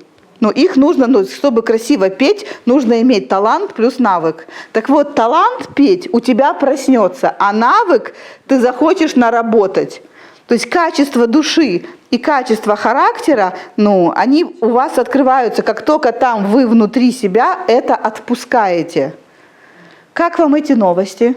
Как вам этот волшебный мир, в котором вы были руководителем и есть? Еще раз, ты – это твой наблюдатель, который сотворил вот этого актера и вот этого режиссера. А это автор сценария. Задача сценариста, чтобы ты наработала те качества души и те качества характера, которые пора наработать, чтобы быть тотально в кайфе. Ясно? И этот ваш взрослый, он это делает с разной степенью талантливости. Если вы это осознаете, он становится творцом. Если вы его не осознаете, он действует очень жестокими способами. Он действует теми способами, которыми ему проще это сделать. Понятно? Поэтому... Чтобы поняла. Да. Чтобы ты перестала играться и вышла вот сюда, в наблюдателя. Тогда твой внутренний ребенок, сколько бы он там ни плакал, у вас внутри не рождается жалость больше никакая. Потому что вы понимаете, он плачет, чтобы не нарабатывать качеств. Он потому сидит здесь, сиротинкой Хасей. Простите, я говорю сейчас против всей психотерапии, потому что в психотерапии мы вот этому даем поддержку. Мы говорим, да, я так понимаю ваши чувства, да, конечно, рассказывайте, давайте поплачем. Но когда вы переходите в наблюдателя, вы понимаете, вот эта травмированная часть души, она сидит реально на реакторе с энергией. И это я буду по капле эту энергию доставать, или я просто пойму, что за этой штукой сидит, сиротинка Хася. Мой травмированный ребенок сидит здесь, потому что он какое-то качество, гад, нарабатывать не хочет. И вы говорите, я тоже не хочу. Я тоже не хочу ходить на работу, или я не хочу ходить в спортзал, или я не хочу этим заниматься, я не хочу быть любовницей, если про женщин. Я не хочу быть любовницей. Да я все хочу. Вы как наблюдатель. Так, быстро поднял свою задницу, свалил с этого места, а он сидит на источнике. И там дофига всех этих качеств присутствует. Ясно? Или говорите, ладно, сиди, волшебная палка в руки, родителю, назначай его. Так, ты талантливая, сексуальная, добрая, поешь как Шаляпин, легко зарабатываешь деньги, деньги приходят тебе, ну, когда ты делаешь интересные дела. Тын. У меня прям анекдот, помните? А цапочку? А цапочку, пумс, и шапочку. А еще умение прыгать зайчиком. Тынц, и тебе умение прыгать зайчиком. Все, больше нету, ну, травмированного ребенка. Здесь за несколько минут этой работы у вас будет стоять творческий ребенок. Ваша творческая функция, ваше творческое начало, которое, ну, дает возможность, ну, генерировать новые идеи, творить чудеса. Короче, включается инстинкт креативности. Передаете эту палочку ребенку и говорите: давай, а ты у меня добрая, смелая, развиваешь меня с любовью, любишь меня, заботишься обо мне и покупаешь мне шапочку. Пум! И стоит ваш, ну, внутренний родитель и говорит: а я президент, ну, я так туда лицом стою, а я президент Вселенского банка. Да-да, тун-тун, и президент Вселенского банка. И я щедрый к тебе. Да, ты ко мне щедрый. Тын. Я сейчас кажусь вам, может быть, слегка наивной, но я показываю вам короткий путь. Не потому, что я не знаю длинного. Длинный путь – это пхога, помните, проживание своей жизни.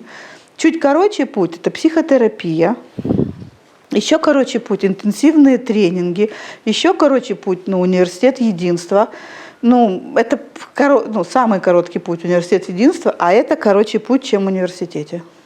Я это в университете и взяла. На VIP-курсе, где я училась, они так это просто, Юра, не рассказывали. Я просто, имея психотерапевтическое образование, то во мне просто сложилось то, что я у Берна читала и учила, то, что я у Пизачкевича учила, и то, что мне в университете показали. То есть вот вам короткий путь. Гениально вообще.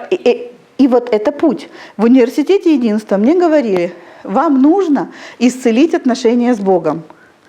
Вам нужно осознать, что вы к своему Богу плохо относитесь, что у вас к вашему Богу претензии. Просто осознайте это. Не надо бояться. Он не сердится. Просто осознайте. И там группа, нет, мы любим Бога. Вот там, где, знаешь, у меня с папой все хорошо. Вот там, где хорошо, там не надо смотреть. Смотрите, где плохо.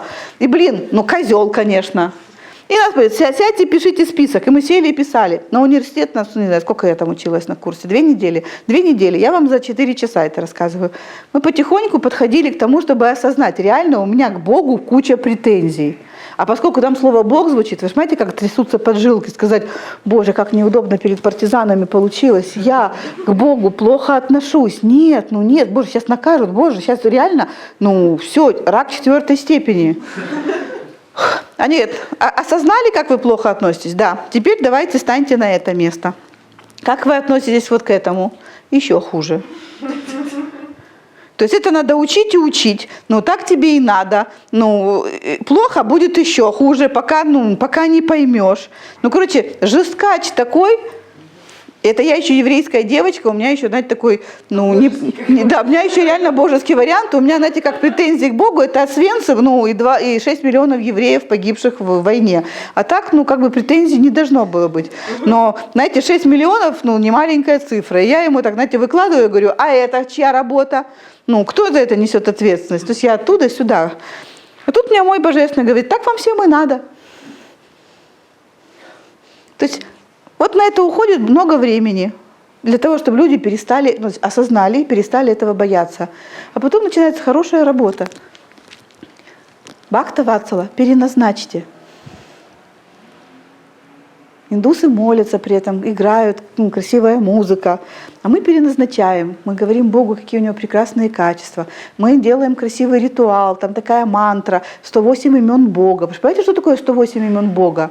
Если бы мы еще понимали, что они говорят, что ты красивый, ты умный, ты добрый, ты самый замечательный. То есть мы Богородицы тоже восхваляем ее. А вот мы божественной маме или божественному папе 108 имен Бога. Тын. Когда мы с тобой учились, не помню, в 2014 году, когда у нас было, помнишь, 18 качеств Бога. что он там и добрый, и друг, и высшая любовь. Да, мы для себя узнали, какими качествами обладает Бог, что он классный. А почему мы эти качества взять не можем? Потому что мы, помнишь, там обижаемся, завидуем, сердимся, не прощаем, думаем, что он плохой. То есть, прямо нам список писали, что, например, хотите, чтобы Бог был чудотворец? Нет, а нас учили. Знаете, индусы, у них 6000 лет ответов на вопросы. То есть они не просили шутить на эту тему. Если ваш Бог не делает для вас чудеса, значит вы как ребенок, нам слово ребенок не говорили, значит вы как человек думаете, что он наказующий, то есть вам переназначить, и думаете, что вы плохой, грешник. Поэтому Бог вам чудеса и не делает. Я понятно? Я не хочу, у меня нет времени здесь идти по пунктам, но вам и не надо. Вы теперь с этой своей волшебной палочкой можете все это делать, вот так вот, коротким путем. Как вам эти новости? Не уверена, что получится на 100%, но уверена, что получится. Понимаете? Я пробую эту практику, не один раз. Я знаю, что получится. И то, что я вам показывала вот здесь, когда конкретная ситуация, и вы конкретно видите там маму или папу, и даете туда... назначаете успешная, красивая, замечательная, добрая, любящая, там Шумахер из всех автомобилистов. То есть у тебя там 18 ангелов-хранителей тебя за дорогу отвечают. То есть что бы вы туда ни назначили, это все срабатывает в тот же момент. Вопрос. Да. Тема обретения своего собственного жилья связана с отцом? Она ставит свое жилье вот так вот и смотрит, кто за этим стоит. Мама, которая не верит, что папа соберет деньги на жилье. Или папа, который... то есть вам не надо вот в такой практике идти, знаете, механистическим путем. Я вам сейчас другой пример приведу, чтобы вы понимали. Боль в коленках означает, что у вас проблемы с мамой, а боль в пояснице означает, что у вас заблокирована сексуальная энергия. Вам не надо, Луиза Хей, конечно, все происследовала, и очень часто так и оказывается, но вам не надо в это верить, вам не надо быть в мертвом мире. Будьте в живом, поставьте свою боль в коленках и посмотрите, там кто? Там, не знаю, там бабушка по материнской линии. Значит, надо накидать туда здоровье, счастье, свободы, пространство и так далее. Я понятно? Я же тебе говорю, ты ставишь квартиру и смотришь, кто там за квартирой стоит. Можете поставить одну подушку, поставить вторую подушку и посмотреть, вторая подушка – это мама или папа. Понимаете? Понятно, что у вас не только мама и папа, но корни у вас только два. Вот это я, сюда мама, а сюда папа. Не факт, что это мама или папа история связана, она может быть родовая, но если вы любите и благодарите своих родителей, вся карма вашего рода вам не достается. То, что вы нахватались кармы, вы нахватались, потому что вы как раз не чтили и не любили родителей. Потому что вам казалось, что вы большие, а они маленькие. Да, они 4-й iPhone, вы 7-й. Но согласитесь, что у 7-го функций больше, но 7-й придумать было сложнее. И он появился после 4-го. Не было бы 4-го, не было бы 7-го. Так вот, 4-й iPhone огромный, 5-й поменьше, 6-й еще меньше, а 7-й это ваш. То есть вы маленькие в своей родовой системе. Ваше высокомерие, ваша гордыня, ваше самомнение сыграли с вами страшную штуку. Вы не сможете выжить в 40-м, 26-м, даже в 60-м году. А они в 2017-м могут. Помните замечательные фильмы, как люди из прошлого приходили сюда, тут так смешно удивлялись всему, мы так хохотали высокомерно. Но очень часто в этих фильмах показывают, как этот человек лучше осваивается в этом мире, чем мы. Потому что у тех людей из прошлого были качества жизни сильнее, чем у нас. Им надо было выживать. Они были готовы выживать сильнее, чем мы. Понятно? Их способность выживать больше, чем у нас с вами. Мы в тайге не выживем, а они в нашем городе выживут. Так ясно? Они большие, а мы маленькие. И мы потому нахватались этих родовых историй, что мы не чтили родителей. Вспоминайте, любая культура говорит, чтите своих родителей. Нету ни одной культуры, где говорят, вы знаете, ну, вылетели из гнезда и до свидания. Яночка, еще вот Александра Гарбус.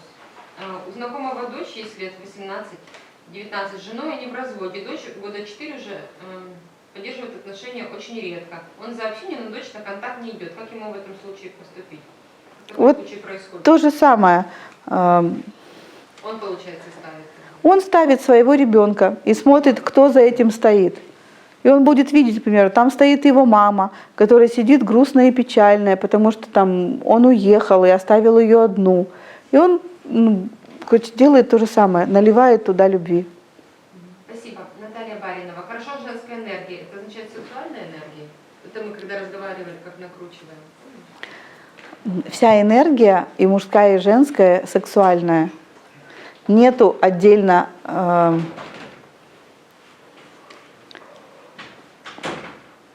нет, есть отдельно мужская сексуальная энергия, ну, есть отдельно женская сексуальная энергия. Ну так. Но энергия жизни, которая проявляется по-женски, это не только энергия секса. То есть это энергия и хозяйки, и любовницы, и королевы, и музы. То есть это земля, вода, огонь и воздух. Это разные качества. Или если по-женски, это энергия музы – это быть влюбленной в жизнь. Энергия любовницы – это наслаждаться жизнью. Энергия королевы – это чтить жизнь, восхищаться жизнью. А энергия хозяйки – это принимать жизнь. То есть это абсолютно разные аспекты. И вот это мы говорим про 4 качества женщины.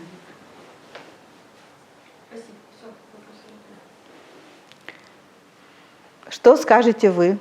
Мы можем заканчивать? Новая информация, нужно еще переспать и все.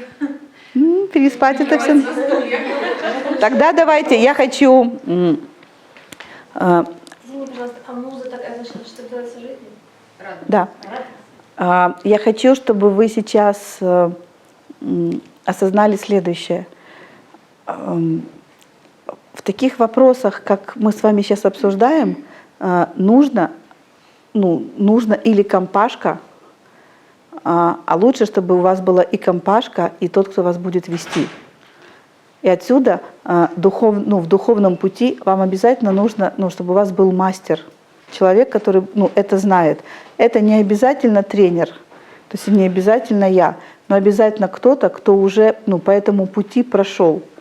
Просто успешная женщина, которой вы можете общаться, и она будет говорить вам, просто рассказывать о своей, например, успешной семейной жизни, и вы будете инфицироваться и видеть, что у нее это внутри уже все есть, то, что вы только нарабатываете. Но в моем случае я могу вам посоветовать и предложить работу над собой. Знаете, такой процесс, когда вы открываете внутри себя все новые и новые грани того, о чем мы с вами только сейчас поговорили. Потому что смотрите, что вы сейчас увидели. Вы увидели, что это простая игра. И я с этим абсолютно согласна. Это очень простая игра. И вам кажется, что в этой игре конец истории, а это начало. В тот момент, когда вы осознаете, вот там девочки в коучинге, которые у меня сейчас есть, я так показываю на тебя, ты же, во-первых, во второй же группе в коучинге, но они там просто все слушают, я так поняла, что там полгруппы сидит. С ними начинают происходить чудеса. И очень важно чудесами, которые с вами происходят, начинать делиться с теми, кто эти чудеса может воспринимать. То есть, чтобы их никто вам не запачкал, но чтобы и вы их не оставили внутри. Понимаете, какой эффект происходит? Когда вы рассказываете о чуде, знаете, вот не метите бисер перед свиньями в Библии сказано. Когда вы рассказываете, что «О Боже, мне предложили новую работу», или «Ой, я встретила мужчину», или как наша Таня из Черногории, которая сегодня же вышла замуж, которая сегодня вышла замуж.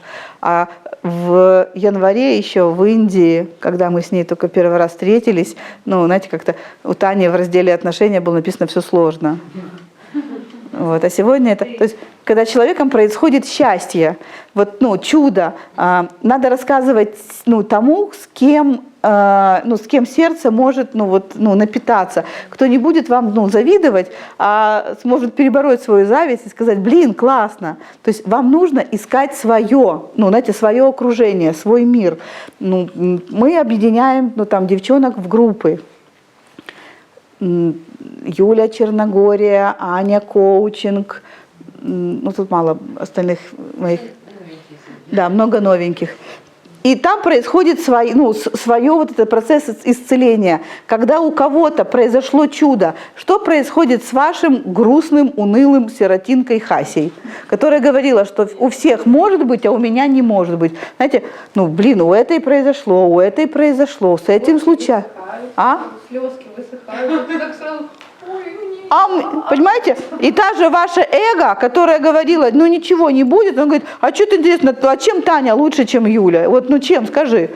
Ну ничем, ну, а чем вот, ну тоже хорошая, и я хорошая, и она в Индию ездила, и я в Индию ездила, и она вот в Черногории была, и я в Черногории, и Аня, ну ты была на коучинге, у тебя случаются чудеса? Там, случаются, у девочек они в чате пишут, случаются чудеса, а что у меня, собственно, а чем я хуже, скажи мне? Понимаете, когда чудеса случаются с кем-то чужим, это только уныние добавляет. Но когда чудеса случаются со своими, то уныние долго жить не может, потому что это же свои. Ну, свои – это с теми, с кем я делюсь энергией, а не у кого, ну, чужие – это с теми, с кем я не делюсь энергией. То есть я просто вам объясняю сейчас самый, наверное, важный в духовном развитии или в пути исцеления самый важный шаг. Очень важно найти свой мир. Тех, с кем можно вместе путешествовать в этом своем развитии, кто будет вместе с вами, ну, рад. И очень важно в духовном развитии, знаете, даже не столько мастера иметь. Я бы сказала так, очень важно, чтобы быть победителем, нужно знать правила игры. Тогда можно понимать, победил я или не победил. Так вот, мастер нужен для того, чтобы мог объяснить вам правила игры. Я сегодня объяснила вам правила игры. Каждый раз, когда с вами будет происходить какой-то процесс, ну, вы будете понимать: я выиграла, потому что я объяснила вам эти правила игры. Но этих правил не так, ну, мало. То есть это может быть первое правило в той игре, которая, ну, называется «игра на равных». Пока вы были в треугольнике Карпмана, ну, жертва, палач и спаситель, здесь, ну, правил игры нету. Здесь одно правило, то есть если ты жертва, завтра ты будешь спасателем, послезавтра будешь палачом, потом снова жертвой. То есть выхода из треугольника нету. Есть только, ну, колесо сансары, то есть бесконечная череда, ну, рождений или бесконечная череда, ну, страданий. Но как только вы начинаете осознавать, что где-то есть наблюдатель, вы еще его не открыли. Но как только вы открываете, ну, осознаете, что есть наблюдатель, у вас начинает в жизни меняться. И тогда вы для себя впервые открываете, что наблюдатель этим управляет. Вот в этот момент, девчонки, начинается самое интересное в жизни. Потому что вы для себя с удивлением обнаружите, что тот наблюдатель, который наблюдает за всем этим и формирует эту игру, у него тут, оказывается, существуют свои уровни. То есть вы крутились по кругу, а здесь, оказывается, есть, ну, знаете, вы жили в трехмерном мире, а мир оказался пятимерный. Есть наблюдатель, и у него есть свой рост. И вот это интересно. Вот здесь нужен мастер, потому что если в треугольнике Карпмана, здесь не нужен мастер. Здесь, ну, даже не нужно знать, что треугольник есть. Вы все равно везде бываете. А вот здесь это за гранью ума. Вот это ум, а это за гранью ума. И здесь нужен тот, кто уже хотя бы на пару шагов идет перед вами в этом, ну, пути. Ясно? То есть вы уходите из пути страдания и идете в путь, ну, наслаждения. Но в этом наслаждении столько интересных вещей. Одна из интересных вещей – это заканчивается внутренний диалог. Можете представить? Вот сейчас у вас в голове тихо, Слышите? Никого нет дома. Почему? Потому что у меня нет внутреннего диалога. Я только, то есть я есть только говорение, а вы есть только слушание. Вы сейчас осознаете? А теперь спросите себя, есть ли у вас сейчас я? Если оно есть, покажите мне прямо пальчиком, где это я есть. Спросите себя. Нет, спросите себя, я есть? Здесь. Спроси себя, я есть? У меня что-то вообще никого дома нет. Так вот, вы обнаруживаете, то есть, а кто-то из вас уже может обнаружить, что я нету. Есть слушанье, но нет слушателя. Кто-то еще здесь не может это понять, но если у вас не будет мастера, который вам скажет, что этого я может не быть, вот я когда говорю, скажи себе, я есть? Я есть? Вот сюда идет энергия. Да. А теперь ты скажи, Аня. Я есть. Или как сказать? Спроси, я есть? Я есть? Никого нету. Энергия разлетелась в разные... Понимаете, а у нее уже нету я. Вот чтобы это, понимаете, вам это нету эго. Вам нужно, вам в росте, вам нужно иметь мастера, потому что это невозможно понять умом. Это есть только экзистенциальный, собственный, личный опыт. Еще раз, если кто-то из вас сейчас может спросить себя, я есть, и у него на этот вопрос энергия вылетает, вы сейчас можете понимать, а что такое? Но я же все равно есть. Я хожу, разговариваю, мыслю, думаю. В голове есть мысли? Нету. Но я же при этом, не идиотка. У меня вообще сознание чистейшее сейчас, да или нет? Вот это то, что я делаю с группой в коучинге, то, что я делаю в Черногории, то, что мы будем делать в Индии, то, что мы будем делать в Израиле в ноябре. Я буду вести с вас этим путем. Поскольку вы здесь, многие меня не знаете, то вот вам понимание, что я делаю как мастер. Хотите еще какие-то интересные штуки? Спросите себя сейчас, есть ли внутри вас внутренний конфликт? Он вернется. Сейчас, мы на моей энергии, понимаете? Но для того, чтобы понять, что можно жить без внутреннего конфликта, вам нужно попасть в этот опыт и идти за мастером. Понятно, почему я говорю? Это нельзя самому получить. Это всегда инициации от мастера. Даршан называется на санскрите.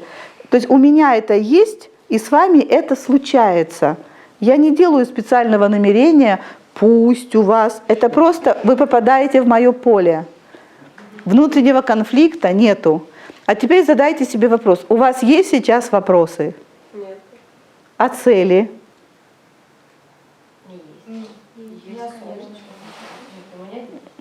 Сейчас, у кого поднимите руки, у кого есть цели?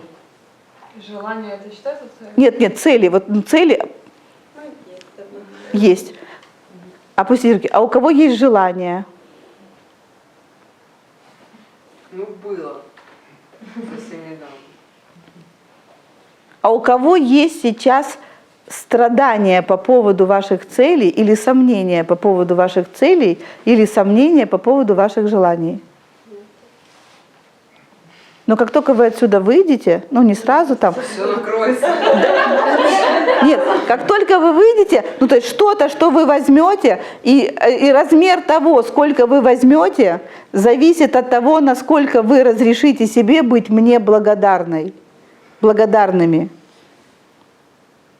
Это тоже нужно, надо учиться у мастера, не быть, во-первых, благодарности, а во-первых, нужно знать, что для того, чтобы взять это состояние, нужно быть благодарным тому, у кого оно есть, и кто этим поделился.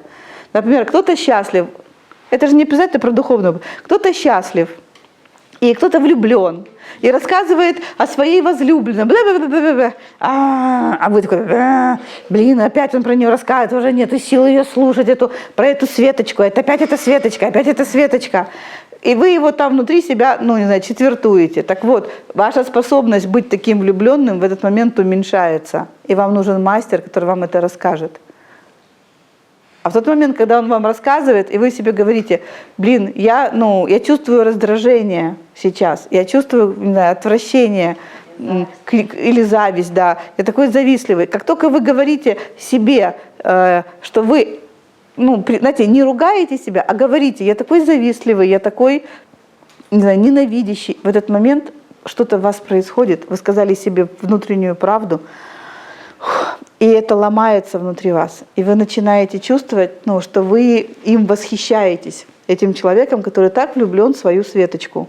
Так вот, для этого вам нужен мастер, который проведет вас по пути, как выйти из ловушек своего эго и своего ума. Это то, что делаю я как мастер. Это я рассказываю тем, кто, ну, мало меня, ну, знает.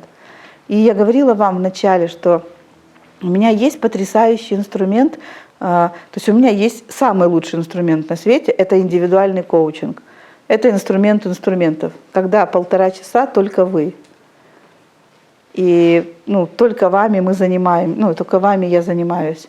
И у меня есть другой инструмент, который, ну, не менее интересный, это групповой коучинг.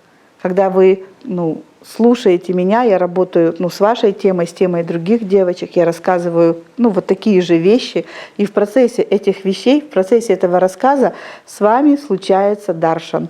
То есть у вас эта проблема просто, ну, протекает, на мою, она не исчезает, туда протекает энергия, и проблема перестает быть, ну, то есть, помните, проблемой, она становится задачей. Я могу почитать, девчонки тут пишут. Давай. Что ты хочешь, да? Тебе как раз пишут просто. Благодарности? Да, красивая Дианочка. Благодарю вас за мастер-класс. Хочу поделиться с девушками тем, что коучинг – это огромное чудо для меня. Это абсолютно новое правило игры в моей жизни. Я стала взрослой, мудрой. Я хочу дальше следовать за вами и учиться у вас. Ни один из психологов мне так не помог в моих проблемах. Я вышла на другой уровень, двигаюсь дальше. Это кто пишет? Это Елена Бирюкова, вот, которая в этой группе. Да, спасибо. Наталья Баринова. Диана, как никто проницательно видит проблему девушек, которые пришли в коучинг. И потрясающе деликатно и мудро ее исцеляет. За многие годы работы над собой Диана первая, кто считал основную мою проблему и убрал ее. Благодарность без границ, дорогая Диана. Спасибо, я очень благодарна за то, что, во-первых, я благодарна, что поделилась, и что меня тут нахвалили. Я очень люблю, когда меня нахваливают. А еще я очень, наверное, не больше или меньше, не меньше, наверное, даже больше. Я радуюсь, когда с вами чудеса случаются. Вот это у меня просто вообще, оргазм. Когда там какая-то проблема, с которой вы там, не знаю, возюкались, вы в нее, зашли, а там оказалось, знаете, как всегда, не это. Вы понимаете, что если вы всю жизнь лечите это, оно не лечит, значит, проблема в чем-то другом. И я такая довольная, потому что я больше всего на свете люблю волшебную палочку и чудеса. Я прямо обожаю, когда Бог делает чудеса мне. Мне Он делает, а еще больше мне нравится, когда через меня делает вам. Потому что в этот момент то у меня Бог волшебник, а тут у меня я волшебник. И волшебная палочка у меня в руках. Хорошо, я очень довольна. Как вы себя чувствуете? У вас не было никакой специальной медитации, потому что я вам даршан делала. То есть я вот работала с вами, работала с вами в таком формате, чтобы ваше левое полушарие, потому что медитация — это правое полушарие, а мне надо было прогреть левое полушарие. И я шла из любви к мужскому, из любви к Богу Отцу, из моего восхищения перед Его гением, перед Его творением. Представляете, как Он все здесь прекрасно придумал. И Он такой победитель. И вы — это Его игра. И Он из любой ситуации побеждает. Не мешайте своему Богу вас побеждать внутри проблемы вас. То есть будьте с Ним заодно, в одной команде. Спасибо, что ты досмотрел этот мастер-класс до конца. Я уверена, что тебе понравился. Пожалуйста, поставь лайк. И я прошу тебя, поделись этим видео. Пусть другие тоже получат доступ к такой ценной и классной информации. Я хочу показать тебе пару отзывов, которые есть у меня о групповом коучинге. Помнишь, я говорила на мастер-классе о силе, о результатах группового коучинга? Посмотри, это живые, настоящие ответы абсолютно живых, реальных людей, которые делятся теми невероятными трансформациями, которые с ними происходят. Посмотри, это будет очень недолго и очень интересно. Добрый вечер, друзья. Меня зовут Татьяна Ревека. И я хочу выразить огромную благодарность любимой и неповторимой Диане за все то, что она с нами сделала. Это была невероятная работа, это была очень серьезная глубина. И, честно говоря, когда я сюда шла, решение было совершенно спонтанным, и я запрыгнула в последний вагон, я даже не собиралась, мне казалось, у меня все есть, у меня все хорошо. Более того, ты еще об этом говорила, все будет, да. И я не собиралась туда идти, но что-то мне подсказало, что надо. И я с огромной благодарностью приняла этот опыт и все то, что было со мной. Все это настолько изменило меня в принципе, и мне даже сейчас странно вспоминать, какой я была, что я чувствовала, как я думала и как я шла по жизни. Слова трансформационный опыт могут звучать, как-то слишком заумно, наверное, но что мне нравится в программах Дианы, это то, что несмотря на то, что проработка очень глубокая, проработка фактически космическая, все равно это все очень земное, это все очень связано с реальной жизнью, и это невероятно ценно. То есть это такой серьезный баланс и гармония между реальной жизнью в социуме и тем, что есть как-то за этим всем, то, что мы не видим, то, что мы можем только ощутить. И то, что дает Диана, это огромная ценность. Для меня лично была это инициация в какие-то процессы, которые мы просто так сами не можем прочувствовать. А что для тебя было вообще такое, знаешь, прямо вау, о боже, как классно. Ты знаешь, наверное, когда я делала домашки дух-душа, и мне давали обратную связь, какая моя душа, и я такая, реально же так, она же реально такая классная. То есть это было так интересно, реально посмотреть на себя со стороны, даже не на себя, на свою душу. И я все это очень легко принимала, потому что где-то внутри я догадывалась, что она так и есть. И второй момент был очень крутой, это разговор с мирозданием. И то, что нам открывалось, то, что открывалось мне в работе с девочками, какие у них мироздания. Более того, в одной работе очень классно девчонки словили мое эго, что было где-то какое-то снисхождение к другим людям. Это елки-моталки, так же оно все и есть. И после работ с другими, с нашими девочками, с ребятами, я прочувствовала это эго, и оно так и растворилось. То есть я увидела ценность каждого человека. Причем не важно, какой социальный статус, какой уровень, там эти все общепринятые социальные какие-то истории, да, но это было настолько ценно, то есть мы наполнились, я наполнилась огромным количеством любви к каждому и к миру в целом, естественно, к себе, ко всем своим каким-то глубинам.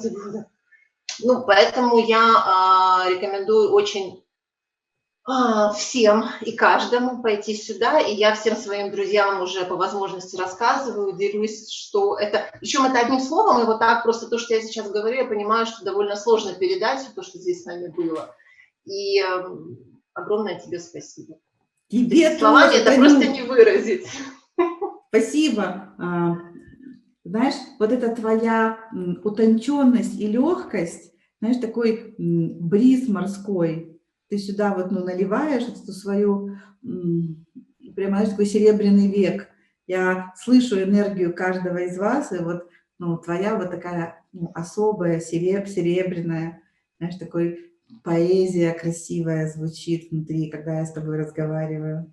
Просто браво. Спасибо тебе, Танюш. Спасибо. Люблю. Взаимно. Кто еще споет? Я могу. Для меня зовут Надежда, это уже мой не первый коучинг у Дианы, но каждый из них был по-своему таким полный открытий, Ты, скажем так. Надюшка, ты со мной разговаривай, не разговаривай, то есть, знаешь, не думай про тех, кто потом это будет смотреть. Просто вот расскажи для меня и для народа, Да, ну, как да. тебе это было. Потому что так мы будем слишком много слов говорить, и, знаешь, появится такое, ну, что мы кого-то зовем. Мне сейчас не хочется. Я хочу просто твою настоящую, вот, ну, Да, чистую да, да. обратную связь услышать. Итак, тебя зовут Надюха. Ой, извини. Да. Ой, извини, тебя зовут Надежда. Да, меня зовут Надежда. Ну, с этого коучинга он для меня, скажем так, сложил все пазлы, знаешь, как вот в конструкторе, вот они сейчас сложились. Если раньше это были отдельные какие-то куски в моей картинке мира, то этот коучинг, вот он все собрал воедино, и он мне дал очень много важных осознаний. Он вообще раздвинул, я прям и физически, и энергетически чувствую, как он раздвинул картинку моего мира и показал мне, сколько в этом мире есть возможностей, про которые я не задумывалась или считала себя недостойной, или даже боялась про них подумать. И для меня очень ценно еще была тоже работа в группах, потому что группа тоже у нас волшебная, я бы сказала, потому что с каждым это было что-то новое, какие-то новые грани моего понимания, и все это было очень так, ну, настолько мы чувствовали друг друга хорошо. И что для меня еще было тоже огромным осознанием, то, что вот этот коучинг мне реально дал понимание, что я творец, я тоже этот мир творю, а не просто я какое-то там маленькое незаметное создание.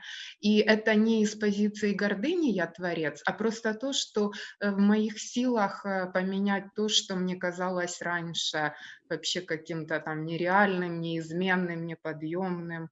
Вот прям я чувствую, как эти все границы моего тогда такого более узкого мира, они просто растут, раскрываются, и этот мир такой прекрасен там за этими новыми гранями. Поэтому очень тебе благодарна, и очень тебе благодарна за то, что ты, ну, ты столько нам уделяла и уделяешь внимания, вот даже эти ответы на вопросы с каждым из нас, твоя обратная связь в чате по нашим там любым вопросам или комментариям. То есть это настолько ценно, и это настолько вот чувствуется, как ты щедро этим делишься с нами.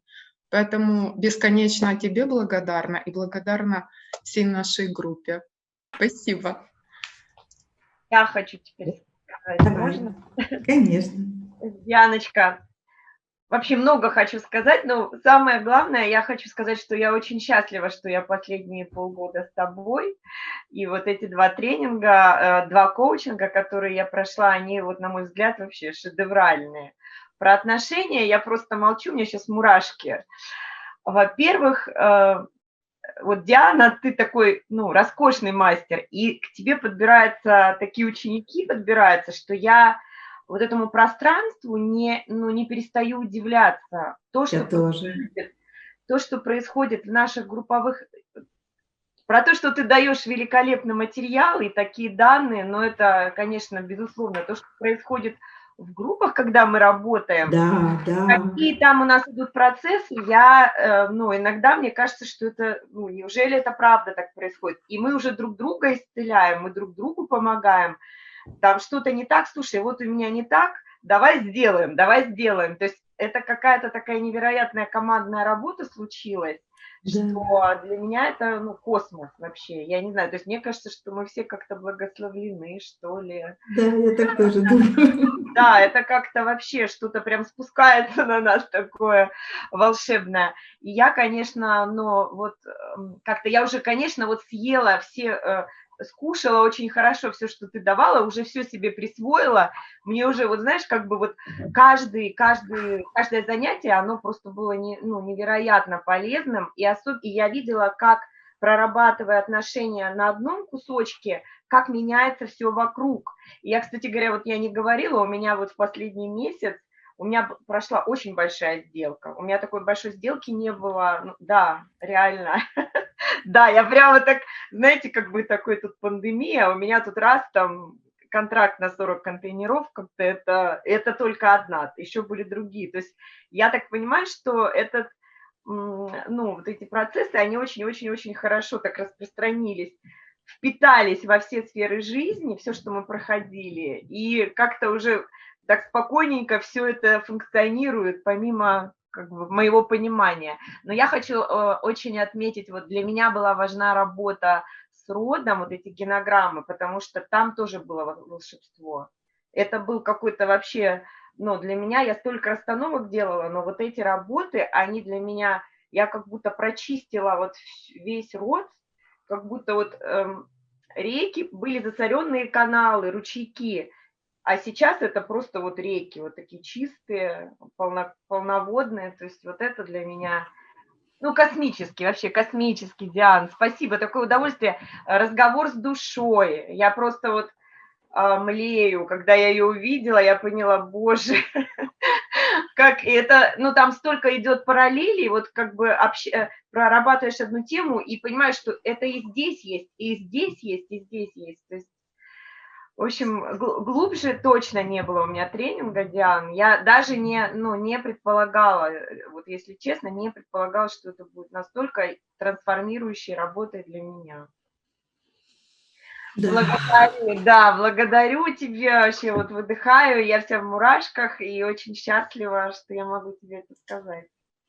И не буду говорить, какая у тебя энергия, какая у тебя душа. Мы с тобой делали на эту тему такую большую работу. Я просто хочу сказать, что тема счастливых партнерских отношений – это тема 2021 года для тебя. И то, что я вижу, меня очень сильно удивляет, но я это вижу, и поэтому хочу тебе сказать, что за благословением к тебе будут приходить еще другие женщины, чтобы ты помогла им попасть в такие счастливые отношения, как будут у тебя. Благодарю. Спасибо. Дианочка, я тоже хочу начать с очень большой благодарности тебе, как мастеру. И я хочу сказать, почему именно я, вот тоже после тренинга, во-первых, пошла на тренинг по сексуальности, да, и после тренинга по сексуальности пришла на тренинг по отношениям.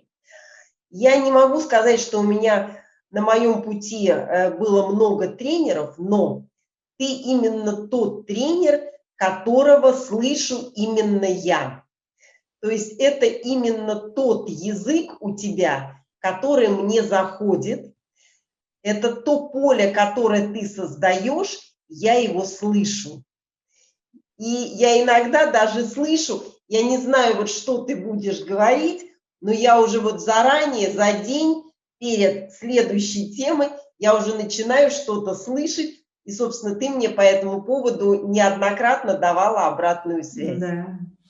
Конечно, когда я шла и читала программу вот этого тренинга, она была мне очень интересна, она была и материально приземленная, она была и духовно высокая, но когда я из занятия в занятие, от эфира к эфиру, да, погружалась вот в эту глубину, конечно, моему удивлению, не было предела. И я уже говорила, что у меня изменились очень отношения с мамой. Это правда. У меня никогда не было с мамой таких отношений. У меня маме на сегодняшний день 81 год. И это вот реально отношения двух взрослых людей.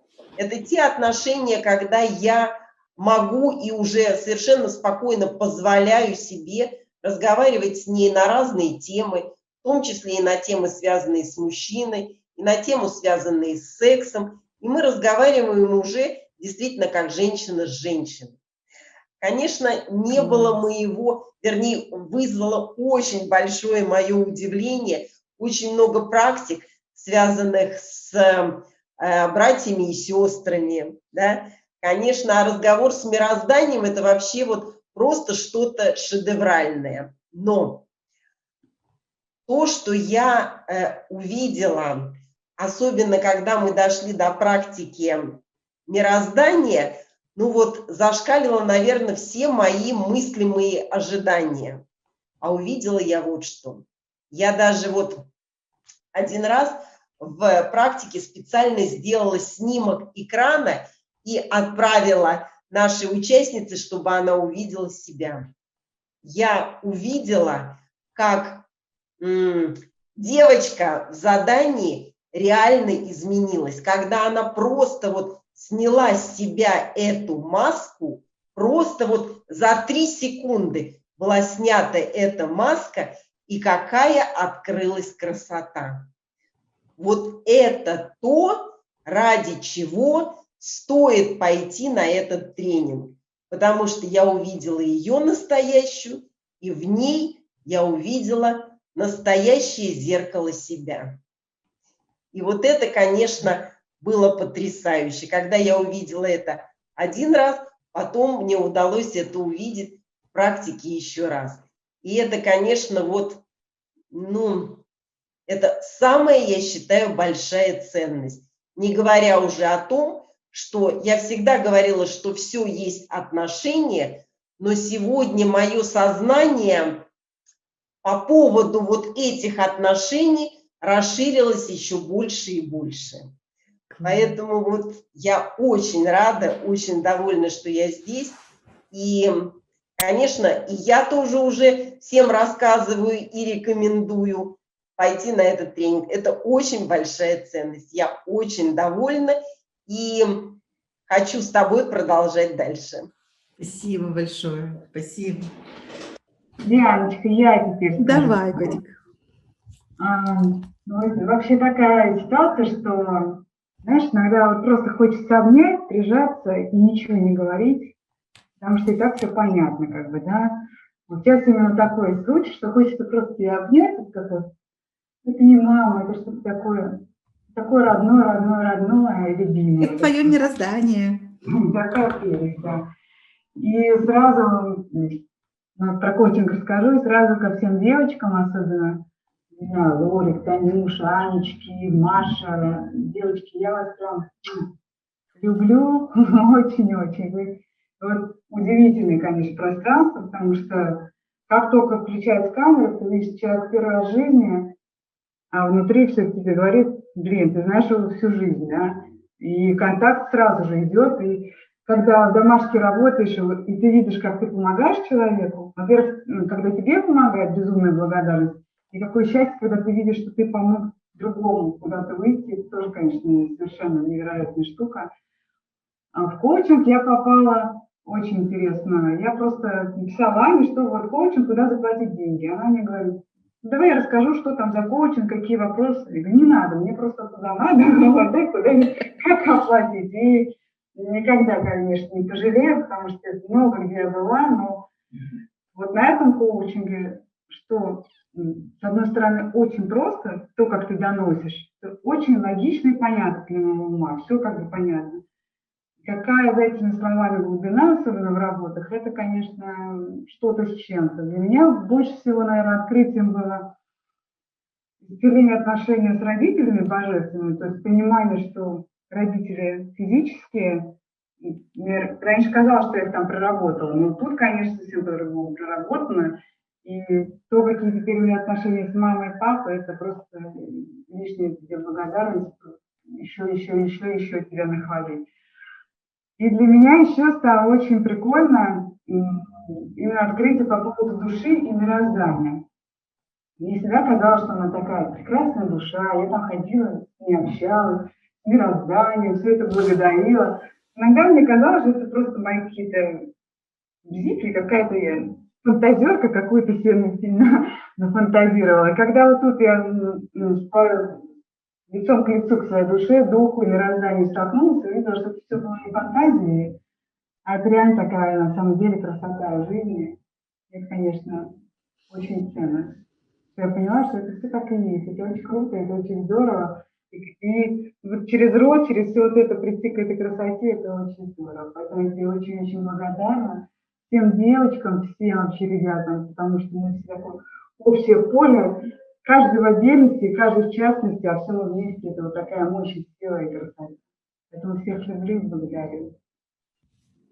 Спасибо, огромное спасибо за то, что твое имя полностью выражает, ну, твое качество, что у тебя все оттенки любви живут внутри. Не просто вот ты любовь, а прямо многогранная такая, многоцветная, многовкусная. Я когда смотрю, как ты, ну вот, ну, подумала сейчас о разных девочках, о мальчиках, и как у тебя любовь тут же поменялась, знаешь, там цвет. Этого так люблю, а этого так люблю, а эту так люблю, ой, а это я так люблю, а это я так, а это я так, а мироздание, а свою душу я так люблю. И вот это многовкусие, многоцветие любви, это то, что ты принесла, ну, ты принесла это на планету, и ты принесла это в нашу группу. И вот так я так каждого вижу. Мне так вкусно, так красиво наблюдать за вот этим, за этим хором, за этим многоголосым хором красоты. Да, они такие все прекрасные, на них смотришь и прям, блин, ну какие же вы классные. Просто прелесть. Можно я? Да. Кто да, это? Ирочка. Ага. Но если одним словом, я себя все время, как я к тебе приезжаю, я собираю частички себя. Я себя вот собираю, меня все больше, больше, больше. И там, где я прошла, я могу провести других. Благодаря тебе вот я меняюсь, и мир вокруг меня меняется. Конечно. Я тебя благодарю. Спасибо тебе. Спасибо. Спасибо, Иришка. Яночка, у меня очень большая благодарность тебе. У меня я повзрослела. Я благодаря тебе повзрослела. Наверное, это самое важное, что у меня было. И у меня появилась такая радость в моей жизни. У меня появились вот все девочки, которые у меня из 5-го коучинга нашего сексуального, и из этого. И это вот получить таких знакомств с такими людьми, Диан, и я настолько рада, что я с тобой знакома. Это вот это действительно это восторг и счастье. Благодарность и очень много еще слов, но я уже хочу, чтобы еще кто-то что-то сказал, успел в последние минуты. Я еще постараюсь написать. Это очень сильно, очень много было для меня. Благодарю. Спасибо. Мы придумаем для вас еще какой-то подарок. Я прямо чувствую, что у меня рождается какая-то потребность, что-то еще такое вам красивое сделать. Я подумаю, как это сделать. Спасибо, Антика. Могу я? Давай, Викуш. У меня много любви, благодарности и восхищения. Яночка, спасибо тебе огромное за этот курс. Мне кажется, я целый год проживаю с тобой. Да. И это прекрасно. И я все время расту и теряюсь с разных сторон. И никакие задачки, мне кажется, не страшны. В любом случае они решаются. Я очень тебя люблю. Благодарю тебя за эту глубину. Я, как обычно, уже себя не помню того момента, как мы заходили в этот коучинг. А Родос помнишь? Если я начинаю возвращаться, я начинаю все вспоминать, да. Я жду наших новых путешествий. Я тоже жду наши новые да, путешествия. Господи, коронавирус, миленький, ты уже всех там вылечил, и давай мы уже поедем путешествовать. Вот он меня вылечивает постепенно. С ним я тоже справляюсь сейчас. Я вас всех очень люблю. До новых встреч. Можно мне сказать? Конечно. Ну, я не знаю, богиня. То, что вы сегодня сказали, еще одно. Вот это открытие у меня случилось, инсайт. Что я всех называю Богом, потому что у меня есть контакт с Богом, и я это отрицала. Я предательница. Я предательницу увидела сегодня. Умница. Это что-то, еще я кое-что увидела в тот раз. Вы помните, мы последнее что делали? Конечно. И я вам сказала, что я вам потом скажу. Я могу потом как-нибудь ваше время украсть. Да. Я хочу об этом поговорить. Это такой инсайт был. Просто я не могу сейчас, пока я не готова это выносить.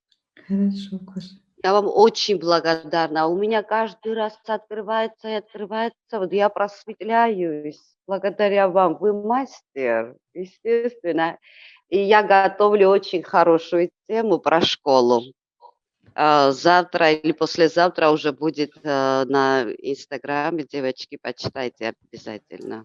Класс. Так что я там отблагодарю вас. И вам, я думаю, что очень понравится. Еще раз Спасибо. благодарность. Спасибо. Можно я скажу? Конечно. Да. Я, наверное, самая старшая из всех, но я себя чувствую юной, такой юной и любимой. И я вот самое-самое важное для меня было на наших занятиях, это я соединилась со своим родом. Я расспрашивала маму, ей 83 года, она у меня жива-здорова. У нас, оказывается, как вы говорите, были и цари, и те, кто воевали в царской армии и довоевались до высоких, очень высоких. Спасибо вам огромное. И я чувствую к вам такую любовь, как будто, простите, я старше вас, как будто вы моя мама. Я даже ощущаю вашу руку такую теплую. Это удивительно. Я из тех, которые без конца учатся. И только вот на ваших занятиях я нашла себя. Я, оказывается, все время вот так вот поднималась на цыпочки, пряталась из-за угла, смотрела на своего внутреннего ребенка. И такое чувство было, как будто я не имею права быть счастливой, любить этого ребенка своего. И я вот, ой, вот эти дни все время провожу со своим ребенком. До такой степени я наполнилась. Спасибо вам огромное. Я хочу прям, чтобы